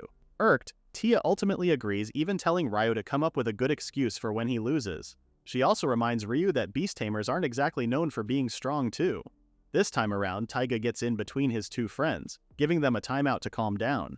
While he understands how both of them feel, Taiga still wants Ryu and Tia to cool their heads off. Even the heroine's party agree, asking Tia to take a breath and chill out. Ruri and Uka also try to calm Ryu's mind, telling the beast tamer he's getting all worked up, something that isn't like Ryu at all. Lord Dwarhen chimes in, telling them they might just be exhausted. He then orders for both parties to rest at the rooms they've prepared in the castle. For the meantime, both Ryu and Tia need to cool it out separately, and no fighting too. As soon as they get into their respective rooms, the girls surround the worried Ryu, asking if he's really okay with making that kind of deal with Tia. Smothering his face in his hands, Ryu expresses his regret in making such declaration earlier. He knows it got so bad. However, Tiamat thinks otherwise. She understands that accepting the duel on his own is a problem, but the heroine kinda provoked it too. Now, Ryu's worried why things ended up the way it is now. He's been working so hard for Tia and the others. And it looks like everything will go to waste now. After that, Ruri goes out venturing the castle's hallway. She thinks Ryu should just do whatever he wants, but she does admit things got complicated so drastically. In Ruri's mind, if they still care about each other, even mid-fight, they should still make up. To her, humans are as complicated as ever. Ruri then recalls how angry Ryu got earlier and how regretful he looked after. Because of that, Ruri ultimately makes a decision all on her own. She'll step in and try to mellow things out. Knocking on Tia's door, Ruri asks if she can have a little chat with the heroine. Tia quickly stands up, instantly remembering how Ruri was with Ryu earlier. Gone is the calm Tia, and here is the annoyed version of her. Tia rudely asks Ruri as to what she wants and if the Fenrir is here to ambush her. With a hand on her hips, Ruri tells the heroine not to lump her with wild beasts who have lost their minds. Ruri then says she's here because she has a favor to ask regarding Ryu. To put it simply, Ruri is here because she wants Tia to make up with him. This request doesn't bode well with Tia, who's now angry at Ruri having the audacity to ask something like that. Tia then goes on to detail out all the stuff she really wanted to say earlier. It's then revealed that Tia thought it was all Ruri's fault for kidnapping her friend in the first place. If it weren't for Ruri, Ryu would still be living peacefully at the ranch. With a sad look, Tia asks the Fenrir as to why it had to be Ryu and not someone else. Ruri isn't one to play around and directly tells Tia the very reason why. Because Ruri is in love with Ryu. This answer surprises Tia. Ruri then explains her feelings to the heroine. Ryu was the one who stood out to her. At the beginning, Ruri was intrigued by how he treated monsters without even flinching, and she thought maybe Ryu was the one who could help save her grandfather. Every other human just screamed and cried when they saw Ruri, and she needed someone who wouldn't flinch around. That's when she found Ryu. Smiling, Ruri conveys it's not just humans who have feelings, monsters do too. If someone saves you, of course, you'd feel something for your savior. Tia then demands to have Ruri give Ryu back. The heroine has been thinking about Ryu this whole time. When he went missing, Tia has been worrying he might have been killed by monsters. Just thinking about it made her lose her mind. As the hero, she kept doing her job while searching for Ryu. Town after town, Tia followed the tale of monster attacks. She even went to places where victims were taken from, just to check if Ryu was among them. Even when she was relieved that Ryu wasn't amongst the corpses, the fear would still come back to Tia. To Tia, no monster could ever understand how that feels like. Hearing all this has Ruri realizing something. She then asks Tia if she likes Ryu. The heroine then goes silent before blushing crazily. Clearly ambushed with that question, Tia goes defensive mode. Tia stutters as she says there's no way that would happen. It's nothing romantic, just that Ryu's her childhood friend. She then frustratingly asks Ruri to stop looking and giggling like she knows something. Bumping her shoulders with Tia's, Ruri believes they're both more alike than the heroine thinks. Tia is still in denial of it, saying Ruri shouldn't lump her with monsters and she'd never fall in love with someone like Ryu. Teasing Tia, Ruri then claims she'll take Ryu all to herself. She smiles at Tia as she reminds the heroine that Ryu and Tia are just childhood friends. In that case, there shouldn't be any problem if he ends up as Ruri's mate. Furthermore, Ryu can totally live in the Great Forest with Ruri. After hearing that last bit, Tia has had enough and angrily tells Ruri not to mess around like that, and there is no way in Highway that she'd ever let that happen. Tia then expresses taking down Ruri will be the first thing she does once she wins the duel. After telling Ruri to go and wash her neck and wait for that time, Tia throws the Fenrir outside. It was just for fun, but it seems that Ruri teased Tia way too much. And it's not like she plans on giving Ryu away either. Crossing her arms, the Fenrir doesn't know what to do now. She has to get those two to talk and make up, but how? Ruri knows she has angered Tia. At this rate, the heroine won't probably talk to her anymore. Taiga soon barges into Ruri. He instantly recognizes her as one of Ryu's monster companions. Ruri also recognizes him as one of Tia's party. Suddenly, a bright idea forms in Ruri's mind. Approaching Taiga, Ruri asks the sage if he also wants Ryu and Tia to make amends. Of course, Taiga would want that, especially that they're his childhood friends.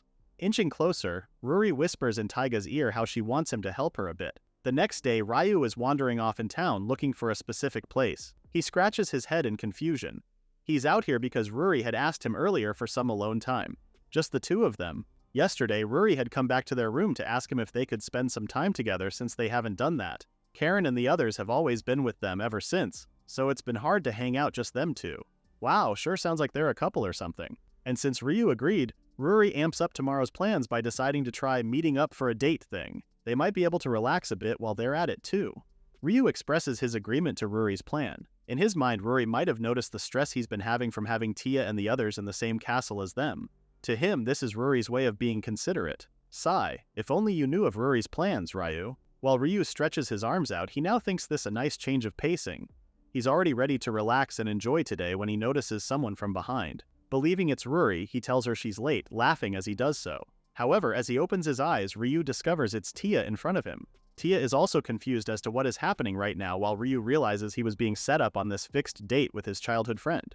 Tia is also confused why Ryu is here when it was Taiga who she was supposed to go shopping with him. Ryu also tells the heroine he was supposed to meet up with Ruri instead. An awkward silence passes by before these two realize they've both been set up. And boy are they furious about it. Even Taiga got chills even though he's spying far from them. The plan was to have both Ryu and Tia make up, but right now they're just sitting in awkward silence.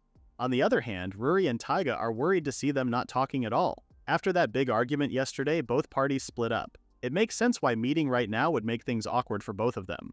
Taiga hopes they don't start arguing again soon. Meanwhile, Tia is looking away from Ryu as she's flushing a beet red. She doesn't know what to do, and on top of that, she can't even face him. Now that yesterday's frustration has subsided, Tia doesn't know where she got the courage to talk him up yesterday. Now she's overthinking to what kind of facial she mad when they met yesterday. She then blames Ruri for putting such malice in her friendship with Ryu. That's why Tia's being awkward right now. Thinking what Ryu's doing right now, Tia sneaks a peek at the beast tamer who's actually walking away. Tia quickly stands up to catch up to Ryu, asking him where he's headed to. Ryu immediately tells her that he's going back to the castle since he knows both Ruri and Taiga aren't coming anytime soon. So there's no point in wasting time waiting. As soon as Ryu tells Tia there's no point for them to be there together, it's like the heroine is being stabbed right in the chest. Slumping to the ground, Tia realizes they're still fighting and haven't made up for yesterday's quarrel. But if she backs off now, they might not talk again for a while. So Tia stands back up and runs towards Ryu. Hesitating, Tia is about to reach her hand towards Ryu but stops at the very last minute. Ruri is becoming frustrated with how things are going. She just wants them to go and talk already. On the other hand, Taiga asks her not to push them too hard. After all, patience is a virtue. Meanwhile, Ryu is just observing Tia's reaction. He doesn't know what she's doing and probably doesn't even want to look at him right now. And if she has something to say, Tia should just be out with it. Sighing, Ryu relates to her. It's the same feeling for him. Ryu knows he said too much yesterday. However, if he forgives Tia so easily, she'll just tell him to go back home again. Being apart is probably for the best for them right now. And truth be told, it's not easy to be the one to apologize first. Ryu just hopes Tia at least regrets what happened yesterday. Turning back around, Ryu sees that Tia isn't following him anymore. As he looks around for her, he sees that Tia is being surrounded by weird men. Screaming at them to let her go, Tia tells them she has no time to deal with such people as of the moment. But these men aren't budging, especially seeing that Tia is all alone. One man even says she might be lonely like them and invites her to play with them. Now Ruri and Taiga are worried, seeing that Tia ran into some typical creepy men again. If no one intervenes, this is gonna get ugly. Ruri mistakes this for Tia getting hauled by those men. Pointing out Tia's rank as the heroine, she tells Taiga matter-of-factly that Tia can easily wipe those men in a second. And that's exactly what Taiga is on about. Because Tia is the heroine, she can't lay a hand on these people. If she hurts ordinary people, her reputation will tank and it'll make traveling harder. Usually her party's always with her, so being alone isn't an issue. Being famous sure is tough, huh? One of the creepy men grabs Tia, forcefully pulling her towards him. Taiga is about to step in and intervene when he hears another voice and sees that Ryu has stopped the creepy man from doing bad stuff to Tia. Ryu then asks the man not to lay a hand on his precious childhood friend. With a commanding voice, Ryu tells Tia they'll go now. But these men aren't fazed at all and even has the audacity to ask who Ryu is. They then gang up on Ryu, telling him to back off because this has nothing to do with him. Despite warning these men to lay off their hands on Tia, they still wouldn't back down and even screams for Ryu to shut up and stay out of it. The creepy man raises his hand and is about to punch Ryu, but the beast tamer quickly blocks it and grips the man's wrist hard. The man tries to move his hand but is having a difficult time doing so. He demands Ryu let go of his hand. Now he knows not to mess with someone with brute strength like Ryu's. With a despondent look, Ryu demands the man let go of Tia's arm so he'll let go of the man's at the same time. Or would this creep want to fight Ryu instead? Deadly eyes stare back at the creepy man's, who ultimately back down and tells his friends this isn't worth it at all. As soon as the man lets go of Tia's hand, he and his friends leave the premises at once. Now alone again, Tia thanks Ryu for saving her just now. The beast tamer tells her not to mention it. Ryu knows if it caused a scene, it would bother others. Before he could finish his words, Tia sincerely apologizes for what happened yesterday. Shocked, Ryu turns to look at Tia, who really looks regretful. The heroine then explains she did say those things for Ryu's sake, but the truth is, Tia was only thinking of herself. She really wants the both of them to talk again, if that's okay with Ryu. But she also doesn't want to pressure Ryu to anything, so if he doesn't want to forgive her just yet, it's totally okay. But Ryu does want to make amends with Tia. He then tells her he should be the one apologizing. He should have understood that Tia was just worried about him, but instead he let his temper get the best of him and pushed Tia away. Hearing this makes Tia so happy. But then Ryu suddenly bursts out laughing, saying he's never seen Tia act so meek before.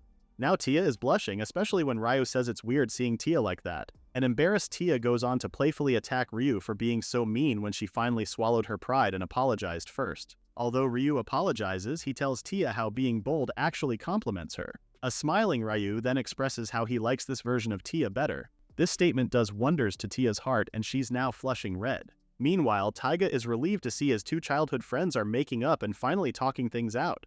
However, as he turns to look at Ruri, he's confused with the reaction he's seeing. Ruri looks like she's been possessed by the green-eyed monster as she conveys this is not the outcome she expected. Seeing Ryu happily talking to Tia wasn't her goal at all.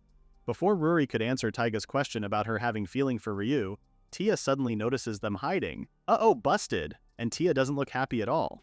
Taiga immediately apologizes, but Tia is not having it. scolding Taiga for peeping and spying on them. However, Ruri refuses to apologize to Tia. It was thanks to them that the heroine and Ryu finally made up, so it all worked out in the end. Still, Tia believes this is all hindsight talking. That brute force approach could have made things worse. It seems that the girls are now the ones fighting while the men awkwardly ask them to calm down. Suddenly, Ryu feels the Dahaka's egg inside him finally hatching. He then starts glowing, his whole body emanating power.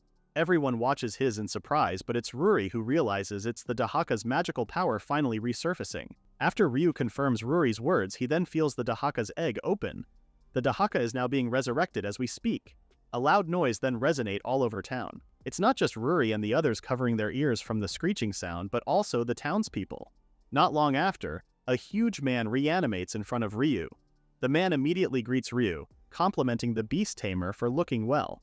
Confused, Ryu stares at the man before asking for his identity. The man casually replies he's the Dahaka that Ryu called for moments ago. Of course, Ryu would be confused. The Dahaka he knows of was a mighty dragon.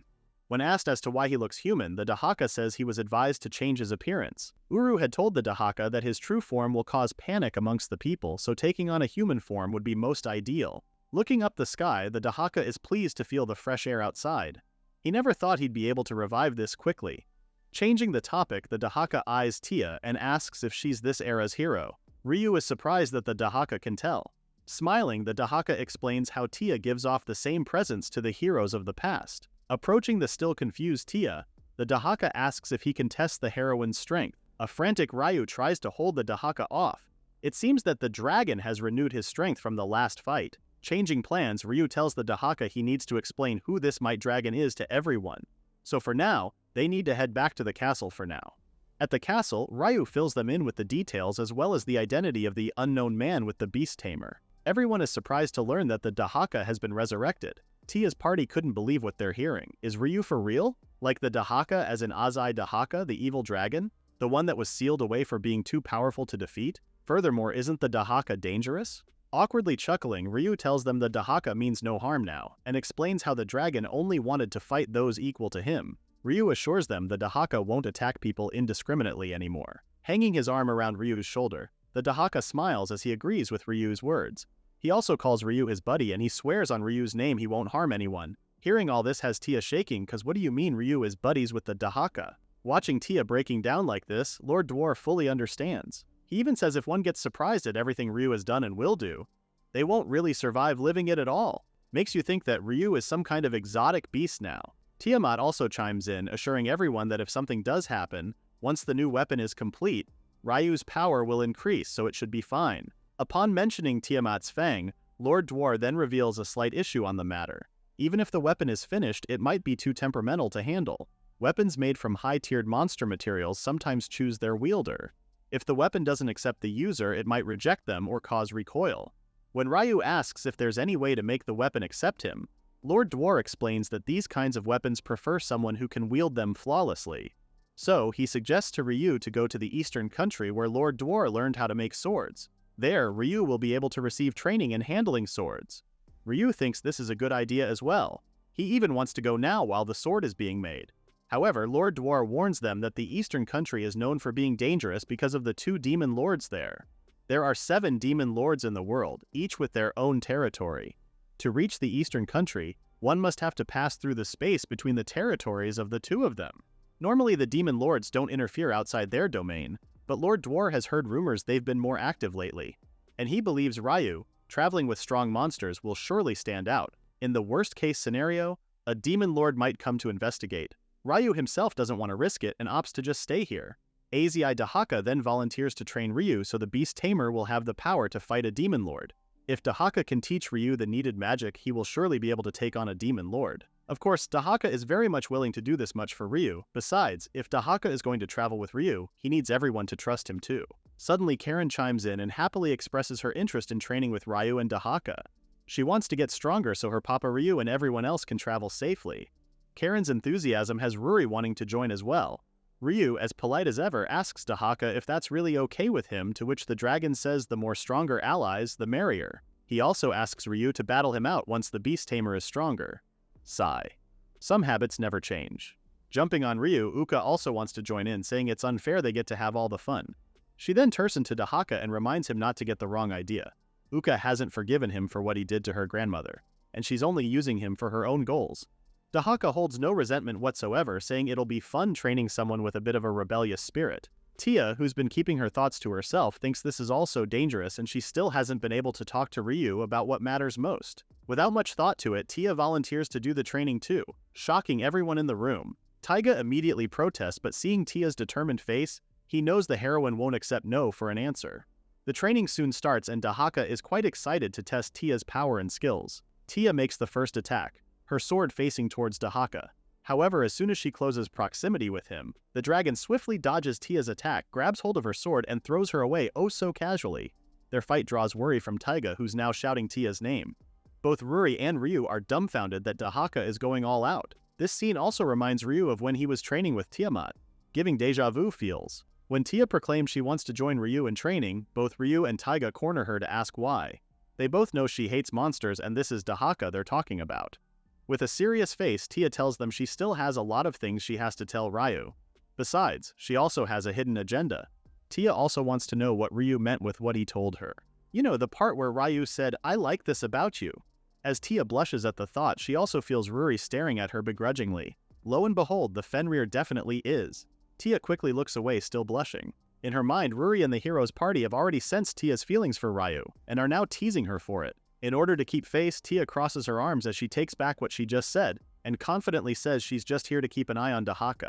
Although it doesn't make any sense, Ryu has no other choice but to agree. However, everyone else is already suspicious with Tia's decisions. They already feel like something's up. Anyways, Lord Dwar suggests they use the arena for training since it's strong enough to handle practice magic. He also gives Ryu his wolf back since it's already done with its repairs. So that's basically what happened before they headed to the arena for training. In present time, Tia is already slumped on the ground, being called weak by Dahaka. This ticks Tia off, who bites back saying she's not done yet. Watching them fight, Ryu is tensed up. Nun apologizes at Tia and says Ryu is just being a worrywart for nothing. Ryu understands Maria as he knows he left their hometown without explaining anything. Despite the argument Tia and Ryu had, everyone is relieved that they made up. Nun is one of the people who's glad too. Tia's been worried sick about Ryu the whole time, according to Maria, who casually calls him Ryu-chan. This has the beast tamer curious if the rest of the hero's party aren't afraid of monsters unlike Tia. Maria gives it a thought before she answers him. To her, she isn't really scared of them as long as they don't cause any danger. That's enough for Maria. Gran chuckles and asks Maria if it's really okay for a person of the church to say such things when she preaches wiping out monsters. Gran does have a point, but Maria also believes a lot of people die even just trying to reduce casualties. Gran also expresses his opinion on the matter. He doesn't really hate monsters, but he also doesn't love them too. If monsters hurt someone, then he'll wipe them out, but he has co-grudge against those monsters who don't harm people. It's also the same for Captain Taichu. Now the hero's party has a full-blown conversation about monsters and humans living in harmony. It would be nice for them to see both kinds living in peace. They also express how it would be a lot happier if such way existed. Hearing them say this has Ryu thinking as well. The beast to me wears a glum look as he thinks of a world where human and monsters coexist. It's not that he doesn't like the idea, but there's only one way for it to happen, and it has something to do with the Demon King, who's the only one who can control monsters. Before he could delve into the matter, Ryu snaps back to reality when Dahaka calls for him next. As soon as he's in the middle of the arena, Dahaka tells Ryu they'll start off with the basics of magic. Ryu sheepishly tells Dahaka that he's not really sure he can use magic at all. When asked why not, the Beast Tamer explains it's because he has too much mana in his body. If Ryu tried using magic, the amount of mana he releases will literally blow him up. However, Dahaka believes this is impossible. He saw it with his two own eyes when he fought with Ryu before. A confused Ryu doesn't know what Dahaka is talking about since he doesn't remember any of that happening. Dahaka then points out it was when Ryu delivered the finishing blow on him. Ryu never knew it was magic he used. Dahaka further explains how Ryu managed to coat his sword with mana. That right there is magic. It's about shaping mana into something visible. And Dahaka sensed it was wind magic Ryu had used in that attack. When Ryu still looked confused, Dahaka asks him if he knows the basics of magic, to which Ryu further gets confused by. He does know there's fire and water, but since he never uses them, he forgot the rest. Dahaka then orients Ryu about the basics. Magic is composed of the 4 basic elements: fire, water, wind, and earth. As long as one has mana and the understanding of the nature of these elements, anyone can use magic. But to shape magic, one must really know each element well. Like, how does fire start? How does water well up? It's basically all about the image in the user's mind. Dahaka then shows Ryu exactly what he's talking about and produces fire in his hands so easily. This is the image of frictional heat in Dahaka's mind. Ryu is curious though. If magic depends on his imagination, how was he able to use magic during the fight when he wasn't thinking of wind or anything back then? Dahaka theorizes it might be because Ryu formed the image unconsciously. Something must have triggered it before that moment. Dahaka then asks the beast tamer if he remember ever using magic before his fight with the dragon. Ryu initially thinks there was never a time he did so, until it hits him hard. He did use magic. When Ryu was fighting the cockatrice, he mimicked the shockwave from its wings. Ryu even managed to launch a magic attack from his weapon. Now it all makes senses to Dahaka, saying this explains a lot, including why Ryu's body's been just fine despite using magic. Dahaka then has a theory that Ryu's sword acts as a medium. That's why he's able to cast magic through it. Inspecting Wolf, Ryu believes Dahaka since his sword is made from Fenrir's fang, so it channels mana easily. With that explained, Dahaka instructs the beast tamer not to ever let go of the sword during training. If Ryu's grip slips mid-cast, Ryu could possibly explode. That's one heck of a motivation right there. Even Ryu's gripping Wolf even tighter than ever. After that discussion, Dahaka also calls for the others to come over. He'll be explaining something important that concerns everyone else. So Ruri, Karen, Uka, and Tiamat approach the middle of the arena to where Dahaka is. Meanwhile, Taiga is quietly asking Tia if she's okay. The heroine immediately assures him that it's fine and a wound like hers is nothing compared to those they got on their travels before. Smiling, Taiga tells her he's actually talking about something else. This is when he talks about the old Tia who would never even think of talking to monsters. The sage is curious as to what changed now. Tia's eyes look forlorn. Her expression right now has Taiga explaining he's not saying anything like it's a bad thing at all. He just noticed Tia's become softer or like a weight's been lifted off her shoulders. And Taiga honestly thinks it's a good thing for her. One of Taiga's guesses is that maybe the heroine is now relieved after seeing Ryu safe and sound. But Tia knows that's not the reason why. On the other hand, Dahaka tells the girls Ryu has affinities of fire and wind. Ryu is surprised that Dahaka can tell stuff like that with just looking. Of course, sometimes you're born with it. But in Ryu's case, Dahaka says a tamer's affinity actually depends on the type of contracted beast. Dahak further details out that a Garuda is a wind type while a Fenrir is of fire. Dragons on the individual, but Dahaka believes both Uka and Tiamat are fire types too. Upon hearing this, Tiamat shares how she thinks it doesn't matter since she's not contracted with Uka. Dahaka is shocked to know and expresses his disappointment. He calls it a waste. Apparently, if Uka and Tiamat had a contract, fire spells would be way stronger. Dahaka then compares Uka to Karen, saying a tiny dragon's barely worth mentioning in comparison to a Garuda. This doesn't bode well with Uka, who looks like she's ready to start a war right now. Good thing Tiamat is keeping her granddaughter on a tight leash. Dahaka seems to be enjoying teasing Uka like that too. Anyways, Dahaka also says Ryu doesn't have to fret about which element to use from now on. Since he and Ryu made a contract, theoretically speaking, Ryu should be able to wield all four main elements. Now Uka is furious, she's never heard of that happening. Ryu himself is also confused. He also didn't know he formed a contract with Dahaka. The beast tamer didn't even name him. Dumbfounded, Dahaka explains that a tamer's contract is a ritual that binds a human and a monster's soul together. Naming is just a ceremony to give identity to nameless monsters. Looking at Ruri and Karen, he says that both girls probably bonded the very moment Ryu named them. However, with Dahaka, he placed a fragment of his soul into Ryu. That's what formed the contract. So basically, Ryu and Dahaka are soul besties, a phrase Dahaka likes using at all times. Hearing all this, Uka doesn't know what or how to react. With that being the last bit of explanation Dahaka had to say, it's high time for practical training. They don't waste time on warm-ups and get bustling with combat training. Dahaka throws in a kick to which Ryu quickly blocks with his sword. From what Dahaka observes, Ryu is able to awaken his power better in live combat. So, Dahaka instructs the beast tamer to start imagining fire. Seeing Ryu's hardened face, Dahaka tells him to do it gently, like offering his hand out. In the corner, Karen is cheering for her papa. Now realizing they're a bit too close, Ruri tells her they'll move back. As the fight between Dahaka and Ryu ensues, Tia watches on the sides. She thinks about Taiga's words earlier. Deep inside Tia's heart, she knows she hasn't changed at all, contrary to what Taiga had said. If something had changed, it's not the heroine. It's Ryu. Meanwhile, back to the training at hand, Ryu swiftly launches a wind attack using his sword. Although initially surprised, Dahaka manages to cast a magic circle to block it. Dahaka also explains what he used as non-elemental spell useful for shields and barriers, but pretty weak otherwise. Smirking, Ryu thanks his instructor for the warning.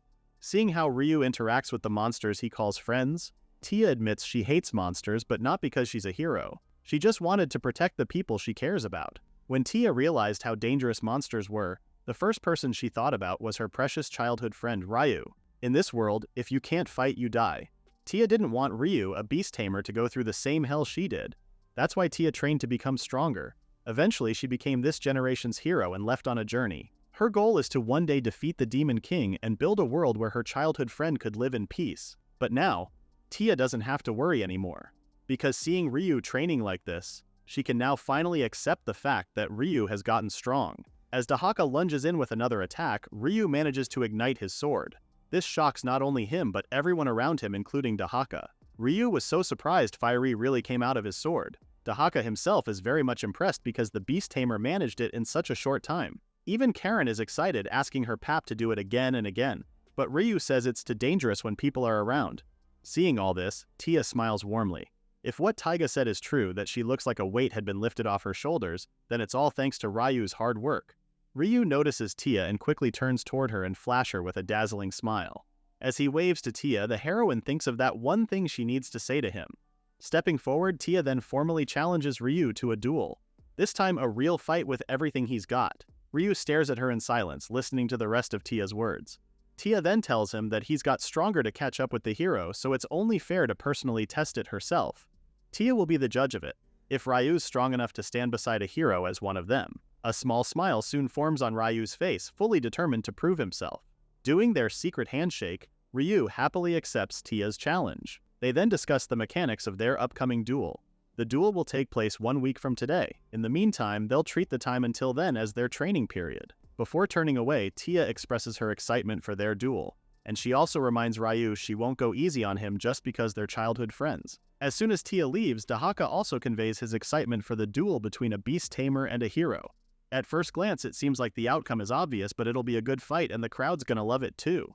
Taiga also calls for Ryu's attention to tell him the rest of the heroine's party will head out to Tia's place now, so they'll catch Ryu later. With Wolf in his hand, Ryu plans on giving his magic some shape.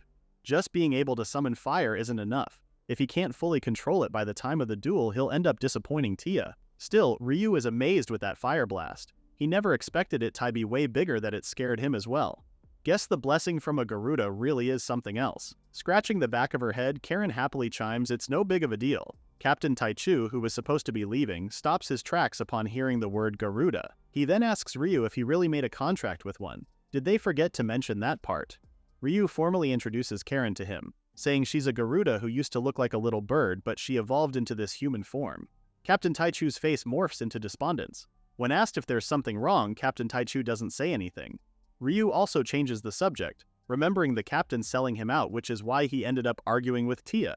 Captain Taichu awkwardly laughs and denies it. Meanwhile, Maria is outside the arena with her messenger pigeon. With the message tied to its foot, the pigeon flies out as Maria orders it to head to church. Maria prays to please let Ryu stay on their side.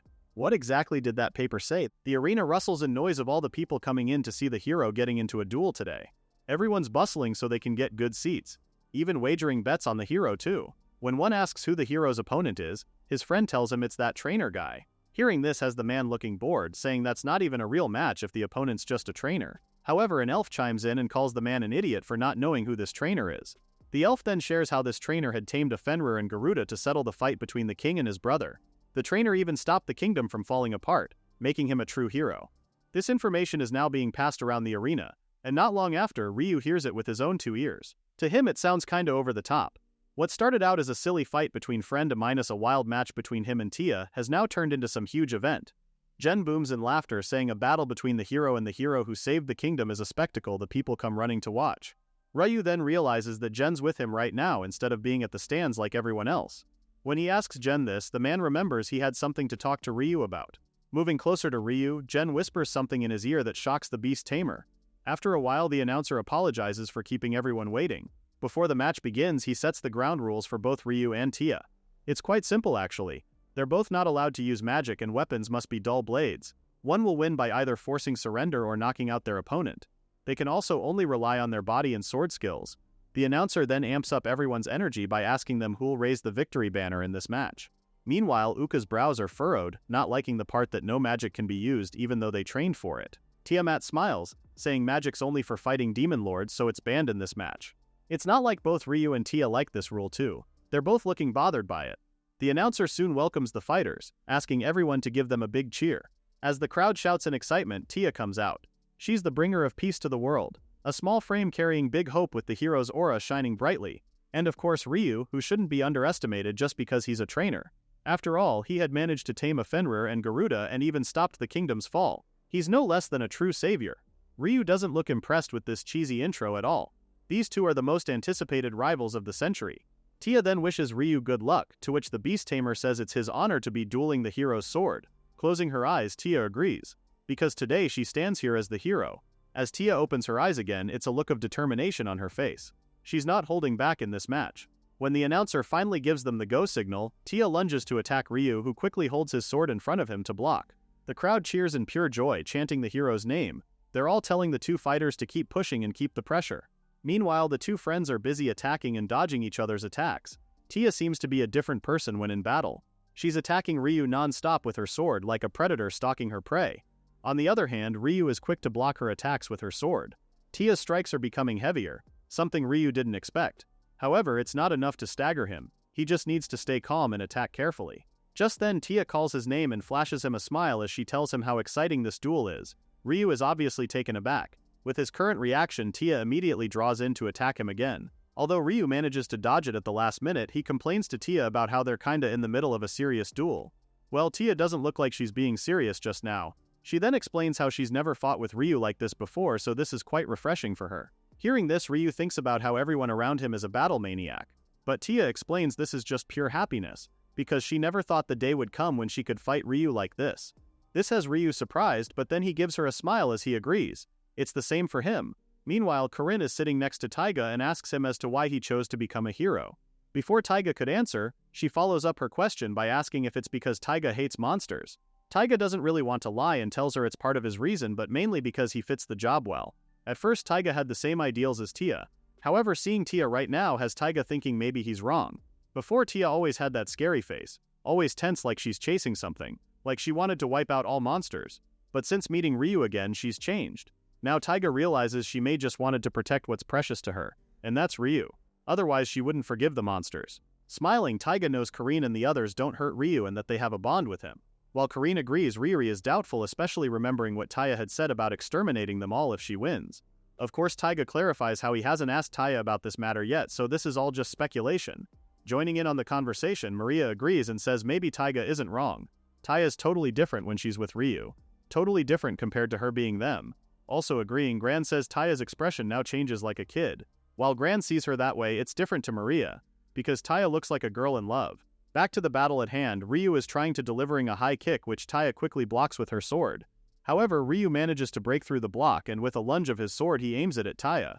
Although Taya manages to step back and dodge the attack, that sure was a close call. Everyone roars in anticipation, saying how this is turning into a good fight. Hearing their cheers, Ryu can't help but think about the hype they're getting. If this drags on, people will get bored, so they need to wrap this up soon. He internally apologizes to Tia, but he really needs to proceed as planned. Tia then shares to Ryu how she really wanted to play more with him when they were kids. She only joined the Knights to become the hero, but all she did was practice swordsmanship and attend magic lesson. Tia never got to play. Just now having Ryu around made her feel so lonely. With that, Tia slowly takes a step forward before launching herself towards Ryu.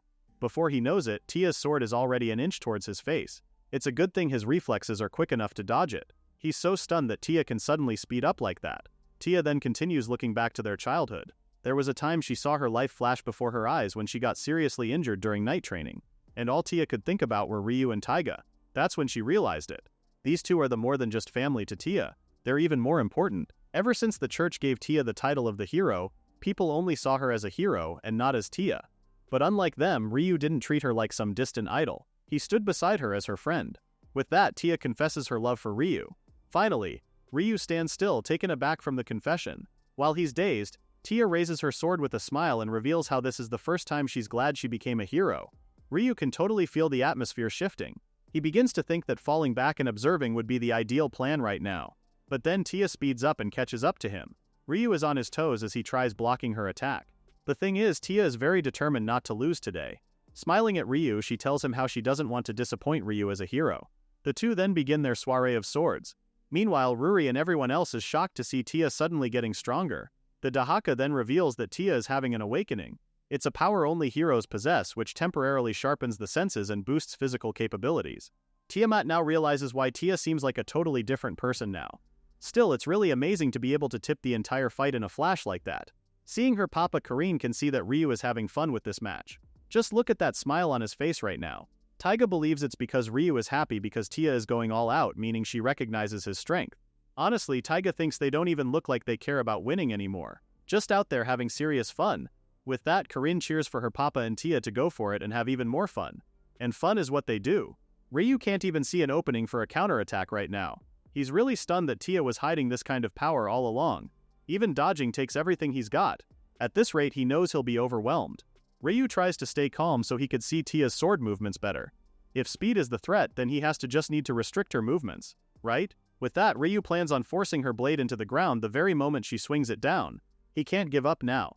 Not when he trained so hard for so long. Even if it's just one blow, Ryu has to try. And then he sees the perfect opportunity to execute his plan. However, as soon as he swings the sword at Tia, the hero quickly deflects it and sends Ryu's sword flying into the air. Ryu could only stare at Tia as she aims an attack on him. The last thing he remembers is praising Tia for how fast she is before falling unconscious. Sometime later, Ryu wakes up in a room in the castle. Jen immediately greets him, joking about how close Ryu was during the battle. It's then revealed why things happened earlier. Technically, Jen had to let Ryu lose to keep things clean for Tia. Everyone else are in the next room waiting for Ryu to wake up as well.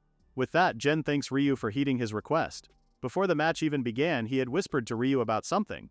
Jen had rigged the match so Ryu would lose on purpose. Ryu knows his friend would flip if she hears that, but Jen just wants to make sure things will remain the same after the match.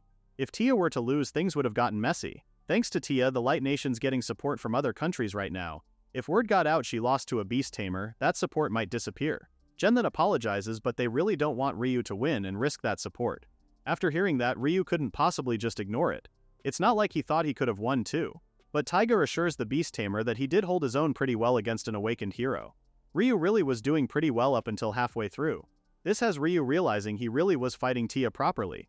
It sucks to lose, but on the brighter side it means he can still get stronger. With that, Ryu is determined to train even harder for next time. If only monsters stopped attacking people, Jen wouldn't even have to think about annoying crap like politics and appearances. This has Jen wishing for Ryu to become the Demon Lord and command all monsters so they can finally have peace. Hearing this just makes Ryu want to say stupid stuff. And yet he's got one of those magic cores. Not only that, there's the whole Uru thing too. Seeing Ryu's penchant face, Jen takes it back and says he isn't recommending such things, since the church alone is scary. Jen then reveals that the church is planning a full-on extermination of monsters right now. They've always had extreme views and anyone who sides with monsters is their enemy. With that, Jen warns Ryu to be careful, especially that the church already got their eyes on their friends. If they ever find out Ryu is with monsters, Jen tells the beast tamer of their fate. The church will kill Ryu and his friends. Even if he used to be human, doesn't matter to them. The next day, Lord Dwar presents Ryu with a sword forged from Lady Tiamat's claw. As he instructs Ryu to hold it, Lord Dwar asks if it feels off to the beast tamer. Holding the sword up close, Ryu notices the blue blade and is immediately mesmerized by how beautiful it looks. Lord Dwar then says he was also shocked to find its color. One doesn't often see a sword that turns out as gorgeous as this one. Curious, Riri asks Ryu of the sword's name, to which the beast tamer thinks about for a short while. Because of its blue color, Ryu decides to name it Soryu. Riri compliments it, saying it's better than his first sword, which is plainly wolf. At least this sword gets a unique one. Hearing this, Ryu apologizes for being so basic with giving out names. By then, Lord Dwar shifts the topic and asks Ryu to try and pour some magic into the sword. Ryu immediately heeds his instructions but doesn't really feel anything different to it. He can tell magic flows through easily though. Same as wolf. Expecting such outcome, Lord Dwar reminds Ryu of what he had told him before about weapons made from high-tier monster materials can sometimes choose their owner. If this sword's really made from Lady Tiamat's claw, it wouldn't be strange if it had some kind of ability. Pointing to Ryu, Tiamat tells him to be strong enough to stand beside the hero. She'll be waiting as always. The two then make a fist bump. Ryu promises to definitely catch up and stand next to Tia. Before leaving, Tia turns to Ruri and says she was wrong about the Fenrir. Tia admits she always thought all monsters were bad but admits she's wrong. She now realizes these bunch are different from the others. Tia gets that now. But if they ever do anything bad, Tia won't hesitate to cut them. When Ryu says it's about time they get moving, Alice comes rushing in, panting as she asks what had happened while she was gone. Alice went looking for the hero's friend and shares how Jen had just suddenly vanished. The next thing she knows, Ryu and the hero are dueling. She's been completely left out in the dark. Ryu gives Jen the side-eye. It seems the captain had forgotten to give Alice the 411. Thrashing, Alice asks for a proper explanation, which has Jen covering her mouth as he promises to do so later. For now, Ryu and the others should get going. They all look at Ryu and his friends depart Fallcrown with Jen praying Ryu will be cautious out there. When Jen had warned Ryu about the church planning a full-scale monster extermination operation and that he and his monster friends are already on their watch list, the Beast Tame had been completely puzzled as to why the church is involved when it's supposed to be the hero's job. Although Jen agrees, he explains that the church is the biggest backer of the hero, so technically they outrank Tia. I know now the Pope and the Saintess have started moving. The Pope used to be calm guy, just didn't like monsters, but lately he's been pushing things real hard. When Ryu asks about the Saintess, Jen shares how she's the Pope's prized pawn. She's got power but no authority of her own. If it's the Pope's orders, she'll follow them, no questions asked. The extermination op's set to begin in a month, starting with the forest. This is a joint mission between the kingdom's soldiers and church warriors. Jen will try to get it stopped, but even he might not be able to sway them. And there's no telling if they'll come after Ryu and the others as well. Jen is just giving Ryu a heads up on the things that might happen soon. After Jen leaves, Ryu is deep in his thoughts. A monster extermination operation that the church is planning. Basically an all-out war on monsters. Fenrir, dragons, and even the spirits will be gravely affected. Ryu knows Gramps and the others should be okay. However, there is a lingering what if. What if things go south? Ryu snaps back to reality when Ruri calls out his name, asking him if he's okay. He laughs it off, saying he's just been thinking about some stuff. Smiling, Tiamat reminds the Beast Tamer to be careful not to trip, making Ryu sarcastically ask if she's treating him like a toddler. If anyone hears a kid, it should be Uka or Corinne. Speaking of, Ryu is looking left and right where Corinne is. Ruri is puzzled as well since Corinne was just beside her. After a while, they spot Corinne at a distance looking at the surroundings. Approaching her, Ryu asks what's wrong. Placing a hand on her chest, Corinne honestly tells Ryu she doesn't know. She just feels like someone was watching her. The feeling isn't a comfortable one at that. Ozzy Dahaka then chimes in. Surprised they also noticed. Most likely a monster under the Demon Lord's command. They might be keeping an eye on them, thinking they're about to mess with the Demon Lord's turf. If they make even one wrong step off the path they're taking, the Demon Clan will probably attack the group. As long as they stick to the road, they should make it to the Eastern Country just fine. If something does happen, Ozzy Dahaka casually says he'll just have to show them the results of his training. Meanwhile, Corinne is still looking forlorn as she looks up to the sky. Although it's scary, she's also feeling puzzled as to why the surroundings feels a bit nostalgic. After a while, they finally make it to the entrance of the Eastern Country. The gatekeepers immediately welcome them to the Eastern Country. They also inform the group that they don't need a card to enter, but they'll need the group's signature on the paper they have with them. That means Ryu's signature as well as the others with him. Puzzled, Ryu asks if they're sure with the monsters. The gatekeepers confirm this, saying they need the monsters' signatures as well, since there are many intelligent monsters around the area because they're near the Demon King's territory. They'll require signatures from the monsters because of that. Ryu is amazed how the Eastern Country really lives alongside monsters. Uka is even surprised because she really thought they'd be closed off since they're way out in the east. Surprisingly, they're very open to monsters. After signing the papers, the gatekeepers tells them they may now enter the country and to enjoy their stay. As soon as they step foot inside, their mouths drops in amazement. There are a lot of humans and monsters living all together. It's really a spectacular sight. They've never seen any of the stuff in this country before too. It's like a whole other world here. Suddenly merchants surround the group. One is asking if they want to take a bite at his restaurant. Another is asking Ruri if she wants to try on their traditional kimono. And they're also offering great inns to stay the night.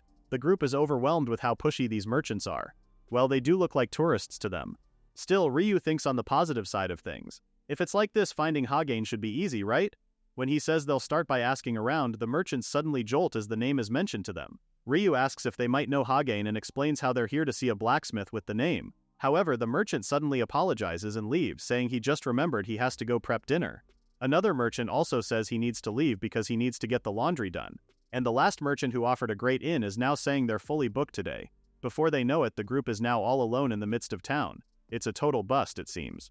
Ruri realizes as soon as they start mentioning the name Hagane and everyone runs away from them. Uka is now wondering if this Hagane guy is seriously dangerous or what. Ryu then tells them he should be fine since Hagane is supposedly the king's acquaintance. Still, if everyone's avoiding him, that kinda says a lot. Ryu now thinks Hagane might be a major weirdo just like the king. Left with no other choice, Ryu tells them they'll have to search every corner of this country. Suddenly, an old lady asks them what's wrong. Ryu doesn't answer her question but asks who this old lady is instead. The old lady thinks the group is exhausted from all that wandering around, especially that everyone in here just loves to surround tourists like them. Grabbing a hold of Ryu's arm, the old lady tells them to come and take a break at her sweets shop. Before Ryu can even decline, the old lady tells them she also has spare kimonos and urges them to get changed so they'll get less hassled by other merchants. The old lady might be a bit pushy, but Tiamat says it might be worth the try. Since they came all the way here, they might as well enjoy the sights a little. Tiamat herself is a bit curious with the country. With that, Ryu smiles as he agrees with her. Both Karen and Uka jump in joy. The old lady then takes the group to her shop. First things first, she asks the group to get changed inside. Before they can enter the building, Ryu notices an old man sitting outside the shop. The old man is chugging a bottle of alcohol like it's the last he'll ever consume. The beast tamer immediately takes note of the dangerous amount of alcohol the old man is having. After that, he gets inside with the others to get dressed. Once they're done, the old woman happily takes in how good-looking everyone is in their new attire. They're all sporting kimonos to match the country's aesthetics. It may be a bit hard to walk in, but the pattern is really pretty. Even Uka is surprised they had a lot of variations, so now she's having even more fun as well. The old woman then suggests they all go for a stroll in those kimonos. When she asks if they're here for sightseeing, Ryu tells her they're actually here to look for someone named Hagane. The old woman visibly looks stunned. Seeing her reaction, Ryu asks if she knows where they could find her. The old woman is confused with what Ryu's talking about. Pointing towards the drunk man Ryu saw earlier, the old woman reveals that that's actually Hagan. Ryu can't hide the shock on his face. "'Cause what do you mean this drunk man is the king's acquaintance?" Hagan drunkenly asks the beast tamer who he is and what does he want with him. He even screams profanities at them, and even tells the old woman whose name is Anita on how loud she is. Meanwhile, in Dark Land of the Demon Lord, a crow makes its way towards the queen. It bows and apologizes for its intrusion. However, the crow brings news to the queen, news she'll mostly be happy with. The crow reveals they've found someone who appears to be the queen's daughter. The queen's eyes widen, asking the crow if it's sure of what it saw. The crow confirms it, saying the said daughter is currently in the eastern country but is surrounded by dragons, wolves, and even humans. At the mention of humans, the queen's demeanor changes into one of seeping anger. She asks the crow if the human had kidnapped her supposed daughter or are they trying to use her. Shaking, the crow tells her it's too hard to tell for now, but that's most likely the case. The queen is now full-on angry. First humans and now monsters are even laying hands on her daughter? The queen then spreads its wings, telling the crow they'll be leaving at once. However, the crow tells her to wait since they have a non-aggression pact with the eastern country. The queen says the pact just means she can't go on a rampage. She's not going to do so since she's simply just going to retrieve her daughter. With that, no pact will be violated. And if the queen's being honest, the humans were the ones who broke the promise first. She then mentions those church people who are still preparing for war against monsters right now. In that case, they have no reason to hold back either. This is only rightful payback. The queen thinks her daughter is being done dirty, which she considers outright betrayal. Meanwhile, the pigeon Maria had sent over to the church people had reached its destination. Reading Maria's message, the man is looking disappointed as he learns that a human in the name of Ryu has really bonded with monsters. While the queen vows to eliminate those who have opposed her daughter, the churchman also promises to get rid of Ryu. Well, that makes two killers from both the monster and human side. All with one target, Ryu.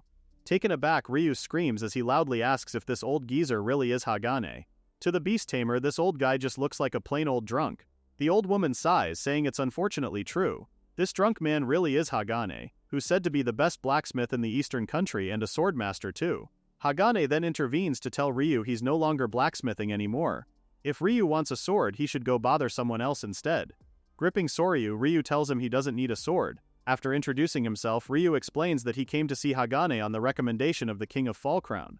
He then presents Soryu to Hagane, asking if the old man can train him to master this sword. Seeing Soryu, Hagane could already tell it's a cursed sword. He takes a deep breath before outright declining Ryu's request. Hagane then tells the beast tamer how he doesn't like the look on Ryu's eyes. Even if it's a recommendation from the king, Hagane isn't in the mood to listen to a punk like Ryu. With that, he bids Ryu goodbye, telling him to go try his luck elsewhere. The group just stands there, completely shocked with the sudden turn of events. They're not really the type to give up that easily, so they go visit Hagane at his place. Meanwhile, Hagane is passed out sleeping. He's even drooling at that. Ryu and the others enter his abode, annoyed how this old man does things at his own pace. Uka even questions if this guy really is a master. By the looks of him, he doesn't look strong at all. Even his house looks like a wreck too. They even knocked on the entrance, but he's so drunk he didn't even hear nor wake up.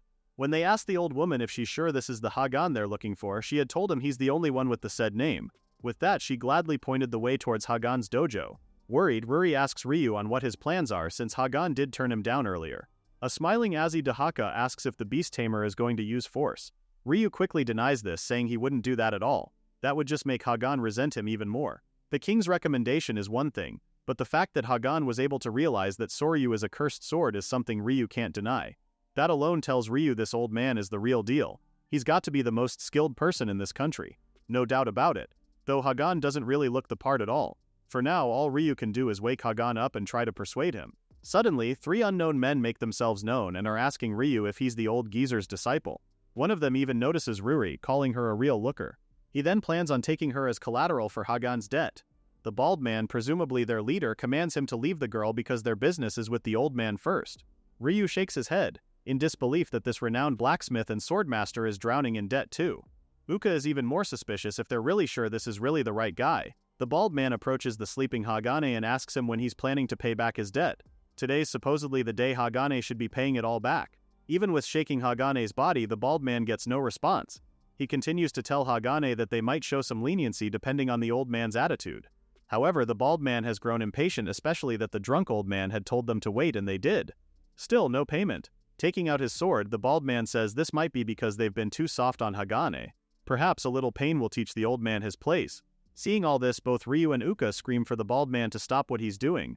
Before the bald man can even react, Hagane jolts up awake and hits him with his wooden crane, straight to the side of his waist. The bald man coughs out in pain, dropping to the floor from the intensity of the old man's attack. Hagane then tells them that the debt has already been paid in full. This is just a pointless shakedown, which is a waste of time.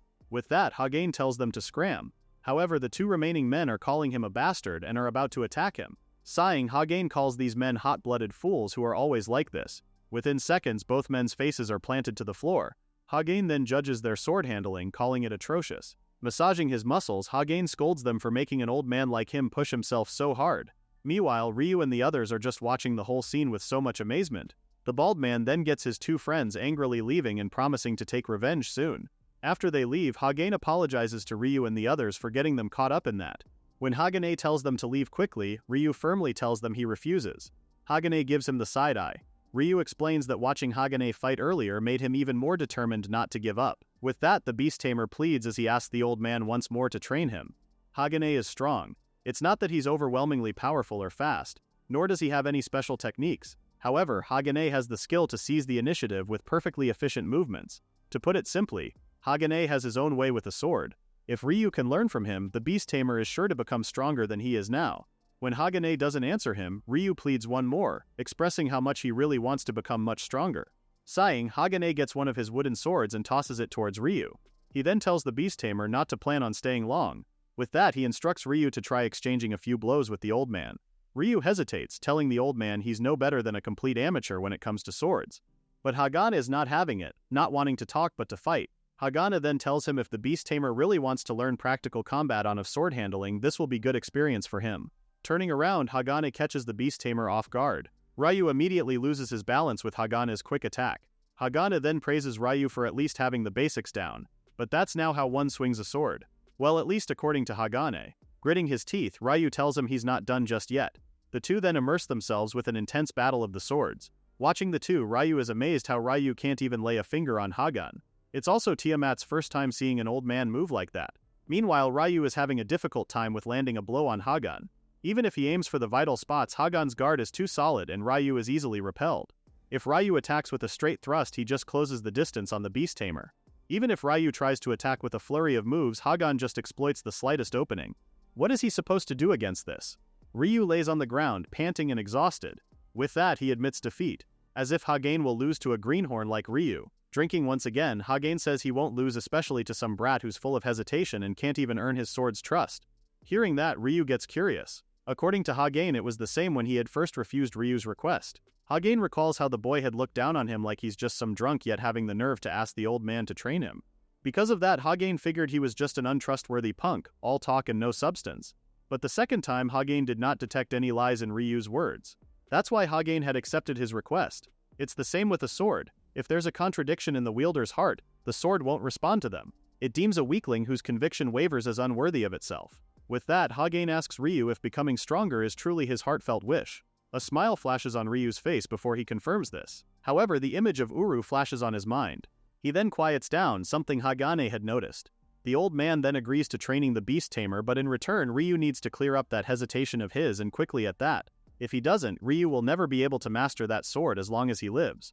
Ryu needs to think it over carefully. Ryu sits there in complete silence, clenching his fists as he thinks of it. A few days later, Hagane is reminding Ryu it's been 5 days since they started training, yet the old man hasn't seen any growth in Ryu. Panting, Ryu asks to battle one more time. As the two fight again, Tiamat asks Ruri if she's not going to join the training right now. Uka and Karin are already sparring in the corner. Ruri knows she should be training as well, but she's been deeply worried with how Ryu's been acting strange these past few days. When Tiamat asks about it, Ruri explains how Ryu seems somewhat desperate, or rather like he's forcing himself to train. This has Ruri worried. Even when she tells him to rest, Ryu just insists he's fine. Tiamat thinks it over. If Ruri can't get to him, no one else will be able to. Tiamat then tells Ruri that Ryu probably has times when he wants to think things through alone. For now, she suggests waiting until Ryu is ready to talk about it himself. Even if it's frustrating, Ruri quietly agrees. In Tiamat's mind, there's someone else she's curious about. On the other hand, Hagane's question 5 days ago has constantly played in Ryu's mind. Is wanting to become stronger really his heartfelt wish? Of course it is.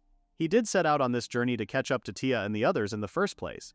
Is there any other reason for him to want to get stronger? But then, another question has plagued him internally. If he becomes the Demon Lord, will Uru be able to get out?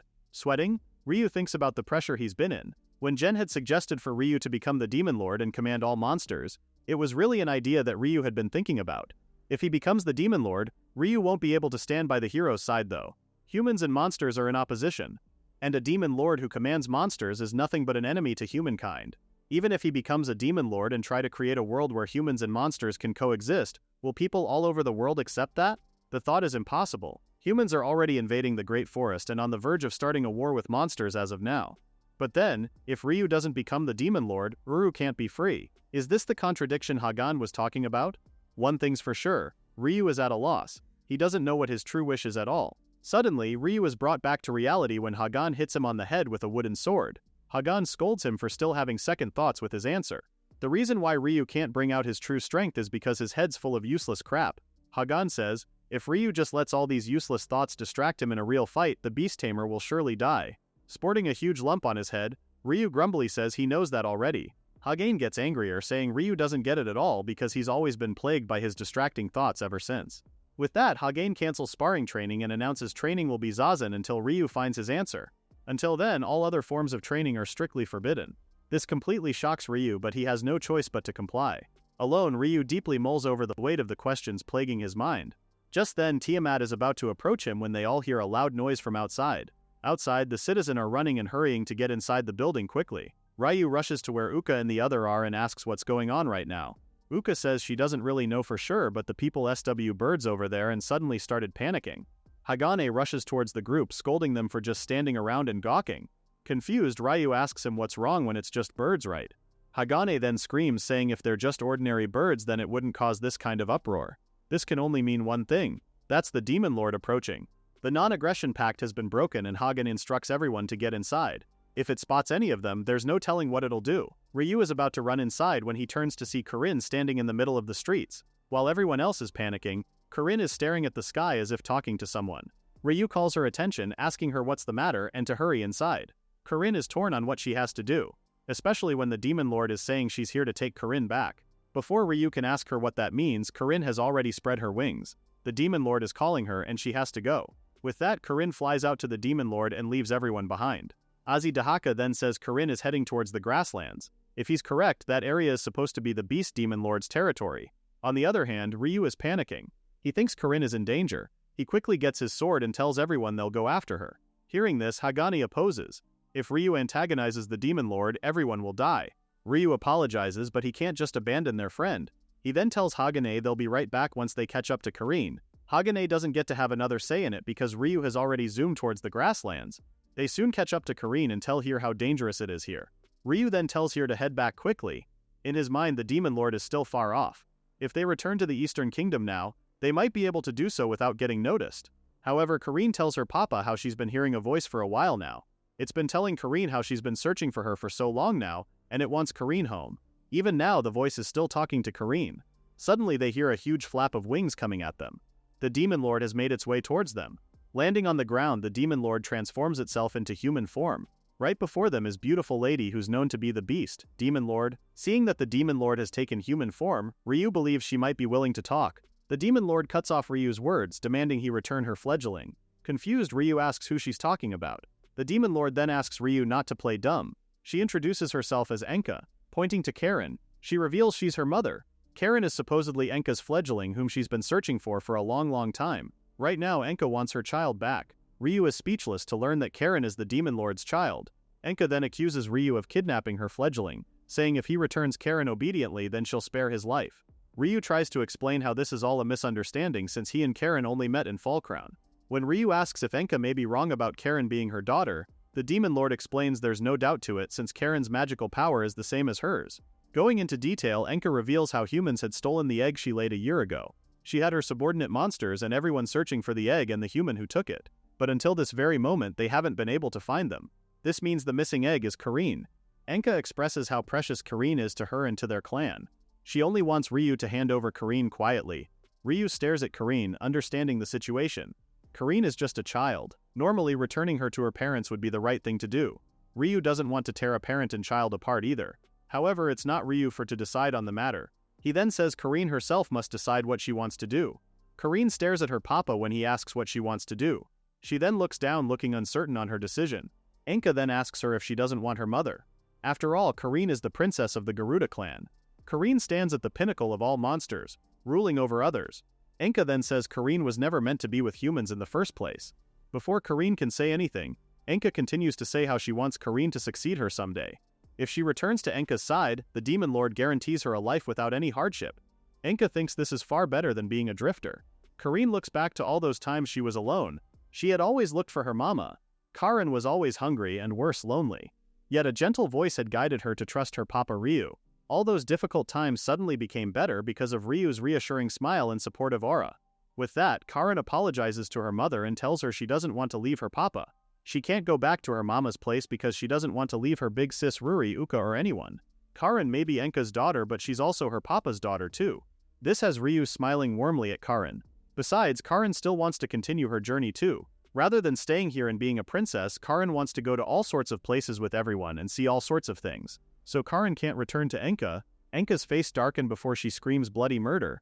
She can't understand why Karen would choose that man over her own mother. Above all, choose humans. It's unthinkable for a noble Garuda to side with humans, she says. Not allowing such a thing to happen. Enka transforms back to her monster form and is planning something unthinkable. Ryu tries calming Enka down, assuring her that Karen only wants to travel. But things aren't looking good as Enka tries to squash Ryu with her foot. Luckily, Ryu manages to dodge her attack. A smiling Azidahaka then jokes and asks Ryu why did he anger the Demon Lord when he was told he'd die if he became her enemy. All along Azidahaka had been itching for a fight. Ryu defensively tells him it wasn't on purpose. Unsheathing Soryu, he remembers what Hagane had said. Right now with their current state, they stand no chance of defeating the Demon Lord. However, if they flee to the Eastern Kingdom, the residents there will suffer. If they have no chance of winning with nowhere to run and if Enka isn't in a listening mood, they have no choice but to endure it until Enka calms down. Enka continues with her rampage, attacking everyone that's precious to Karen. Ryu still tries to talk to her, saying they're not her enemies and to just listen to what they have to say. However, Enka just tells him to shut up since she believes he had deceived her fledgling. All she demands is for Ryu to return her fledgling. The others realize Enka has completely lost herself in her anger, preparing themselves to fight the Demon Lord. However, Azidahaka tells them to stop. A mature Garuda possesses Dragon Slayer and Dragon Eater skills. It's an ability that double damage to dragons and makes even slight wounds fatal. It's a total disadvantage for Azidahaka, Tiamat, and Uka. So Azi warns them not to go to the front lines. This is the worst possible situation to be in right now.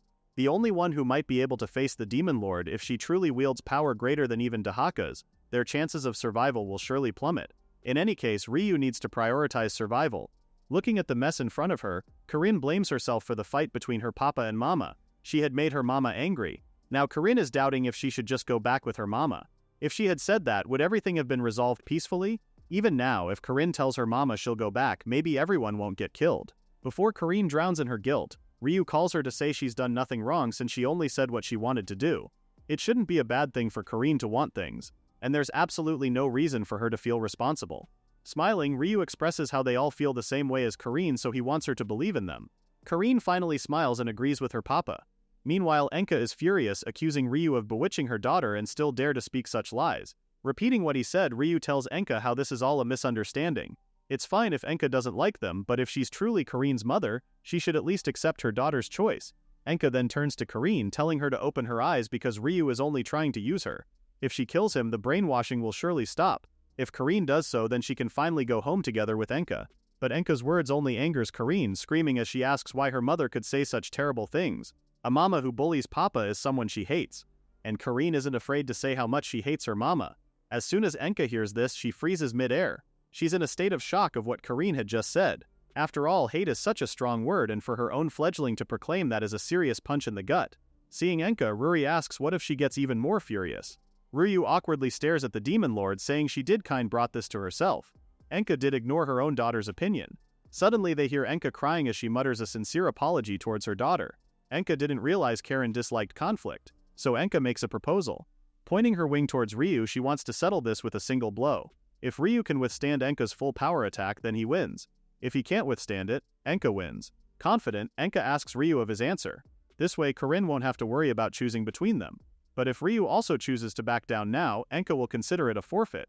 Looking straight at Enka's eyes, Ryu tells her he accepts the challenge, which prompts Ruri to react worriedly. It's a dangerous challenge after all. Ezi Dahaka knows Ryu doesn't intend to die, but he also knows the beast tamer won't get away unscathed. Ryu knows this too, but he also knows this is his only chance. Enka herself had said she'll let everyone go if Ryu can just withstand the Demon Lord's attack once. If everyone can get home alive because of it, it's a small price he's willing to pay. With that, Ryu commands everyone to stand back so they won't get caught in the fight. Karin tries to dissuade her papa not to do it, but Ruri stops her from approaching Ryu. Enka then flies above Ryu, telling him she'll show him a true full-powered strike by a Garuda. Positioning himself, Ryu is determined to take it with all the magical power he can muster. He doesn't know how long his body will hold out, but he needs to try. Enka then flaps his wings, and suddenly Ryu is getting face to face with a huge ball of fire. In Ryu's eyes, it almost looks like the sun is falling. Ryu can only stand there and stare at it. Meanwhile, Karin manages to escape Ruri's grasp and heads toward her papa. She knows her papa is going to die. Karin doesn't want that. If it means she can protect her papa, then Karin will give her own life. Just as she's about to reach Ryu, a hand takes a hold of Karin. Suddenly, Karin is in a whole other world. There, Karin looks around for her papa. She then hears someone apologizes for calling her in this world. So suddenly, approaching Karin, Uru introduces herself as someone who dwells within Ryu and explains that Karin is in a place which is like Ryu's spiritual world. Karin is curious why Uru knows her name and quite confused as to what she meant by spiritual world. Uru quickly tells Karin they don't have much time and will just explain everything later. For now, Uru asks the child if she really wants to protect her papa. Karin immediately says yes. If it means her papa will be safe, she will do anything. She then remembers that she needs to go back and help him quickly. Watching Karin, Uru smiles as she realizes the child really loves Ryu. With Karin, Uru is sure she'll be able to unify without any problems. When Karin asks what that means, Uru explains that that's the only possible way to protect Ryu right now, and that is to merge Karin and Ryu's souls together. Presenting her hands, Uru explains that this is a technique usable by forming a familiar contract. However, it's a state unattainable through mere master-servant relationship. It's a state only those who have formed a true bond can reach. Uru didn't really want things to turn out this way. Before she could finish what she was meant to say, Karin interrupts to say she'll do it.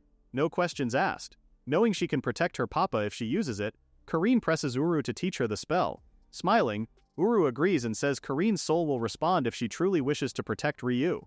Closing her eyes, Karin thinks about her papa. She'll protect herself and everyone she loves. She'll definitely protect her papa.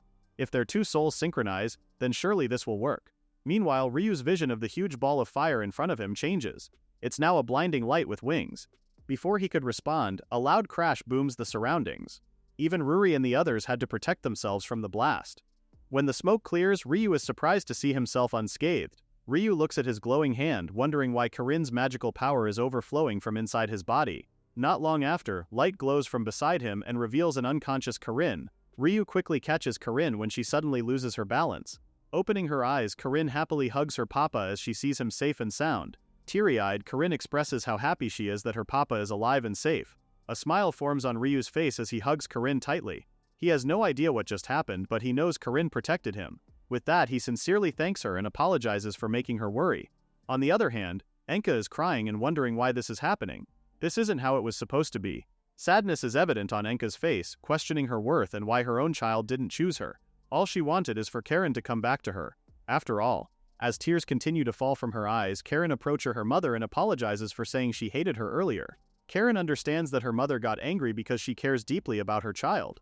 When Karin got hit by Enka's flames earlier, Karin had remembered. Enka's magic was the same magical power as when she held the egg so preciously. Forlorn, Enka knows Karin still won't stay with her. Karin calmly explains how it was her papa that was with her when she was all alone. If papa hadn't been there, Karin would have just died all alone by now. Karin expresses how she's truly grateful to her papa and that she loves him so much. That's why she wants to go with him. However, Karin also knows that she only has one papa. With that, she also has one mama. Both of them are precious to Karen. Smiling at Enka, Karen thanks her mother for caring for her even from afar all this time. Karen really does love her mama and wants to talk properly. The tears finally stop and Enka is now smiling happily upon hearing her daughter's words. Meanwhile, Ruri and Ryu both watch from nearby. Ruri is happy that everything is finally settled, and Ryu can finally breathe in peace. He's so glad the misunderstanding is all cleared up. Watching both Enka and Karine happily hugging each other has Ryu smiling. Monsters, just like humans, have love for their children.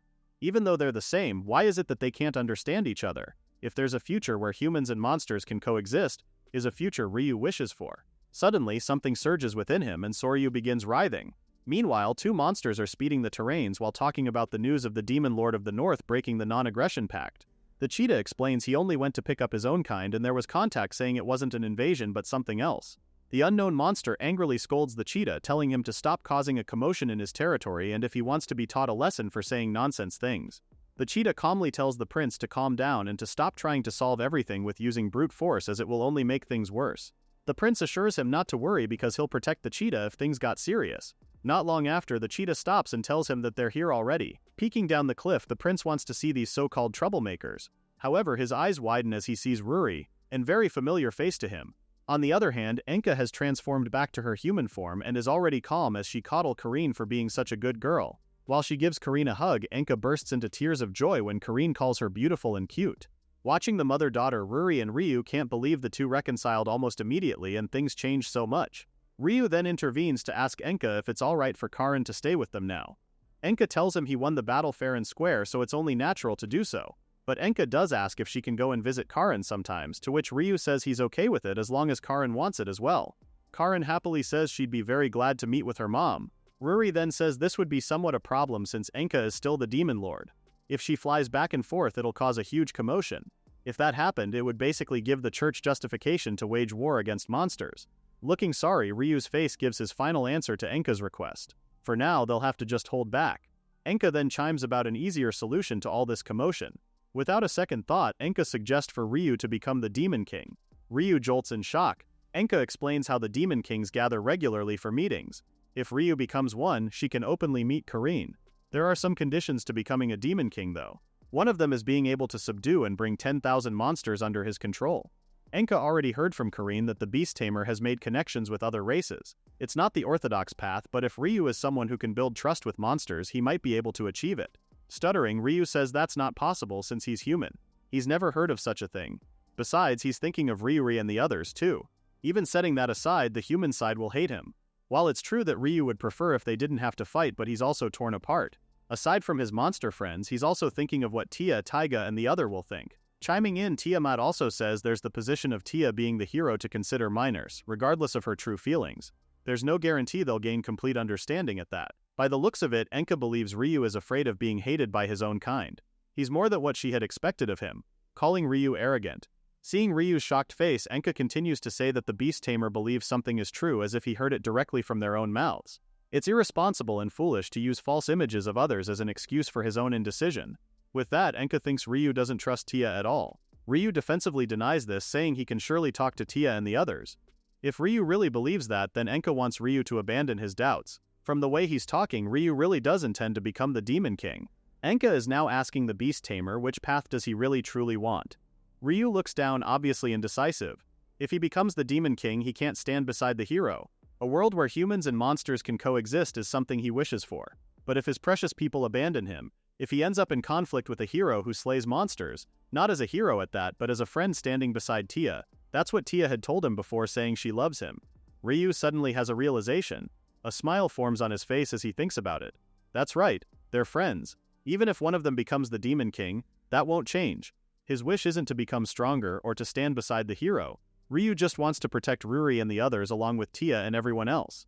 Ryu wants to see a world where humans and monsters can hold hands. A world where humans and monsters no longer hurt each other. He'll definitely create a future where they can all coexist. For that reason, Ryu is now sure he'll become the Demon King and stop the church's war. He'll become the bridge that connects humans and monsters. A triumphant smile etches on Enka's face before she goes to detail out how there are currently 2 empty seats among the Demon Kings. If Ryu meets the conditions, they can arrange it immediately. Ryu suddenly stops them from talking to ask about the war Ryu had just mentioned. That's the time Ryu realized his slip of the tongue. Based by his reaction, Ryu can't deny it anymore. Ryuri is angry that he didn't tell her something so important. Even Tiamat is disappointed. Uka scolds him for worrying about such a grave matter alone. Such a heartless move at that. Ryu has no other choice but to grovel to the ground and beg for forgiveness. He explains how the church situation is purely a human affair. With the matters of becoming the Demon King, Ryu was indecisive and honestly just didn't have time to think about it. It's definitely not because Ryuri and the others aren't reliable. Ryuri then giggles as she says she was just joking. She knows Ryu's only thinking about how to keep them safe. Although she understands they don't really like seeing Ryu in danger either. Clasping Ryu's hands, Ryuri tells him how she really doesn't like other humans that much. But if it's a world Ryu is creating, Ryuri is excited to see it. With that, Ryuri asks Ryu to let all of them help him from now on so they all can build an ideal world together. Ryu stares at Ryuri, his heart warming from what he just heard her say. He then thanks everyone for being so supportive. So first Uka chants how they need to stop that impending war. Ryu also tells them they need to evacuate monsters and strengthen their defenses as much as possible. At the mention of defenses, Karin remembers what Uru had told her. When you wish to protect something, your soul will answer. Karin is about to ask her papa about the person inside him when they're suddenly interrupted by a long-haired boy who's calling their attention. The boy wastes no time and introduces himself as Guy, and he's here to challenge Ryuri to a duel. Everyone is speechless upon hearing such an absurd request. Enka then explains that Guy is the Demon King of the South, or more accurately, a Demon King candidate. That means Guy is one of the 2 Demon Kings in the Eastern Kingdom who they were warned about. Throwing a tantrum, Guy stomps around impatiently as he asks Ryuri to accept his duel request. Both Ryu and Ryuri can't believe this is a Demon King candidate when he certainly doesn't look the part. Guy is then being reprimanded by his secretary who introduces herself as Tama. After apologizing to Ryu, she explains how they received a report that the Demon King of the North broke the non-aggression pact and was causing havoc, so Tama came to check just in case. Just now the reason changed to a protest against Grassland. Sweating, Ryu looks rather guilty as he takes responsibility for what had happened. Guy then throws another tantrum as he emphasizes how Ryu had destroyed the prince's territory. Without listening to Guy, Tama says they have 2 demands. First, an apology and compensation claim for unauthorized use and destruction of their territory. And second, restoration of the destroyed land. Enka admits to losing herself earlier, and this is entirely her fault. However, she can't restore the land immediately. She can, however, agree to make the apology and pay compensation. If those are their terms, then Ryu is confused why Guy is asking for a duel. There's no need for such thing, after all. Guy confidently points out that it's his personal reason. Remember when he saw Ryuri earlier?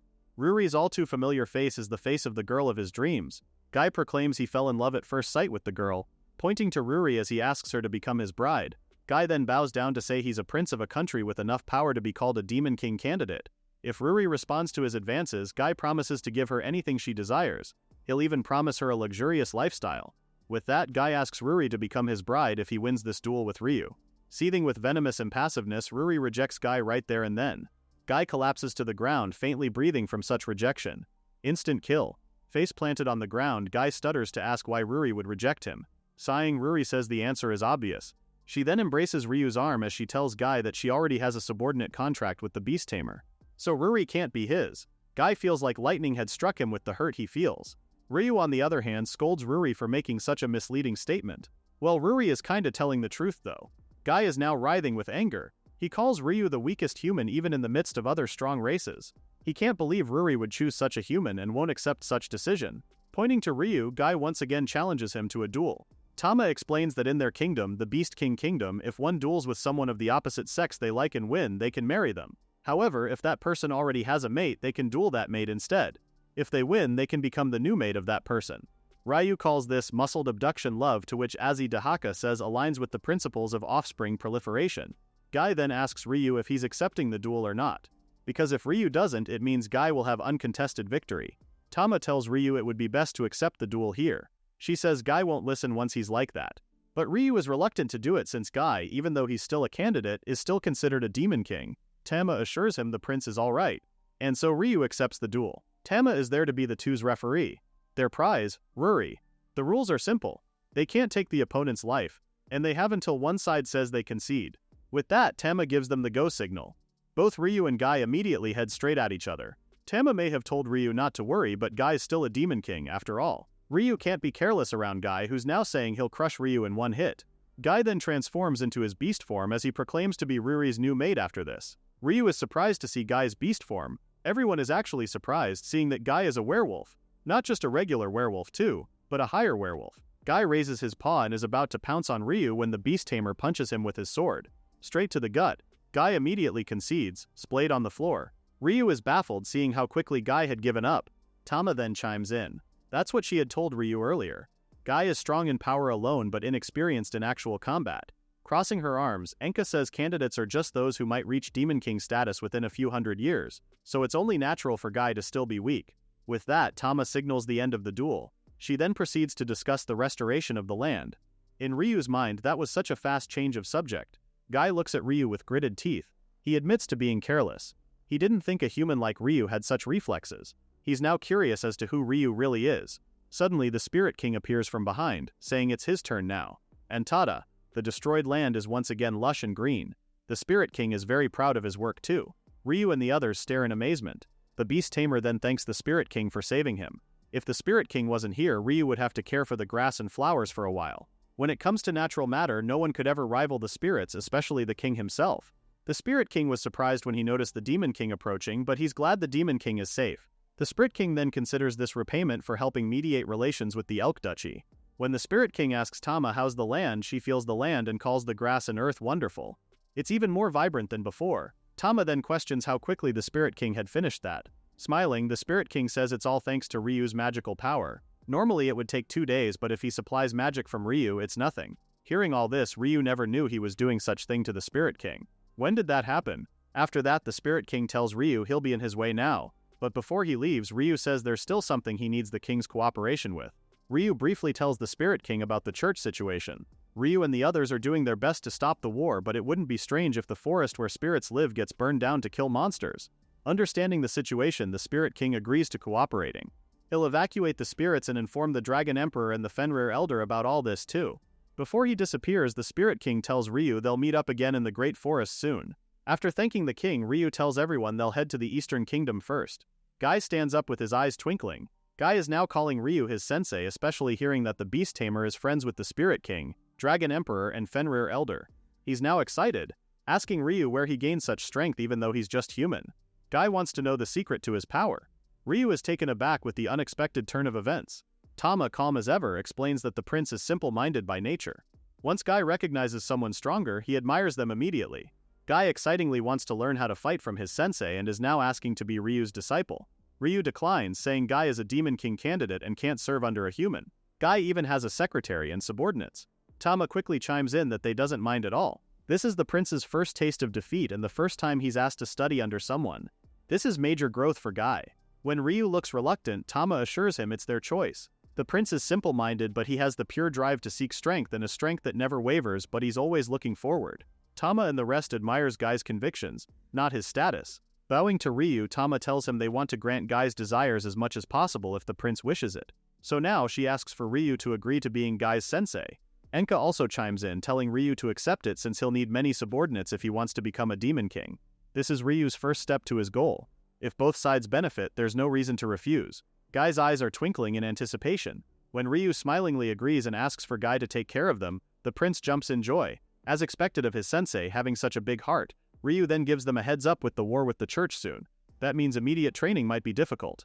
Tama quickly promises to achieve great results in behalf of the Beast King Kingdom. Guy, on the other hand, promises to devour them all, to which his secretary dismisses as she wants to try and avoid bloodshed as much as possible. Meanwhile, Tiamat looks at the group with guilt. She couldn't do anything in the battle with Enka. If a fierce battle is about to begin, if Ryu aims to become a Demon King, then Tiamat needs to help as well. Realizing where her train of thoughts is headed, Tiamat shakes her head. She had originally came on this journey for Uka's sake. To prioritize herself would be selfish. Ryu then tells everyone they'll go to Hagane first before they leave here. So they need to return to the Eastern Kingdom first before heading to the Great Forest after. Everyone excitingly cheers on. Ryu looks up to the sky. He won't waver anymore. He'll become the Demon King and stop the war. He's sure Tia and the others will understand. Meanwhile, Tia and Taiga have been summoned to the church. When Tia asks His Holiness about it, he tells Tia and Taiga they don't need to participate in the upcoming monster subjugation operation. Instead, he has another task for the two. His Holiness is ordering them to subjugate the Demon King. To protect people from the monsters, they will create a paradise for humans, one without a single monster in it. Before that, Tia and the rest of the hero party is being welcomed by the people. They have finally made it to Light Nation. Whispering, Taiga is curious as to what kind of request did they receive from the church. Bran asks if it's okay since the church has been acting suspicious lately. Starting a large-scale monster subjugation so suddenly is not a joke. Bran turns to Jen, who awkwardly tells him not to say such things when they're receiving support from the church. Taiga still thinks they need to be cautious of the church, especially that it seems to be tense lately. Taiga tells them not to be discussing things in public and that they should focus on heading to the church. Suddenly, the churchman that had once vowed to eliminate Ryu is riding on a horse. Once the churchman spots Taya, she immediately gets off the horse to hug Taya. Gone is the straight face she sports and is now beaming as she expresses how glad she is to see that Tia's safe. The mysterious churchman is actually the holy maiden, Hikari. Smiling, Hikari had thought it was about time Tia would return, so she came to pick her up. She then asks about the childhood friend and if that person didn't do anything strange to the hero. Tia visibly looks confused with what Hikari had said. After all, the holy maiden is mentioning Ryu. Hikari says he's still a man regardless of being childhood friends. And to Hikari, all men are beasts. Taiga then intervenes, telling Hikari if they can save the pleasantries for later since Tia's really in a hurry. Hikari's smile vanishes as she turns serious. She then tells them to go to the church after they leave the horses. The Pope has something important to discuss with them, and on the Pope's orders, only Tia and Taiga get to come to the church. The two immediately make their way to the church. His Holiness, the Pope, is the top of the church that governs this nation and is considered the highest authority, but even with such distinct title, only a few have seen him in person. Tia has only ever seen him once, when she was officially recognized as a hero by the church. They soon arrive in the room where a magical orb sits on the table. Hikari then tells His Holiness that Tia and Taiga are now in the room with them. His Holiness is speaking through the orb, thanking Hikari before turning towards Tia and Taiga. The Pope apologizes for this unusual circumstance. When Tia tells him not to worry about it, the Pope gets to business by asking if Tia had been able to meet with her childhood friend who went missing. Confused, Tia confirms meeting her childhood friend in Fallcrown. After that, they parted ways, but he did seem well, so Tia is relieved. The Pope then asks her if the person she met was truly her childhood friend. The question stuns Tia, making her ask what does the Pope mean by that. The Pope then presses something and Ryu's information card pops up in front of them. The church keeps duplicates of occupation cards and they have found irregularities in Ryu's card. The name, age, and occupation displays fine, but the skills section has become completely unreadable. After investigating this display, several possibilities emerged. First, if something is abnormal with the card possesses. Second, if his skills caused a capacity overload. And third, if he's being possessed by a demon or monster or has formed a subordinate contract with a monster threatening humanity. It's one of those three, the Pope says. Although surprised, both Tia and Taiga remain calm. The latter asks the Pope if he thinks it's something to do with monsters. According to the Pope, that's just a precaution and the most likely possibility is the first one. As childhood friends, the Pope wants to know if the two had heard anything from Ryu. Both Tia and Taiga can't really tell the Pope the truth that Ryu did indeed contracted with a legendary monster. The Pope is sensitive to the subject of monsters right now. If it gets exposed, it wouldn't be strange if Ryu's life is targeted. With that, Tia plans on covering this up. Tia tells them maybe it's his card acting up. Taiga also supports her answer by saying he didn't detect any monster presence from Ryu at all since he's acting as an adventurer without updating his card. Hikari seems to be surprised by the two's answers. The Pope then tells them that the next discussion will be easier now. Getting to the main topic, the Pope tells them not to participate in the monster subjugation operation but will be assigned on a different task, and that's to subjugate the Demon King. Both Tia and Taiga are taken aback while the Pope explains the details of it. Their target is Biliod, the undead Demon King. Through mental manipulation and death magic, he raises the dead to become his allies and commands a powerful army as Demon King. Tia defends that this task should be suited towards them, especially with the Pope's Saint skill that can purify the undead. Not only that, Hikari should not have no problem with this task as well. Taiga feels like this is all an impulsive decision on the Pope's part. Hikari also objects to the task. Her and Taiga don't have that level of power yet. They don't even know if the Saint skill will even work on a Demon King. However, Tis has obtained the Awakening skill at Fallcrown. At least that's what Hikari had heard. That would make this task possible. Tis is speechless. She hasn't reported that yet. Is their situation completely exposed? And apparently the Demon King is targeting the church too. This is something they can't just ignore. Tia and Taiga try to amend the situation, saying they can't just split forces against the Demon King. Such a thing is dangerous too. The Pope then firmly tells them they have no right to refuse. With that, he tells them the plan. Tia and the Knights will handle the Demon King subjugation. Holy Maiden Hikari will participate in the monster subjugation operation on the first day only. Afterwards, she'll rendezvous with Tia's group and proceed to Demon King subjugation. Before the Pope cuts the communication line, he orders them to inform the Knights of the plan as well. Meanwhile, the Pope is being thanked for all his hard work. The Pope then apologizes for making everyone wait.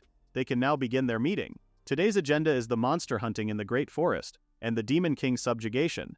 Ryu's occupation card then flashes in front of all of them before the Pope reveals their last task, the elimination of dangerous factors. One of the priests says there shouldn't be a problem when it comes to the monsters.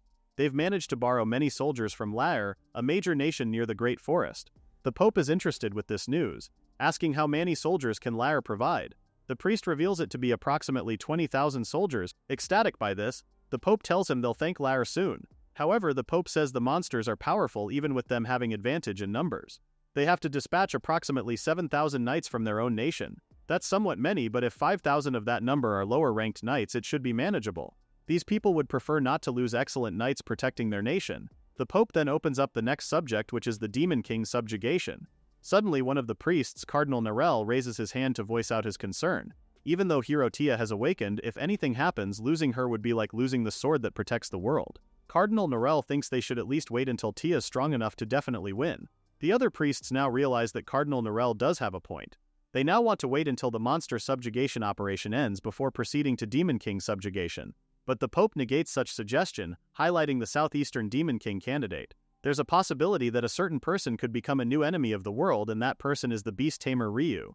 Everyone is confused because they all heard the Pope tell Tia and Taiga that it was just a malfunction. The Pope says he had already investigated the man's background and has learned from the reports that Ryu had contracted with several monsters, Fenrir, Garuda, and even the wicked dragon Azidahaka. Everyone is appalled. Such thing is impossible. No mere trainer could have that much power to begin with. The Pope then explains the card irregularities are probably because of his contracts with the monsters. Because Ryu is contracting with monsters which he shouldn't be doing so, the Pope believes that's why the display can no longer show them. The priests now realize that this trainer who commands legendary monsters could be a serious threat to humanity. Therefore, they all agree on eliminating this person immediately. This is why the Pope wants the hero Tia to defeat the Demon King as soon as possible. But the priests all think they should defeat Ryu first. However, the Pope details out that Ryu is Tia's childhood friend and it would be cruel to the kind hero. With that, the Pope closes the subject and tells everyone they'll discuss this man at another time.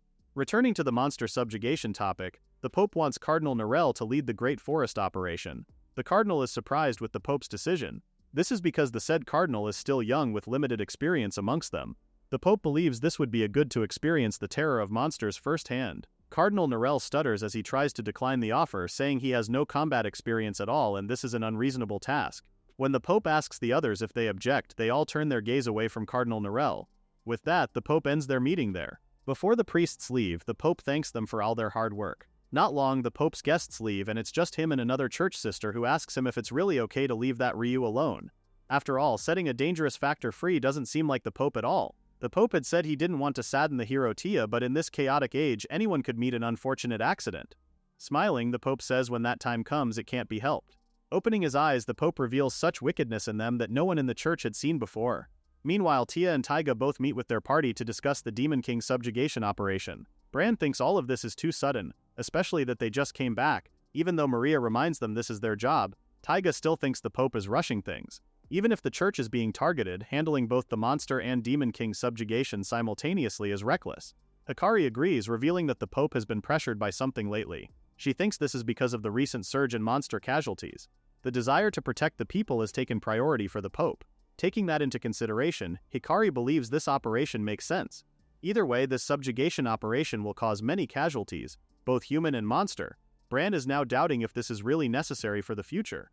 Tia suddenly snaps out from her silence, realizing that Ryu might clash with the church if he encounters the subjugation force. Right now, Tia's priority is to tell Ryu about this. Tia immediately tells Jen to go to Ryu. She needs Jen to make sure the subjugation force and Ryu don't meet. Jen agrees, saying it'll be indeed dangerous if the subjugation force sees their friends. Hearing all this, Hikari scolds Tia for saying such things. Tia's reckless actions will ruin the operation. Turning away from Hikari, Tia apologizes. Smiling at Hikari, Tia expresses how she understands that the Pope is wary of Ryu, but still she doesn't want to become his enemy. Hikari stares at Tia for a long while. She can't understand why Tia is taking that man's side when she's supposed to be like Hikari who hates monsters. When Hikari first heard about the Holy Maiden, the images of a pure girl using healing magic, Hikari really thought that at first, not until her whole family was devoured by monsters. It was the Pope that offered her a hand, offered Hikari to come with him if she had nowhere else to turn to. The Pope had offered to create a world with Hikari without those hated monsters, and so she cut her hair and became the Pope's Holy Maiden. With Hikari's title, she swore to the Pope she will become a female knight fighting on the front lines. Hikari is the only female knight in a male-dominated knight nation, naturally different from typical feminine ideals. Her isolation was already inevitable. But none of that mattered because she had the mission to erase monsters from this world. That was Hikari before she met Tia. At that time, Tia was just a young girl who had become under the care of the knights. She was the hero in training. Everyone applauded when Tia had asked them to take care of her. All except one. Hikari had thought Tia looked completely naive and peaceful, like she'd die immediately. During training, Hikari and Tia would go neck to neck. Of course, Tia, being new to this, almost always fell down from Hikari's prowess. Still, it didn't sway Tia's resolution on becoming better. Even when Hikari knew Tia was already at her limit, the hero would always demand they continue sparring. Teary-eyed, Tia would look her in the eyes and say she can still go since a hero is supposed to find this easy. Tia would stand up again and again, surprising Hikari with how tough the girl is. Once during mealtime, Hikari had asked Tia why she wanted to become a hero. If Tia hadn't come here, she could have lived peacefully in town forever. Besides, Tia looks like someone who particularly doesn't enjoy fighting. Chuckling, Tia scratches her head. She never knew Hikari would notice. Tia then explains that it was because everyone in town was expecting it from her. If Tia becomes a hero and defeat monsters so everyone can live in peace, it would be a nice world to live in. Staring at Tia, Hikari can feel something's off. When Tia asks if that's a bad reason, Hikari quips it's not. In her mind, she thought it was radiant. Whether for revenge or pride or to atone for mistakes, the difference in existence was too great. But when Hikari realized they walked the same path despite having different reasons, Hikari was filled with joy. Before she knew it, Hikari was attracted to Tia. So much that she would rush to Tia's side the moment she heard the hero was injured. Hikari would sigh in relief when Tia would tell her that her wounds were already healed by magic. Suddenly, Tia had asked her about her feelings. Hikari thinks Tia's talking about her personal feelings. However, Tia goes on to ask if Hikari's still holding onto her hatred for monsters all this time. The Tia she had known before was like Hikari before. For the first time, she understood that someone exists who she can truly connect with. When Tia and her became one in heart, Hikari was overflowing with joy. Not until she heard Tia deny being in love with Ryu. Seeing Tia's expression has Hikari cringing. Hikari doesn't know this Tia. She changed, or rather she was changed. Hikari's Tia is no longer hers. All Hikari wants now is for her Tia to return. After all, Ryu is a dangerous man. He must be eliminated immediately.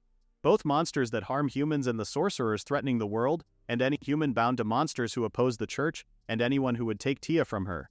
Hikari vows to eliminate all these people with her own two hands. The hero must receive the church's teachings. Guy is very much excited to be with Ryu. In fact, this is his first time going to the Great Forest. In his mind, the Great Forest is full of strong fighters. Tama reprimands the prince from getting too excited since this isn't a sightseeing trip to begin with. Looking around, Corinne notices she doesn't sense many living creatures around the area. It's almost winter, Ruri says. Most creatures during this season migrate to the inner regions. Ruri also looks around. From his POV, there are no signs of humans or traces that they've been here. The church people haven't arrived yet, it seems. Ruryu has made his decision on becoming a demon king and bridge the gap between monsters and humans. But to make that happen, Ryu needs the support of the elders and the Dragon Emperor. Ryu can't afford to fail in this discussion. Lost on his thoughts, Ryu doesn't notice Ryuri is already behind him and pinches both of his cheeks. Ryu squirms from the sudden pain while Ryuri jokingly assures Ryu they'll cooperate so he doesn't need to worry much. Ryuri can tell the beast tamer is bottling everything up again. Ryu needs to relax, especially that Hagane already gave his approval as well.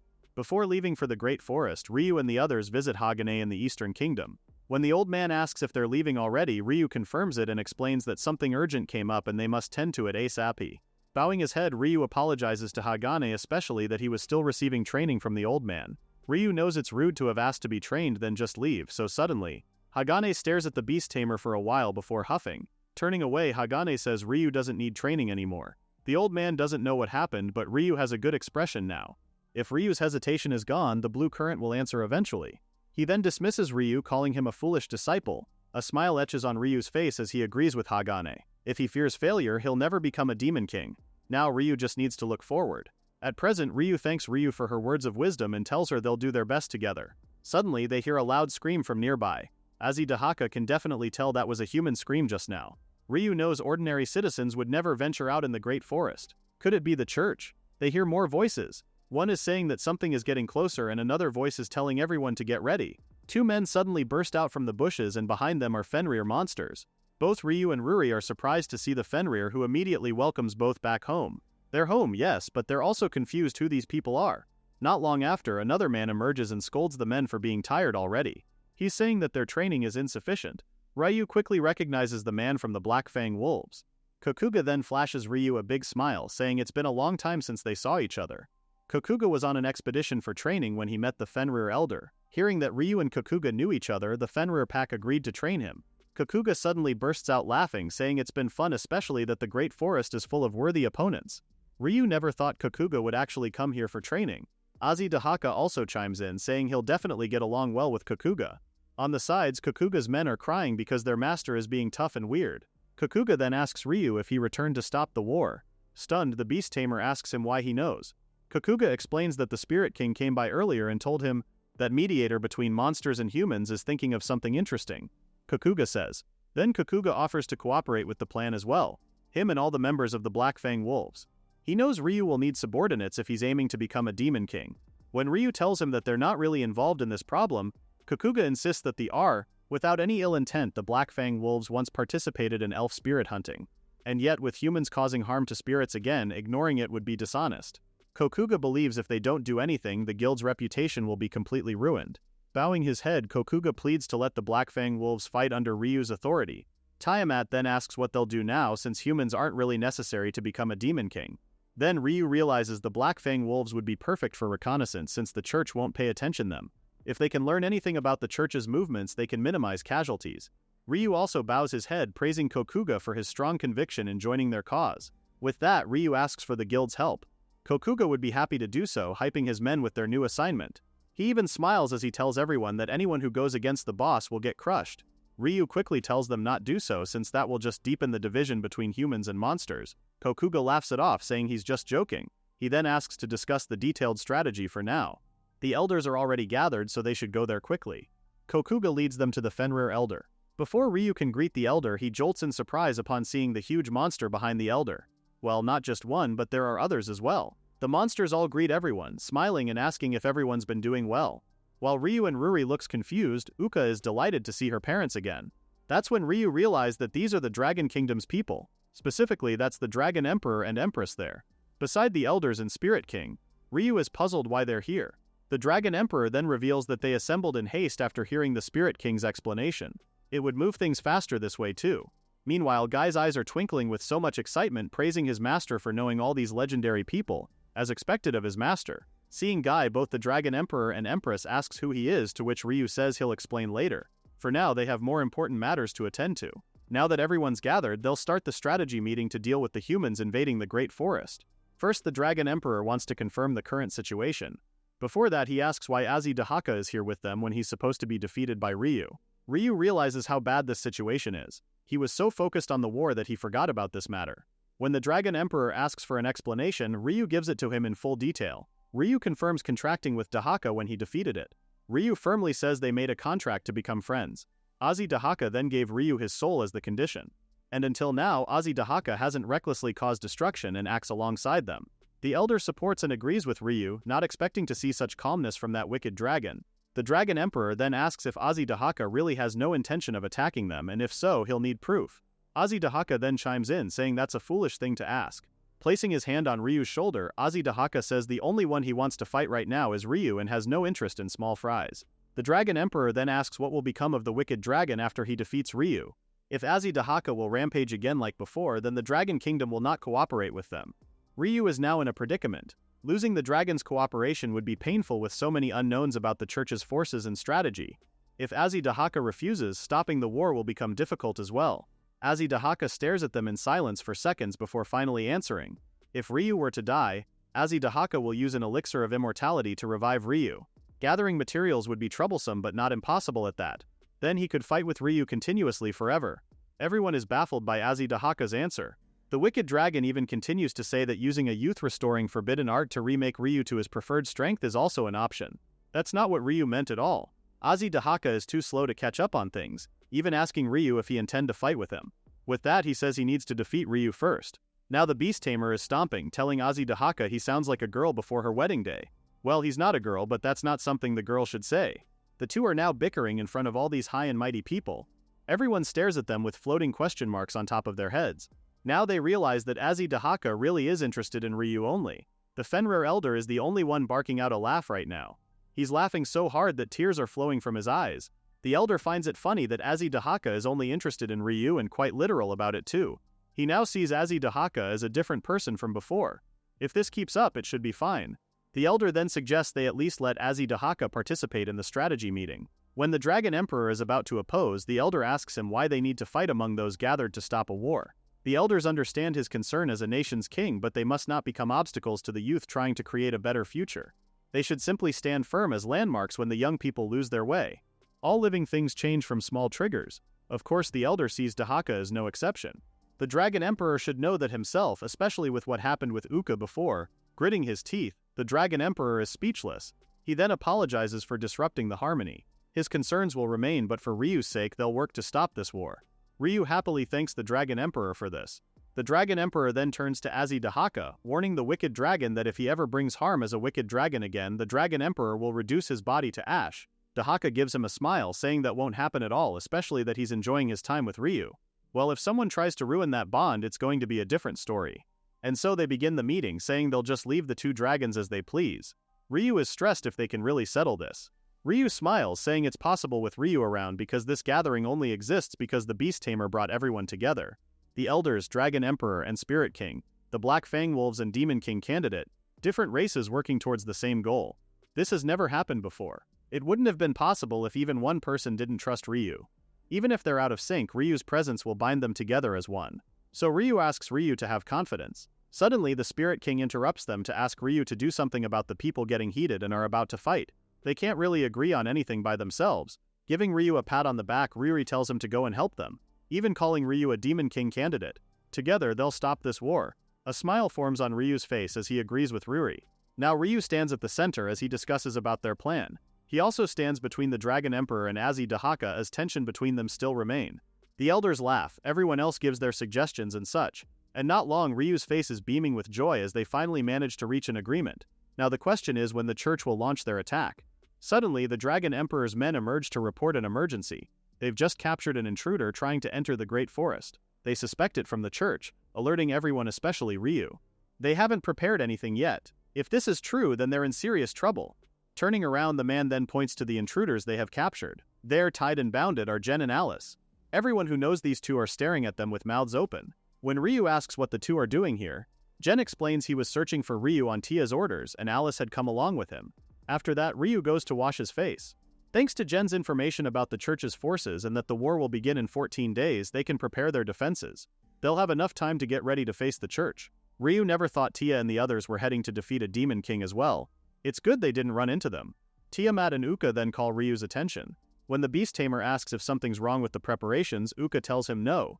Tiamat then says what they'll ask now will be very selfish, but it's something she wants to desperately ask of Ryu.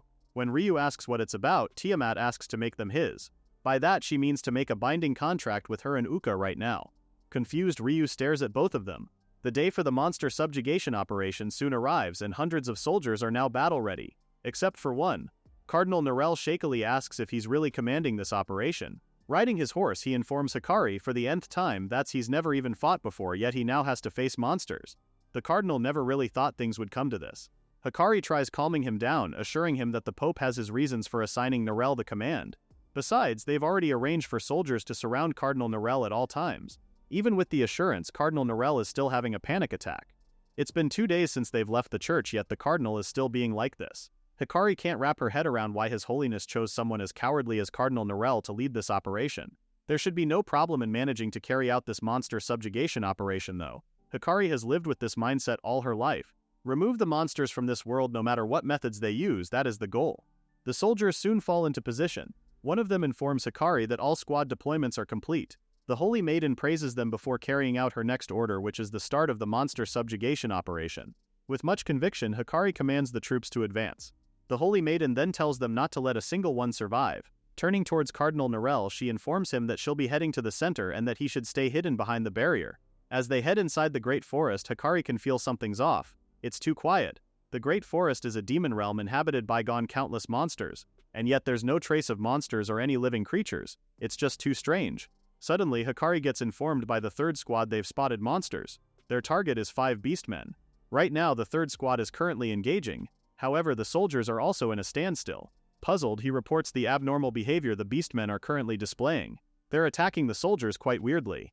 The beastmen are not inflicting injuries on the soldiers and seem to be playing around. There's no hostility whatsoever, leaving Hikari dumbfounded. Hikari can't believe the report she's receiving, telling the soldier not to give her such nonsensical reports and asks to confirm the situation once more. The 9th squad suddenly comes in the comms, saying they've spotted monsters as well. They're temporarily retreating while being chased by an abnormal number of Fenrirs. The 7th squad has also spotted monsters which had lifted them up, rendering them immobile. The 12th squad also confirms dragons carrying them away to the sky. Hikari is receiving left to right and right to left reports of unusual monster behavior. The monsters are all returning them to the same path they came in and can't advance. There's a squad who fell into a pitfall and can't move. Another is being stripped naked and had to escape. These are all savage monsters attacking humans without injuring them. This all sounds ridiculous to Hikari, who's now trying to decipher the reason why. Are they trying to confuse the soldiers? A sudden realization dawns upon the Holy Maiden, sending her in rush towards the Great Forest. She's furious that these bastards are somehow showing her mercy like they're trying to mock her. Meanwhile, Ryu and Ruri are just finishing up with one of the squads. Ruri informs him that the others seem to be doing well too. So far the operation is going as planned. When they were discussing their game plan, the Dragon Emperor was puzzled to hear that Ryu planned not to kill the church's humans. Since they're aiming for coexistence between humans and monsters, Ryu doesn't want to worsen the relationship any further. He prefers to drive the church back without spilling blood. The Fenrirs disagreed, saying the enemy is coming to kill us. This whole plan is somewhat so naive.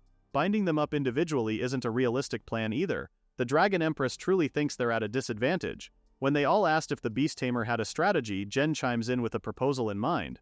He suggests they capture Cardinal Norel to win. He then explains that the Cardinal is the assistant to the Pope and is one of the second most important persons in the church. Jen had gotten information from his subordinates in Lightride. Apparently, Cardinal Norel is also participating in the subjugation operation. Ryu then asks if the Cardinal is strong. Jen shakes his head no. The Cardinal has no combat ability at all. It's strange he's even participating in this operation, even to General if they can take Cardinal Norel as a hostage, the church can't move against them. If they demand and the church withdraws, a bloodless victory isn't impossible. However, Jen gives them the heads up that the Cardinal will most likely hide during the operation. Finding him while fighting the army will be most difficult. Ruri's grandma then suggests they should split their forces, with some to stop the troops and the others to search for Cardinal Norel. To confuse the enemy, Tama says they'll need even more people to carry out this plan.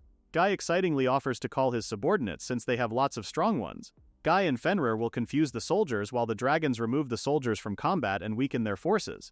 Demoralizing the rest, the Spiring King will confuse the soldiers with barriers while Jen, Alice, Kokuga and the others gather intelligence and share it.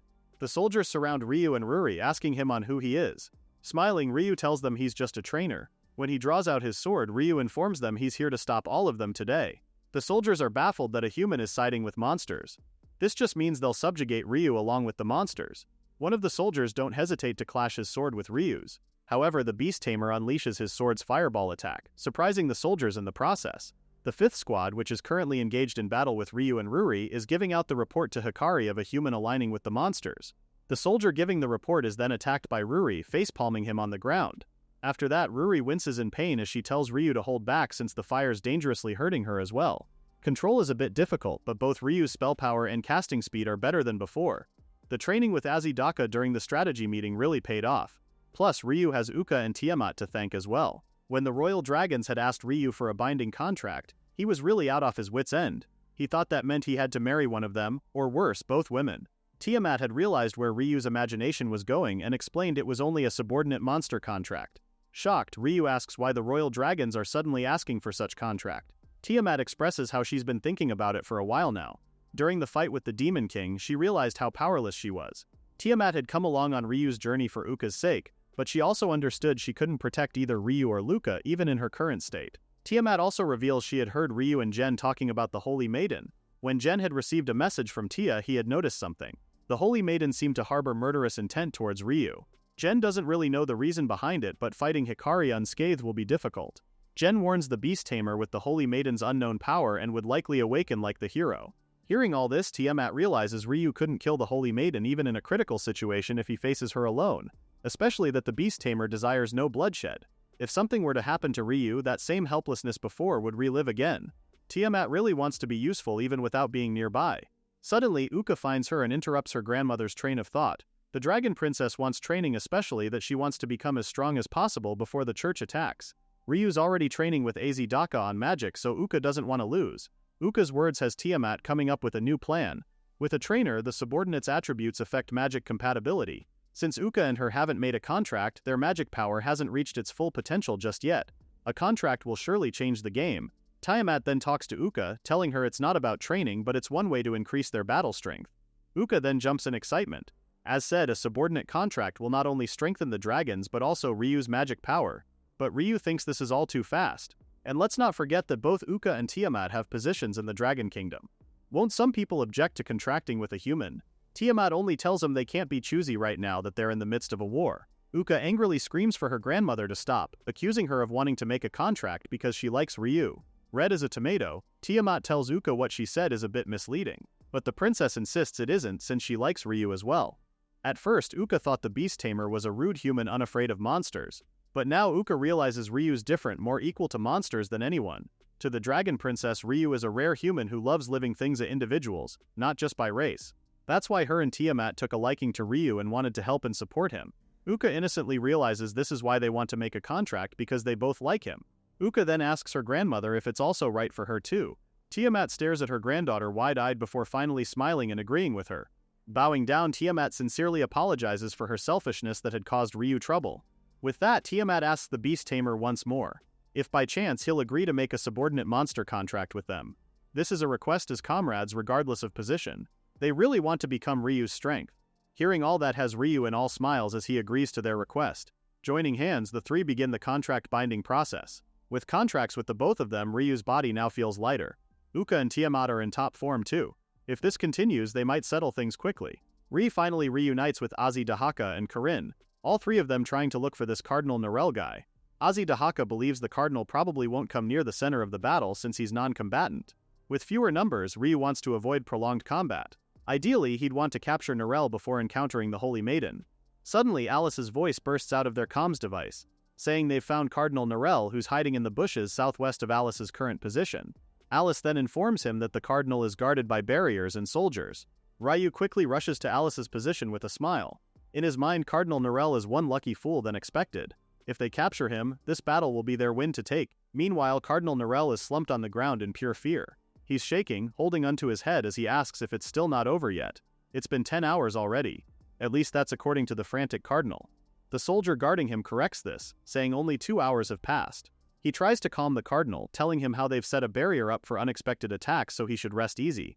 Cardinal Narelle begins to calm down. The soldier then informs him that there's no way the monsters will come to a place where they are, especially since the monsters live in the center area. Out of nowhere, Ryu bursts behind Cardinal Narelle, who jolts back screaming in fear. When Ryu believes they've won this battle, Hikari comes out of nowhere clashing her sword with Ryu's. Ryu and the others are visibly shocked with the Holy Maiden's appearance. Standing in front of Cardinal Narelle, the Holy Maiden angrily accuses Ryu of setting all those monsters on them. She then calls trainer Ryu a defiled man who sold his soul to monsters. With such determination, Hikari vows to purify him without a trace.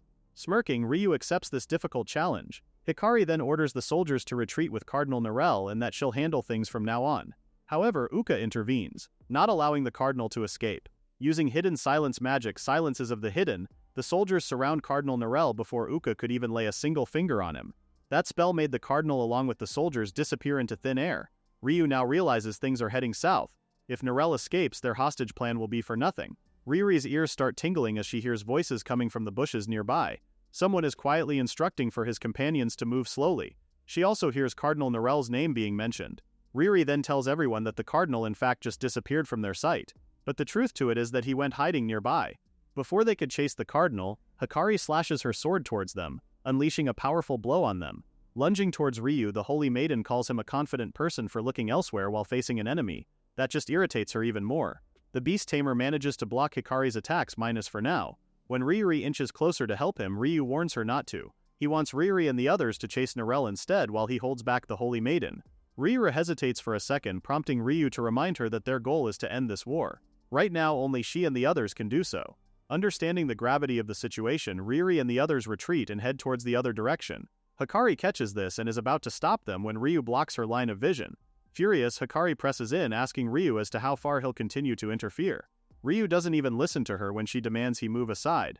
Instead, the Beast Tamer calmly asks her to listen to what he has to say. Unfortunately, Hikari refuses to listen to a man who sold his soul to monsters. Hikari then rushes towards him with her sword aimed at Ryu's throat. Luckily, he manages to dodge at the last second. If he hadn't heard the initial footstep, Ryu would have never managed to avoid it. That's how fast Hikari is. She also pities Tia for having been deceived by this foolish man. Hikari believes she can definitely bring Tia back once she kills Ryu. The Holy Maiden unleashes yet another string of attacks.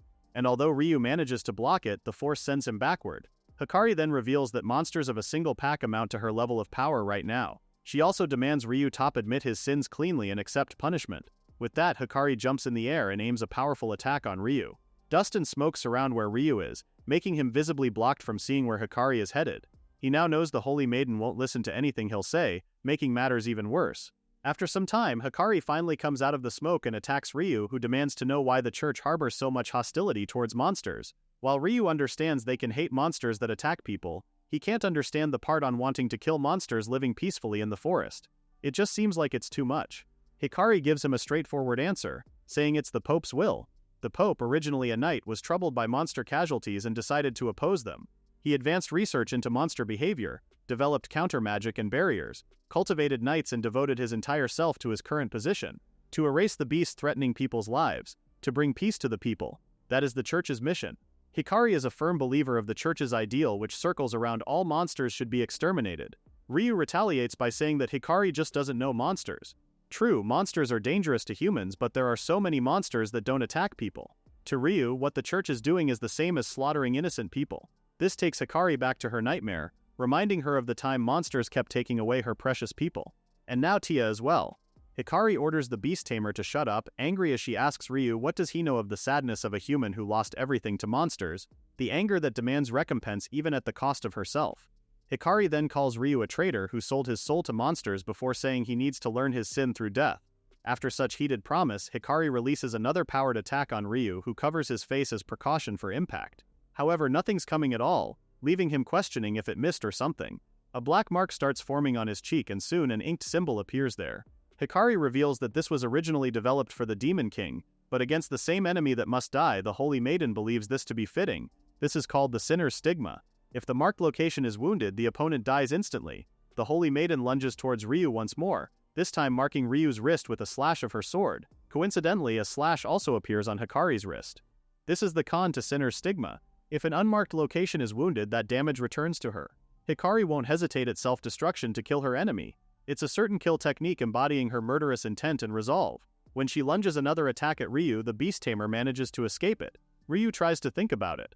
Hikari had said that the attacks should be connected, but he can't feel an injury at all. If the Holy Maiden was wounded, then this mark would also hurt. Right? The Holy Maiden isn't done with her attacks, releasing Blaze Rain on Ryu. It's apparent that she's definitely aiming at Ryu's face. The beast tamer needs to protect himself against attacks that might hit the mark. With all this planning, Ryu wasn't able to see Hikari's attack on his leg. Piercing his leg, Hikari's leg also bleeds. Ryu just wants all of this to stop. He asks her if she's truly okay with dying. If Hikari dies, people will grieve. This statement just fills Hikari with an image of Tia, making the Holy Maiden angrier. Veins protrude on her forehead as she accuses Ryu of faking kindness when he's trying to steal everything from her. The beast tamer now doesn't know what to do. At this rate, both the Holy Maiden and him will die. He never wanted to attack first, but knocking her out might be safer. Ryu has no other choice but to resort to another plan, even if it might make Hikari more hostile. Hikari then asks him what's wrong with hating and killing monsters. Until now, she believed it was right. Everything that constructed her as a person is this mission. So how can she back down now? Unlike those lazy men who mock her constant discipline, Hikari thinks about the pure-hearted Tia who once hated monsters. Only Tia understood her thoughts. Only Tia walked beside Hikari. And yet if she backs down now, Hikari will lose even her understanding friend and won't be able to fulfill her parents' dying wishes. By then, Hikari's eyes start welling up with tears as she asks him a question. What will be left of her? Ryu is taken aback with her outburst. He was wrong. The Holy Maiden doesn't kill monsters because she likes to. She's a victim of monsters' attacks, lost to where to direct her anger at, and just happened to align with the church and the past Tia emotionally. If this is the case, Ryu draws the white flag since there's no reason to fight Hikari. As a human seeking coexistence between monsters and humans, Ryu also wants to protect humans. That's the world he's building. And the first step toward a path of coexistence looks possible now. This doesn't bode well with Hikari, who scolds him for mocking her. Did Ryu really think she'd show mercy? If the beast tamer wants to die, then Hikari will surely grant him his wish. Raising her sword in the air, Hikari screams another attack. Lord's Stake Execution. This is an attack channeling all her magical power, turning anyone to ash without leaving a single trace. If Ryu dodges poorly or try to block head-on and the technique hits a non-marked location, Hikari won't be okay. Now to protect each other, Ryu can only cancel this technique using barrier magic taught to him by Azi Dahaka. While Ryu never succeeded even once during training, he's resilient in doing it now. If he can't do it here, achieving coexistence between monsters and humans will be next to impossible. With a scream, Ryu tries using the spell when the flame from his sword suddenly becomes blue. Yup, it's blue, shocking both Ryu and Hikari. Meanwhile, Tia is busy carrying out her mission from the Pope, and that is to subjugate the Demon King. After slashing the undead, Tia and her party are still moving forward. She's wondering if they've cleared the monsters around the area, but there are no signs nearby. Still, they mustn't lower their guard. With Tia and Taiga is Mage Rosen, who's saying this is the monster's stronghold where anything can happen. Blacksmith Ryuz agrees, especially since they're facing the undead. Cardinal Narelle and Hikari are expected to be working on monster subjugation too. So Rosen suggests they should stay vigilant. The thought of Hikari enters Tia's mind, but then she gets a report from Gen about Ryu's plan on intercepting the church. Scratching his head, Gen tells her he did try to warn Ryu. By the time he had arrived in the Great Forest, Ryu's resolve was already set in stone. Even if Gen tried to persuade him to stop, Gen thinks it would have been pointless. Tia realizes this would mean that Ryu and Hikari will become enemies. Get asks the hero not to worry. Regardless of Hikari, Gen knows Ryu has no intention of hurting anyone. Even if they meet, Ryu will figure something out in the end. When Gen asks Tia if she agrees, the hero recalls her best friend's very familiar smile. Tia knows even the monster-hating Hikari will eventually understand once she talked with Ryu. Tia only wants both of her friends to be safe. Back at the Great Forest, Ryu is still dazed with his sword's somewhat blue current. He remembers what Lord Dwar had told him. Weapons made from high-tier materials sometimes choose their owners. And it wouldn't be strange if a blade forged from Tiamat's claws will manifest some ability. He also remembers what Hagane had told him about the blue current answering back when the beast tamer's hesitation disappears. Ryu now realizes this is what the master was talking about. Does this mean that the blue current accepts his ideals as well? With much resolve, Ryu grips his sword tighter. Together, they'll fight for a world where humans and monsters walk side by side. He then asks his sword to lend him its power. This doesn't even faze Hikari, who is screaming at Ryu if he fears death now. No matter what Ryu does, Hikari thinks his fate to die won't change. And so the Holy Maiden also powers up, promising to pierce through Ryu's arrogance alone. However, Hikari's spell breaks into bits and pieces with a single touch of Ryu's blue current. Both of them are completely surprised. Soon Hikari's spell begins to swirl around Ryu's form as if swallowing it whole. The blue current had completely absorbed the magic. The Holy Maiden, who looks completely stunned, didn't intentionally cancel the magic. If that's the case, this means this is the blue current's true ability. If you think Hikari's done, think again. The Holy Maiden can't accept defeat, calling Ryu a bastard before lunging at him with another attack. Although Ryu manages to dodge and duck, Hikari's attack does send them both out of balance. The beast tame quickly gets up but is quite shocked to see Hikari's wounded posture. The Holy Maiden grips her sword tight as she tries to stand back up. Ryu can clearly see that Hikari is magically exhausted.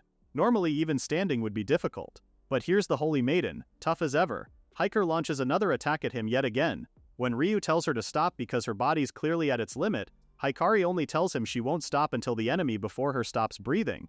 What really bothers Hikari is why Ryu isn't even trying to kill her. With Ryu's power shown earlier, Hikari now knows he wasn't using his full strength. Hikari writhes in anger, asking why he didn't need to show such to someone like her, or is he just saying she's not worth killing? Rather than bear this kind of humiliation, Hikari would rather have Ryu hurry up and finish her. However, Ryu gives her a warm smile, saying he won't kill her at all. If he hurts Tia's friend, Tia will kill Ryu. Jokes aside, the Beast Tamer mentions his plan about the coexistence between monsters and humans. When he asks the Holy Maiden if she really hates monsters, Hiker quickly confirms this, saying she's pursued revenge against monsters until now.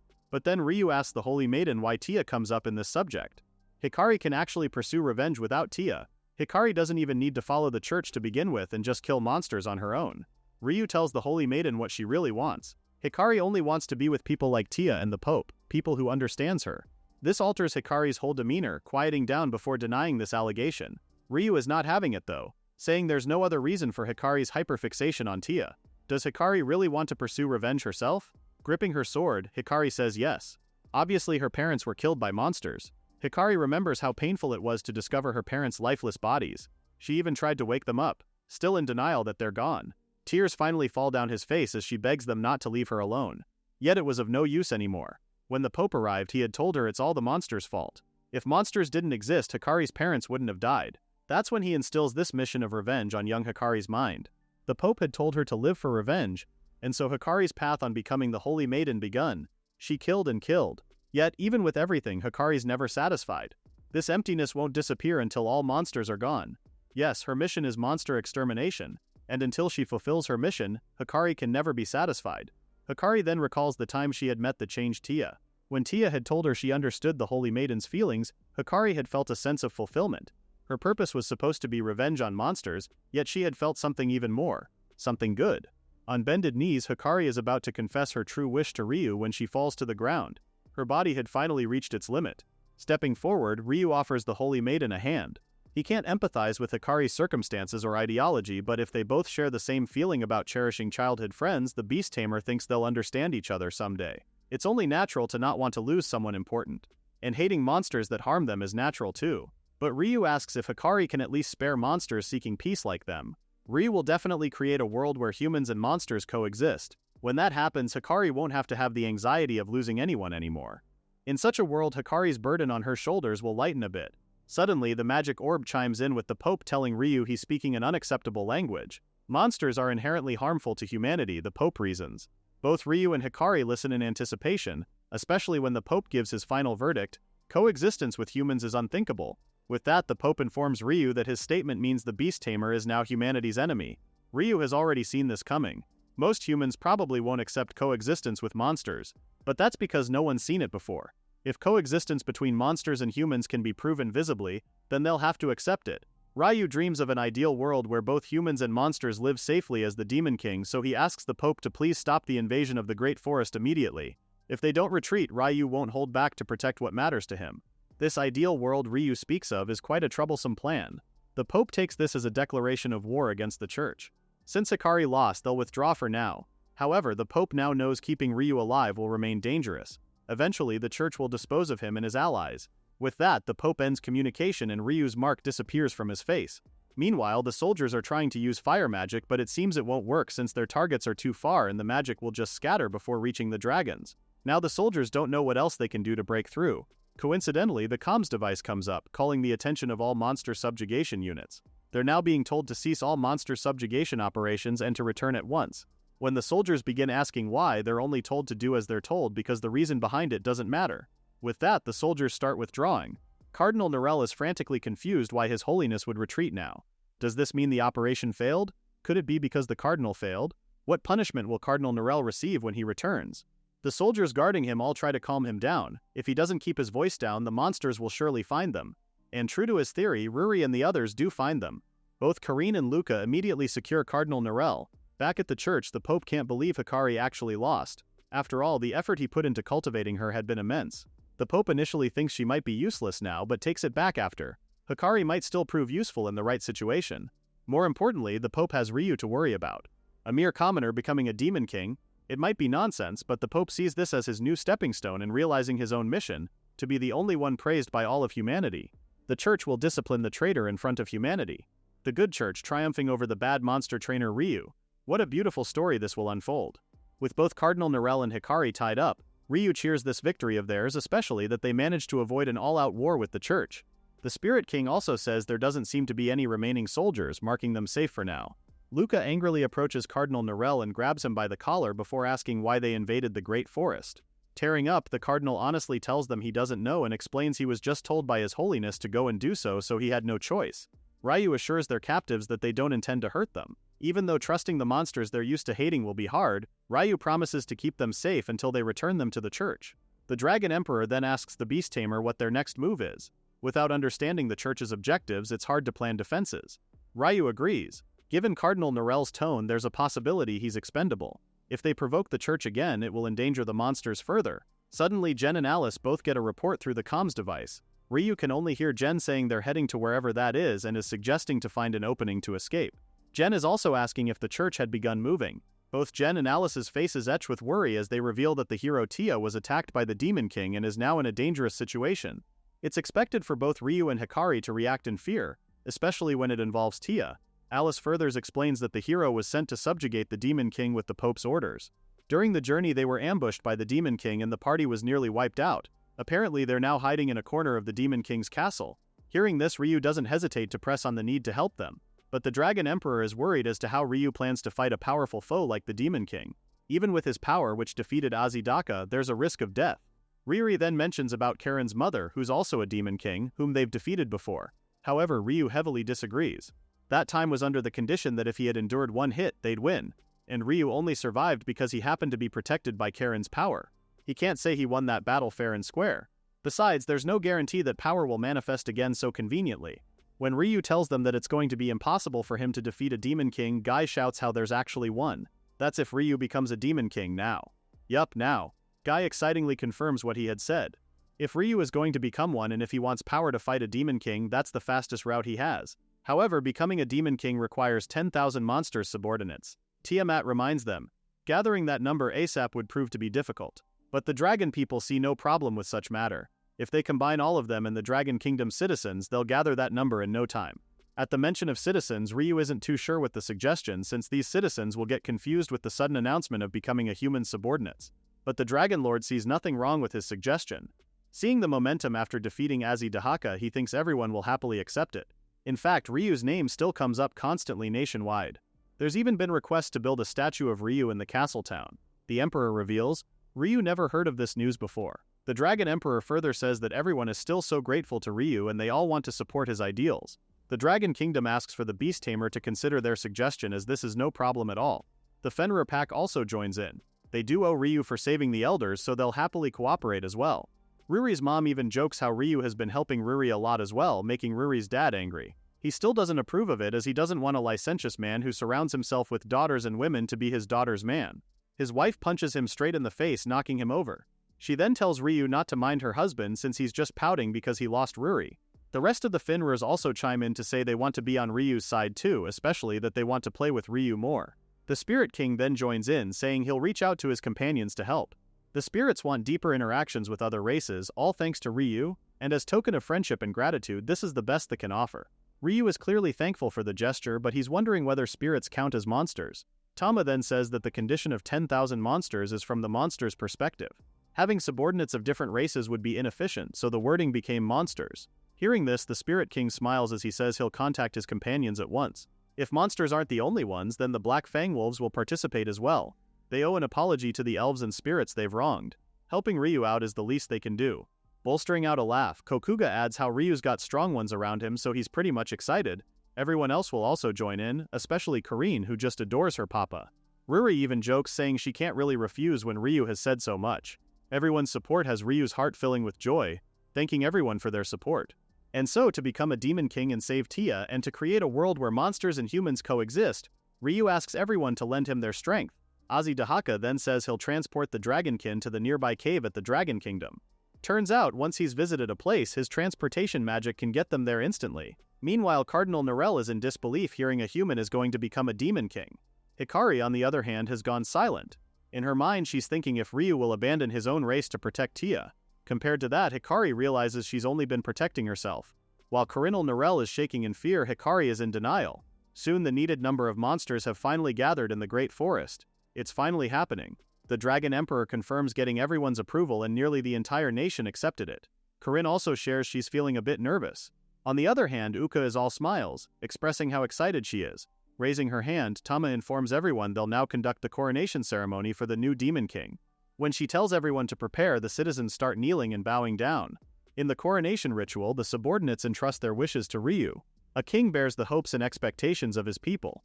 Individual wishes like I want to live peacefully, or I want to be guided by a strong leader. That strong energy elevates Ryu to Demon King status. Looking at the people surrounding him, Ryu sees every friend he's made ever since he got kidnapped by Ruri. These are all people with respect and admiration for the strong people desiring further improvement and wishing for a future where all races are united. These people are wishing for a world that can never be threatened again, for the next king's birth and his people's peace. That's the wish from the Dragonkin. The Fenrir are also describing Ryu as a young man transcending racial boundaries, saving everyone, never losing his way, pursuing his ideals, a world where monsters and humans coexist with Ryu. They all have the same wish, to offer their strength to the new king. Closing his eyes, Ryu floats in white light. All he feels right now is this incredible power. It's overwhelming magical energy, yet it's also warm and pleasant. Like everyone's feelings are seeping into Ryu's body. Suddenly, Ryu feels Yui's energy. Even though she's against Ryu becoming a Demon King, she still lent him her power. Placing Yui's energy in his palm, Ryu smiles and thanks Yui for it. As he gently closes his palm, the whole surrounding explodes in white light. Everyone else covers themselves from the force of it. When the dust finally clears out, Ryu steps out as new being. Clad with black armor, Ryu now sports a pair of wings and demon horns. Ryu's face is now inked with new marks and his eyes blaze a different kind of power. Everyone's mouths drop to the ground as they stare at the new Demon King's form. Meanwhile, Ryu slowly lifts his hand and stares at it. He can feel magical power surging from within. He never knew this is the Demon King's power. Both Karen and Guy are excited to see Ryu's new form. It's as if they're looking at a completely different person. When Guy shouts how Ryu's officially Demon King, the Beast Tamer's new form suddenly disappears. Puzzled by the disappearance, the elder Fenrir says it's like their technique in human transformation. Agreeing, Tama also shares the monster's magical energy may have caused the visual changes. Since this is unprecedented, they can't be totally sure. She then tells Ryu to remember the power's feeling so he can manifest it anytime he wants. Ryu tries doing it again. However, he doesn't feel anything. There's no time to think about it as well because he must save Tia so he could live up to everyone's expectations. With that, Ryu runs the other direction, telling everyone they must go to Tia immediately. Ryu stops his tracks when Hikari tells him to take her to where Tia is too. When the group only stares at her, Hikari explains she wants to save Tia as well. Although she's injured, she knows she can be of help in the battle. Uka quickly nags at her, telling the Holy Maiden they can't just trust her, especially that she can ambush them when they let their guard down. Uka points out how Hikari had come here to invade and kill monsters in the first place. Telling them she wants to join them is an obvious lie that they won't fall for. Calm Hikari explains that it's different now that Tia's life is at stake. Hikari then gives them a condition. If she does anything suspicious, they can strike her down immediately. After rescuing Tia, she can commit suicide or whatever they want. It's true she deceived even herself so other wouldn't realize her true feelings. Nothing Hikari says now is trustworthy. However, Hikari's feelings for Tia are real. The desire to save Tia is something Hikari can't deceive even herself. While tied up, the Holy Maiden bows her head down to Ryu, begging for him to take her with them, especially that she doesn't want to lose Tia. While everyone else seems confused with what Hikari is talking about, Ryu stares at her for a long while before smiling at her. Of course, it's fine for them to all go together. His enthusiasm surprises Hikari, who says she's just taken aback with his approval. Naturally, she expected being denied of her request. Ryu already knows Hikari cares about Tia, especially when she had that outburst during their battle. He never doubted Hikari's feelings, might one bit. Kneeling down and offering out his hand, Ryu tells the Holy Maiden he believes her and wants her to go with them to save Tia. Turning around, Ryu asks his companions if that's okay with them. Smiling, Ryu says it's fine as long as Ryu wants to. With that, they untie Hikari, who also expresses her gratitude for their kind gesture. Judging by the looks of it, Uka is still adamant on trusting Hikari though. Anyways, Ryu turns to ask Jen as to how long until they reach the Demon King's castle. Jen reveals it'll take at least 2 weeks, and that's with horses too. Ryu is shocked with this answer. That's way too long. Whether Tia and the others can hold out until they arrive, 2 weeks is a bit much. Lord Midgard then joins in the conversation to offer to transport everyone. If he goes full speed ahead, he guesses they'll arrive in a day. Kokuga also asks if Ryu and the others will be okay going alone. He's also offering to help. Even though they can't match a Demon King, they can still fight. However, the Spirit King disagrees with Kokuga's suggestion since they don't know when the church will attack next, so dispersing forces would be dangerous. Right now, they need to focus on their defense tactics. Kokuga and the rest of the Black Fang Wolves do understand. And so Jen also decides to accompany Ryu and the others as a communication liaison with Tia. He then orders Alice to stand by in case something happens to them. That finalizes everything, which prompts Ryu to ask everyone if they're all ready. Although the hype is already buzzing, the Dragon Emperor gives them one warning. When heading to the Demon King's castle, he advises everyone to never let go while flying on Lord Midgard's surmur or else they'll die. The Dragon Lord doesn't even comment about this and smilingly tells everyone they'll go now. During the journey, Lord Midgard's surmur looks like he's having the time of his life. But we can't say the same thing for the people at the back. Everyone's hanging on for their dear lives as we speak. Turns out the Dragon Lord has the maximum speed of Mach 1. It's no surprise when they all arrive in no time too. Everyone thought they were rally going to die. Even Uka says her life flashed before her eyes. Meanwhile, Lord Midgardsormr just casually asks them if they're all okay and even reveals he only went about 20% of his usual speed. Hikari is still trembling from their flight, calling the Dragon Lord a monster.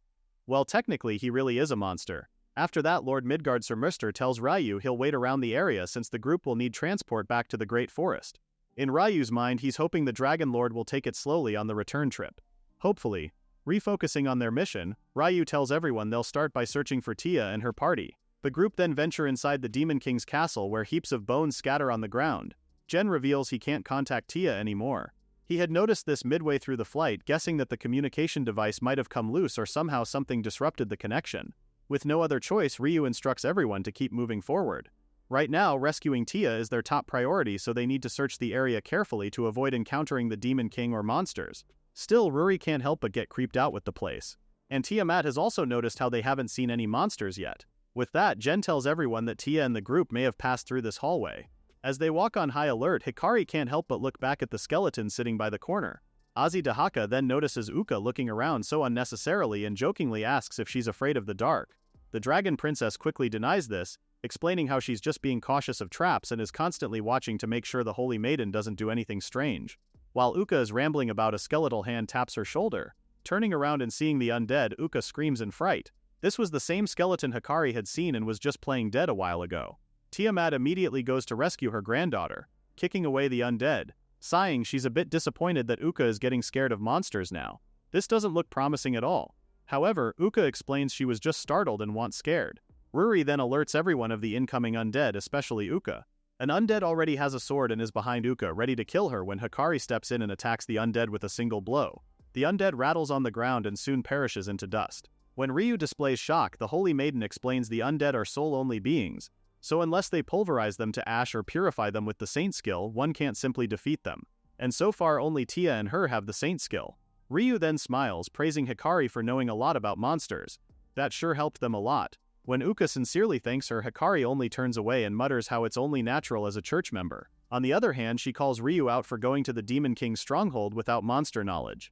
Even as a Demon King, he'll lose his life quickly at this rate. Well, if the shoe fits.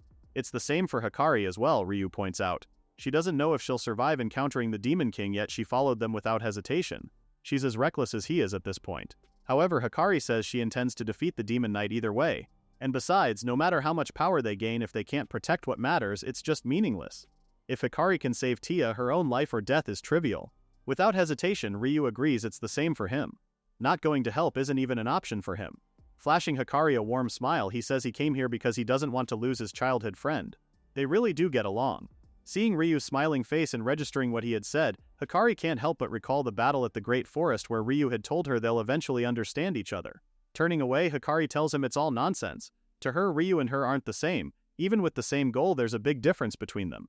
Those who protect others' sake and those who protect for their own sake. But if there's one thing Hikari understands is that people are drawn to those who value others and forge their own path. Just as she was drawn to Tia back then. Hikari finally understands Tia's feelings now, her feelings of liking Ryu. Hikari didn't realize she said that last part out loud, making Ryu ask her what she's talking about because he didn't quite catch that.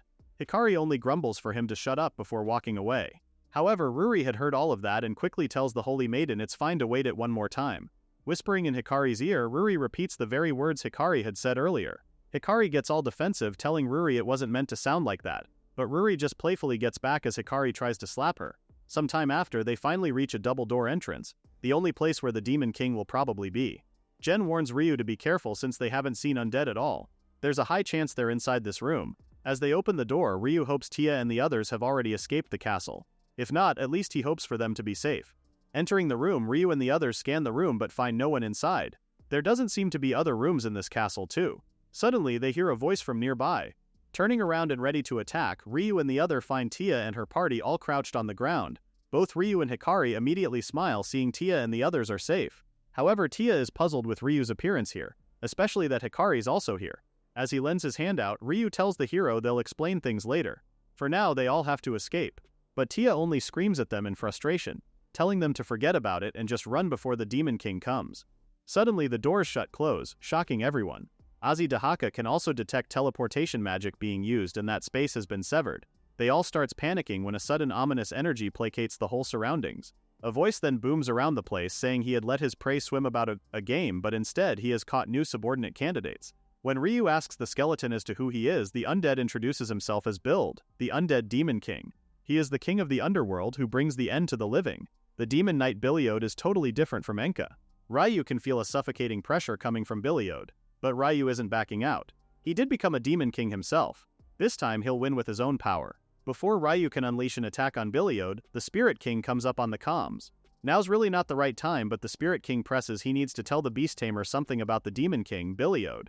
Just now, through Ryu, the Spirit Knight sensed a trace of the Demon King's magical power. If the Spirit King's senses are right, Bilio has the same aura as spirits. That means this Demon King might be a spirit's companion. Trouble brews in the undead castle. Will Ryu be able to save all of friends from this enemy? This revelation shocks Ryu. His brain is still processing what this means. Even the Spirit King doesn't understand why the undead Demon King is a spirit. No one has ever heard of a Demon Lord being a spirit before. For now, the Spirit King needs to gather more information to confirm this plot twist. Biliad then asks Ryu for his name. This is the Beast Tamer's reward for coming this far. If Ryu has abilities as outstanding as the hero Tia, it offers to make Ryu as his special subordinate. Holding his sword up front, Ryu asks the Demon King what made him assume he'd want to become a subordinate, pointing out how he's only a tamer. Biliad is a bit surprised. The Demon King never thought such a weak existence could lure a hero. That just makes Biliad believe that the hero's status must be really well known. The Demon King disregards such hierarchy, saying Ryu will probably replace the subordinates scattered by the hero. The Spirit King talks to Ryu again, telling him that he'll try to find out the Demon Lord's identity. The Spirit King just needs Ryu to not let his guard down for the meantime. At that point, all of Biliad's undead henchmen are charging at the party. Ryu tries his best to hold himself against one, blocking and using Fireball to break the skeletal foe into pieces. The others are engaged in battle too. While Azai Dahaka is busy with an undead soldier, both Ruri and Uka are dodging a dark blast attack on the enemies. To Ryu, it seems that they're doing great, like they're really winning it and will eventually save Tia and the others. However, as he assures the hero not to worry about their safety and all, Tia tells him that the undead soldiers aren't the only ones they're facing. There's one more that Ryu and the others need to be wary about. Before Tia can divulge who it is, Biliad interrupts her. It seems that the Demon King thinks these people are too noisy, thus telling Tia to watch as her comrades be dragged and toyed with. With that, Biliad releases his spell Curse Pine and cages Tia inside a bulk of skeletons. Enraged, Ryu and Hikari both demand the Demon King to release Tia at once. The air grows thick with tension. Before they know it, the cemented walls begin to crack and crumble. As dust and rocks blind our heroes, confusion etches in their faces. Ryu coughs out the dust he had inhaled, then his eyes finally zero in on what had destroyed the cavities of this room. Up on the ceiling where a hole had been punctured, Ryu meets a ferocious dragon. Scratch that, an undead ferocious dragon. At Biliad's command, the skeletal dragon flies up to the night sky before it looks down and opens its mouth to unleash a fiery breath. But of course, the live dragons are ticked by such an outlandish move. With Biliad's plan on eliminating all of them at once, Azai Dahaka, Tiamat, and Uka all transform into their draconic form to fly out towards the undead dragon. All three dragons throw all their energy in attacking the undead dragon. The collision itself had the undead dragon shifting, making its fireball land and explode in the sky. Seeing this, Azai Dahaka realizes the room wasn't where the barrier was. It was the very land itself. The very same barrier that seals magic from anyone except the Demon King and his subordinates. Since Ryu's a Demon King now, the magic practically worked to their benefit. Looking down, Tiamat tells Ryu to leave the undead dragon to them. Uka is also confident she can deflect their attacks, how many undead dragons there may be. Meanwhile, down in the room, everyone else is preoccupied with Biliad's undead soldiers. Both Karen and Hikari have just dodged one of its attacks, with the latter determined to kill the Demon King quickly so she can save Tia. Before Hikari can even do so, she must first deal with these vile creatures. Hikari is in the midst of brewing up a plan when Karen shouts at her to watch out. An undead soldier had sneaked behind Hikari, raising its sword at the Holy Maiden. Hikari grits her teeth, preparing herself for the backlash. However, such notion doesn't happen because Ruri manages to transform into her Fenrir form and snag Hikari away from the enemy. Ruri then places the wide-eyed Hikari onto her back, asking her why she's hellbent on fighting this battle alone. Ruri and Karen cheekily smile at the Holy Maiden. Hikari isn't getting all the credit on this one. Seeing both girls smiling at her, Hikari stares at them before saying how trusting they are. Such trust can get them stabbed in the back someday. What an unlikable girl indeed, Ruri says with her brows furrowed. Ryu then spots the girls and asks them if they're okay. Ruri assures him they are a-okay and to leave this one to them while they protect his back. In the sky, Uka looks down to them to tell them to focus on the Demon King. With this battle plan, Ryu goes back to facing Biliad. His sword in hand, Ryu counts on the others to take care of things. Hearing Ryu's confident remarks has Biliad mocking the Beast Tamer. A single trainer, a Beast Tamer at that, against the Demon King of the dead? Biliad can hardly laugh at the thought, promising to twist Ryu's bones like he had done with the others. Imagine the look on Biliad's face when Ryu finally reveals his half-tamer, half-demon king form. Horns on either side of Ryu's head manifests as wings conjure on his back. Although catching Biliad by surprise, the Demon King manages to cast a barrier to shield him from Ryu's direct attack. Things just got interesting. Biliad laughs maniacally as he takes in the human reigning as a Demon King. He's enslaved countless dead, but Biliad has never made a Demon King one. Drawing out magic from his staff, Biliad tells Ryu he has the honor of being the first. With that, the Demon King of the Dead unleashes Dark Flame. Biliad's spell manages to scrape Ryu's foot, making him flinch in the process. As retaliation, Ryu swings his sword and uses Fiery Lance on Biliad. Multiple light rods head towards Biliad, who uses Shadow Hole to protect himself. Ryu's light rods instantly disappear as they get eaten by Biliad's dark vortexes. Then multiple shadow holes appear beneath Ryu. The new Demon King already knows what's going to happen if he stays in place. His own Fiery Lance spell backfires at him as Biliad's shadow holes releases them towards Ryu. Luckily, he manages to fly out in time. Biliad then antagonizes the Beast Tamer, calling him slow and even saying there's nothing special about Ryu, who supposedly claims to be a Demon King. Ryu twitches in discomfort. His new body is something he hasn't gotten used to yet. He can't balance it properly, and the sensations are so different from being human. Even Biliad can tell that Ryu is struggling in his new demonic form. Above, Azai Dahaka confirms Ryu's internal conflict, especially that an unfamiliar body can be quite difficult to maneuver. Even if Ryu's physical abilities increase through Demon King transformation, Azai Dahaka's words are then put to a halt when the undead dragon lunges at him. While holding the enemy's mouth from devouring him, Azai Dahaka tells Ryu they can't use magic to help him because of the barrier. The Beast Tamer will have to find a way to control his new body, fast. Ryu then lurches at Biliad with another sword attack. The same shield spell has Biliad protected, but Ryu tries to push forward and destroy the shield. However, Biliad raises his magic staff towards him and dark particles start dispersing from it. Ryu suddenly feels his mind being infiltrated, making him jump backwards to retreat. For just a moment, Ryu had felt like his consciousness was being sucked in. Just before he could figure out what it was, Ryu hears the Spirit King's voice. The Spirit King urgently shares who he had managed to figure out Biliad's true identity. That guy is actually a death spirit whose role is to return dead bodies to the earth. As to why such a being is now a Demon King, the Spirit King has no idea. All he knows is that their enemy is using spirit power to act as a Demon King. An undead king who binds the dead and a death spirit are two parallel things, yet here it is in front of him. Biliad is proof of such an impossible feat. Is there a reason why he became a Demon King? The Spirit King then calls Ryu's attention once more. Knowing the new Demon King, he knows that Ryu's kind nature will want to help Biliad. But a death spirit abandoning its duty and playing with dead souls is truly and will never be acceptable. The Spirit King has already vanquished his ties to this death spirit. This thing in front of them is no longer one of their spirit companions. Before Ryu can reply, he hears Biliad uttering another spell once more. Using Dark Flame, Biliad unleashes it towards Ryu, who instantly dodges it. In his mind, Ryu knows what the Spirit King had said is true, but even if Biliad's an enemy, Ryu can't help but doubt himself if he can kill someone of the same race as his companions. Ryu had sworn to protect everyone, yet here he is, facing a dilemma between what is right and wrong. If only the Demon King was a good person, this would have been easier. Meanwhile, Biliad moves his head with curiosity. He now realizes that the new Demon King has been taking every step and turn to run away from his attacks. To him, it looks like Ryu is finally afraid of his power, but it could also be that the Beast Tamer wants to become his subordinate. Waving his magic staff, Biliad tells him he'll grant Ryu's wish. A magic sigil appears above Biliad, who promises he'll make it a quick and painless death for Ryu. This has Ryu in internal turmoil. If he dodges this one, it'll hit Ruri and the others. And so he has no other choice but to take the damage to minimize harm.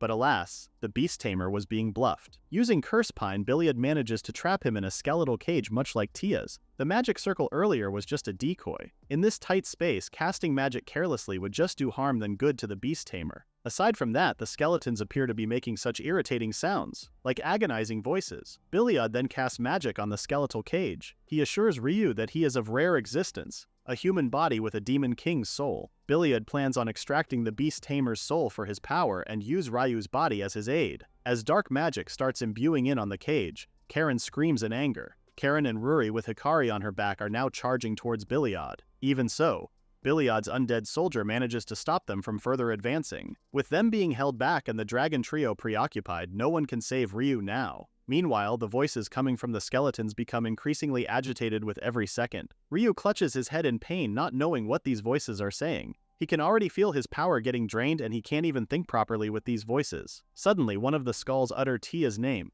telling Ryu to help the hero. Everything somehow clears in Ryu's head. He can now properly hear what these voices are asking for. Help! They're asking for help. One skull even sheds tears as it pleads for somebody to help it. Outside, Biliad believes he's now victorious as Ryu's soul is almost his to take. However, a crack suddenly appears on the cage and not long it explodes into bits and pieces. Billiard's unskinned jaw drops open as he reacts to Ryu's impossible escape. Dust and bones cover the room before Ryu steps forward to reveal himself undamaged. Billiard doesn't seem to believe his eyes. That cage specializes in confinement. Breaking it would mean destroying himself with his own attack. However, Ryu comes out unscathed. The Beast Tamer now agrees with the Spirit King.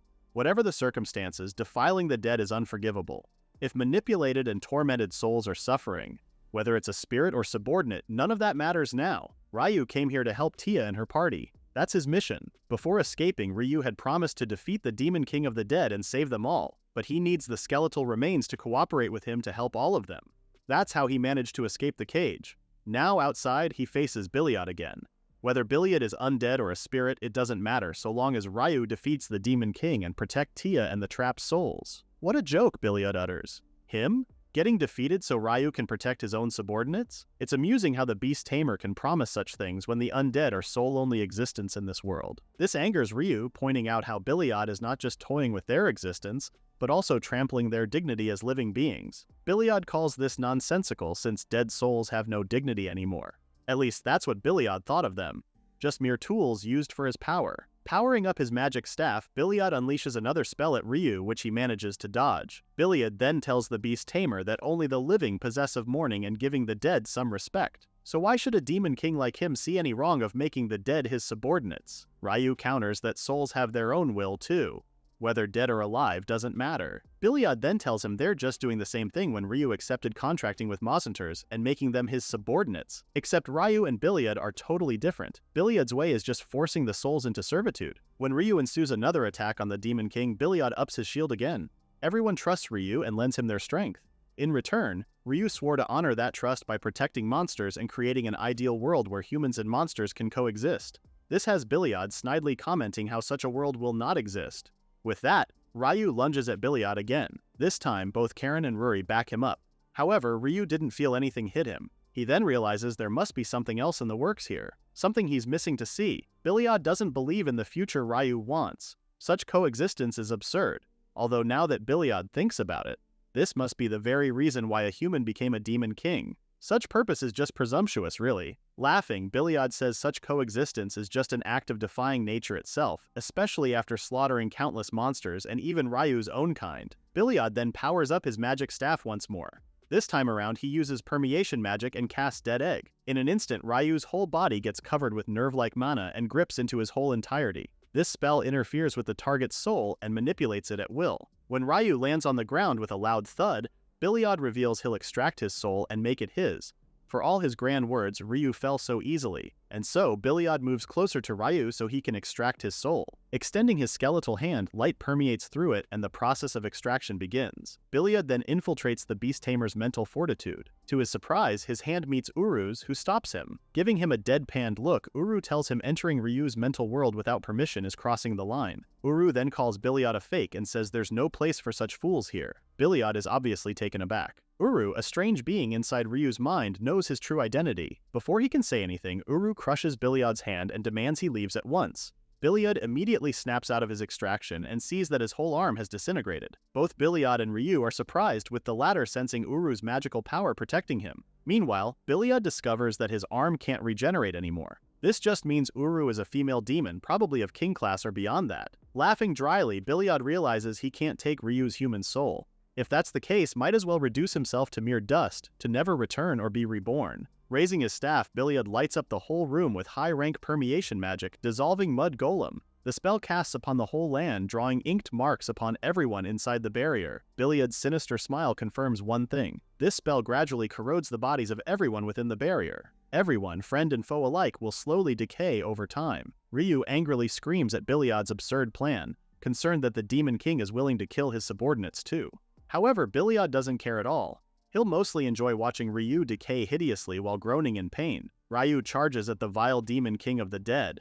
However, his attack bears fruitless once more since Billiard shielded himself. Ryu backs away, thinking of how he can defeat Billiard fast. He can't even control his own body properly, so how in the world is he going to defeat this skeletal monstrosity? Besides that, Billiard's physical form is quite questionable too. Suddenly, the Spirit King commands Ryu to target the gem on Billiard's chest. From observation, the chest gem glows whenever Biliad uses large-scale magic. The Spirit King believes this could be Biliad's magical core. Destroying the core should neutralize the Demon King. Ryu's problem is how. He's barely managing to dodge Biliad's attacks at this point. The Spirit King frustratingly answers him with a question: why in the world did they lend Ryu their power? The Spirit King then explains that Ryu is no longer human and is now a Demon King who inherited monster abilities. If Ryu can mimic monster movements, he should move faster than before. This has his mind's wheels turning. To break the gem, Ryu needs the speed to close the distance first.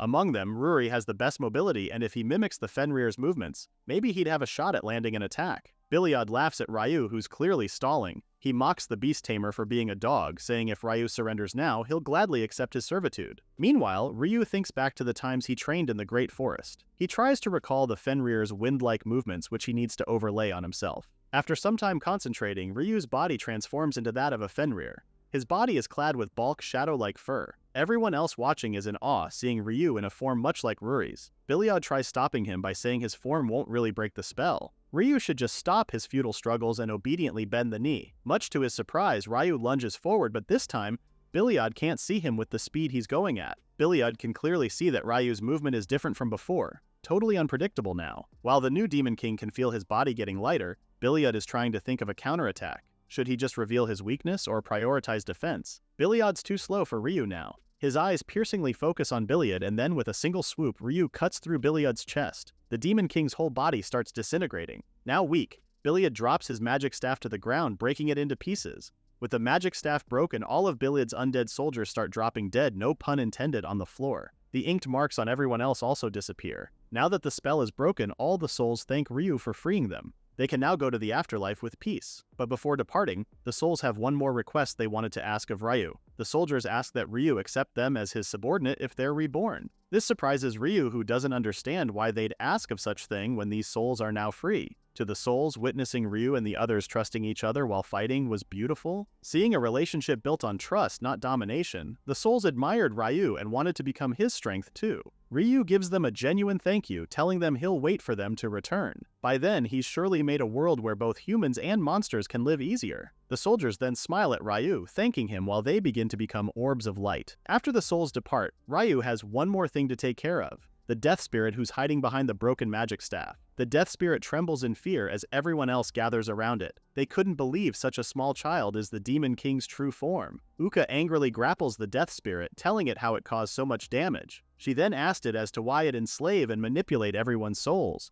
plus pretending to be a Demon King. The Death Spirit furiously flings out of Uka's hands, screaming for her to release it. Suddenly, the Death Spirit's tantrums stop when it hears the Spirit King's voice. The Spirit King scolds the Death Spirit, telling it there's no forgiveness for the damage it has done to everyone's souls. He also mentions that Ryu is his contractor, so everything that the new Demon King has seen and heard, the Spirit King did as well. The Spirit King then start rambling about the Death Spirit abandoning its duties and manipulating the dead. There's just no reason to defend such act of defiance. The Death Spirit then starts defending himself, justifying how humans are ultimately at fault because they had destroyed nature. Humans kill forest creatures for selfish gain and disrupt the forest's order. The Death Spirit had seen the humans trample on his homeland, staining it with blood, and so he took matter into his own hands. He showed the humans what happens to them for their actions.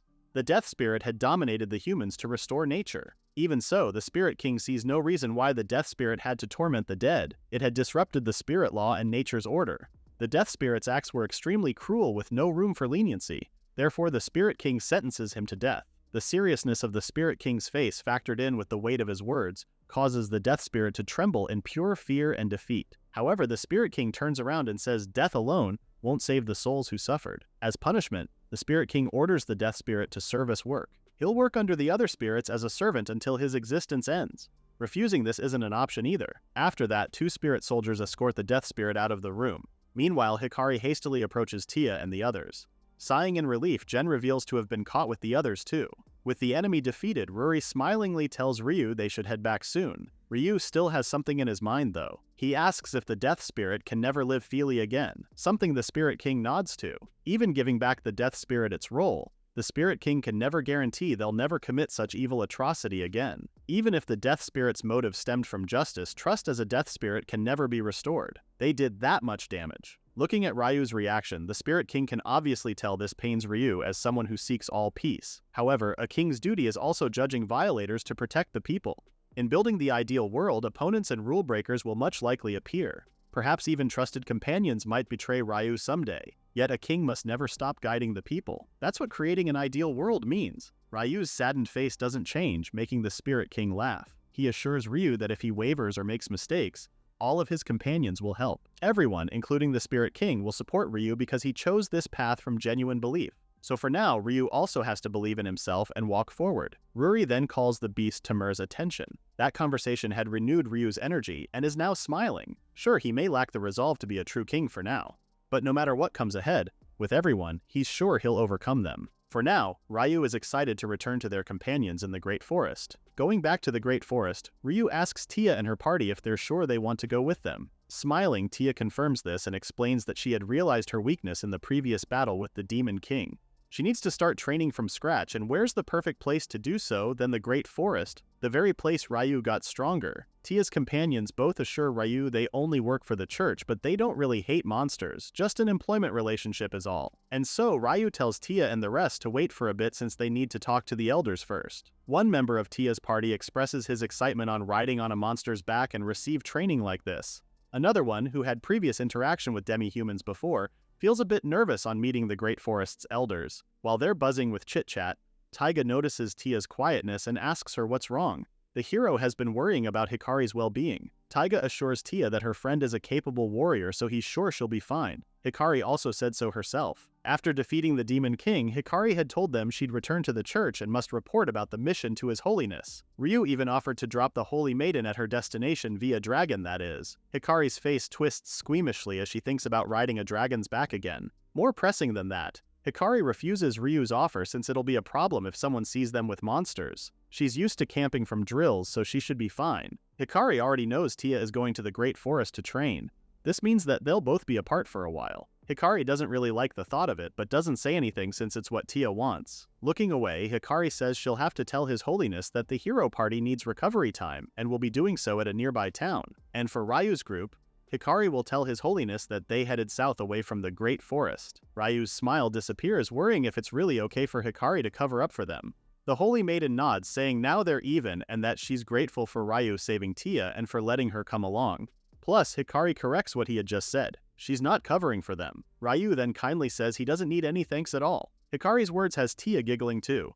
This is so not like the Holy Maiden she knows. Before, Hikari was so tense and hard to approach, but now she has a gentler aura to her. Hikari isn't even angry with just standing beside monsters anymore. If it weren't for Tia's sharp eye, the Holy Maiden wouldn't have realized such thing. Hikari then tries to come up with an excuse, saying this is just a temporary truce, to which Tia laughs off. No need for excuses for the hero, especially that she knows Hikari best. The old Hikari was nice, but the current Hikari is so much cuter to Tia. The hero definitely likes her friend better now. Hearing those words has Hikari staring at Tia for a long while before turning her gaze away. To think you'll see the Holy Maiden all stuttering and blushing like this is amazing. Ruri and the girls are now giggling at Hikari's reaction, making the Holy Maiden point out that this is just a misunderstanding. She only asked Ryu and the group to accompany her to save Tia. She even says her hatred for monsters hasn't changed at all.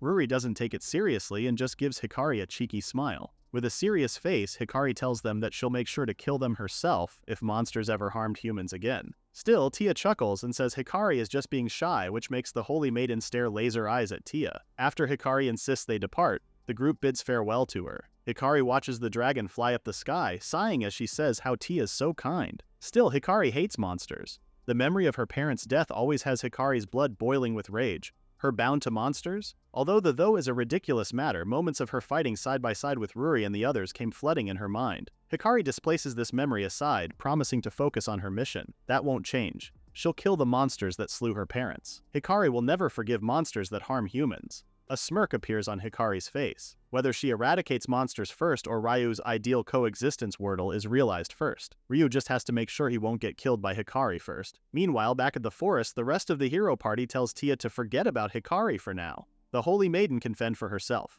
Right now, they need to think for themselves. The Great Forest is a monster den, and even if they're with Ryu, who knows what could happen. This is what both Maria and Gran are worrying about. Suddenly, they hear loud noise from nearby. That voice was Ryu's, which of course startles the hero party. At the top of that list are Tia and Taiga, who are now worried something might have happened. They all rush to where Ryu is. Before both friends could even ask what's wrong, the scene before them has their tongues tied. Wood logs are piled in the area. Monsters are busy stacking up materials while the others are building houses. It's not just one house too.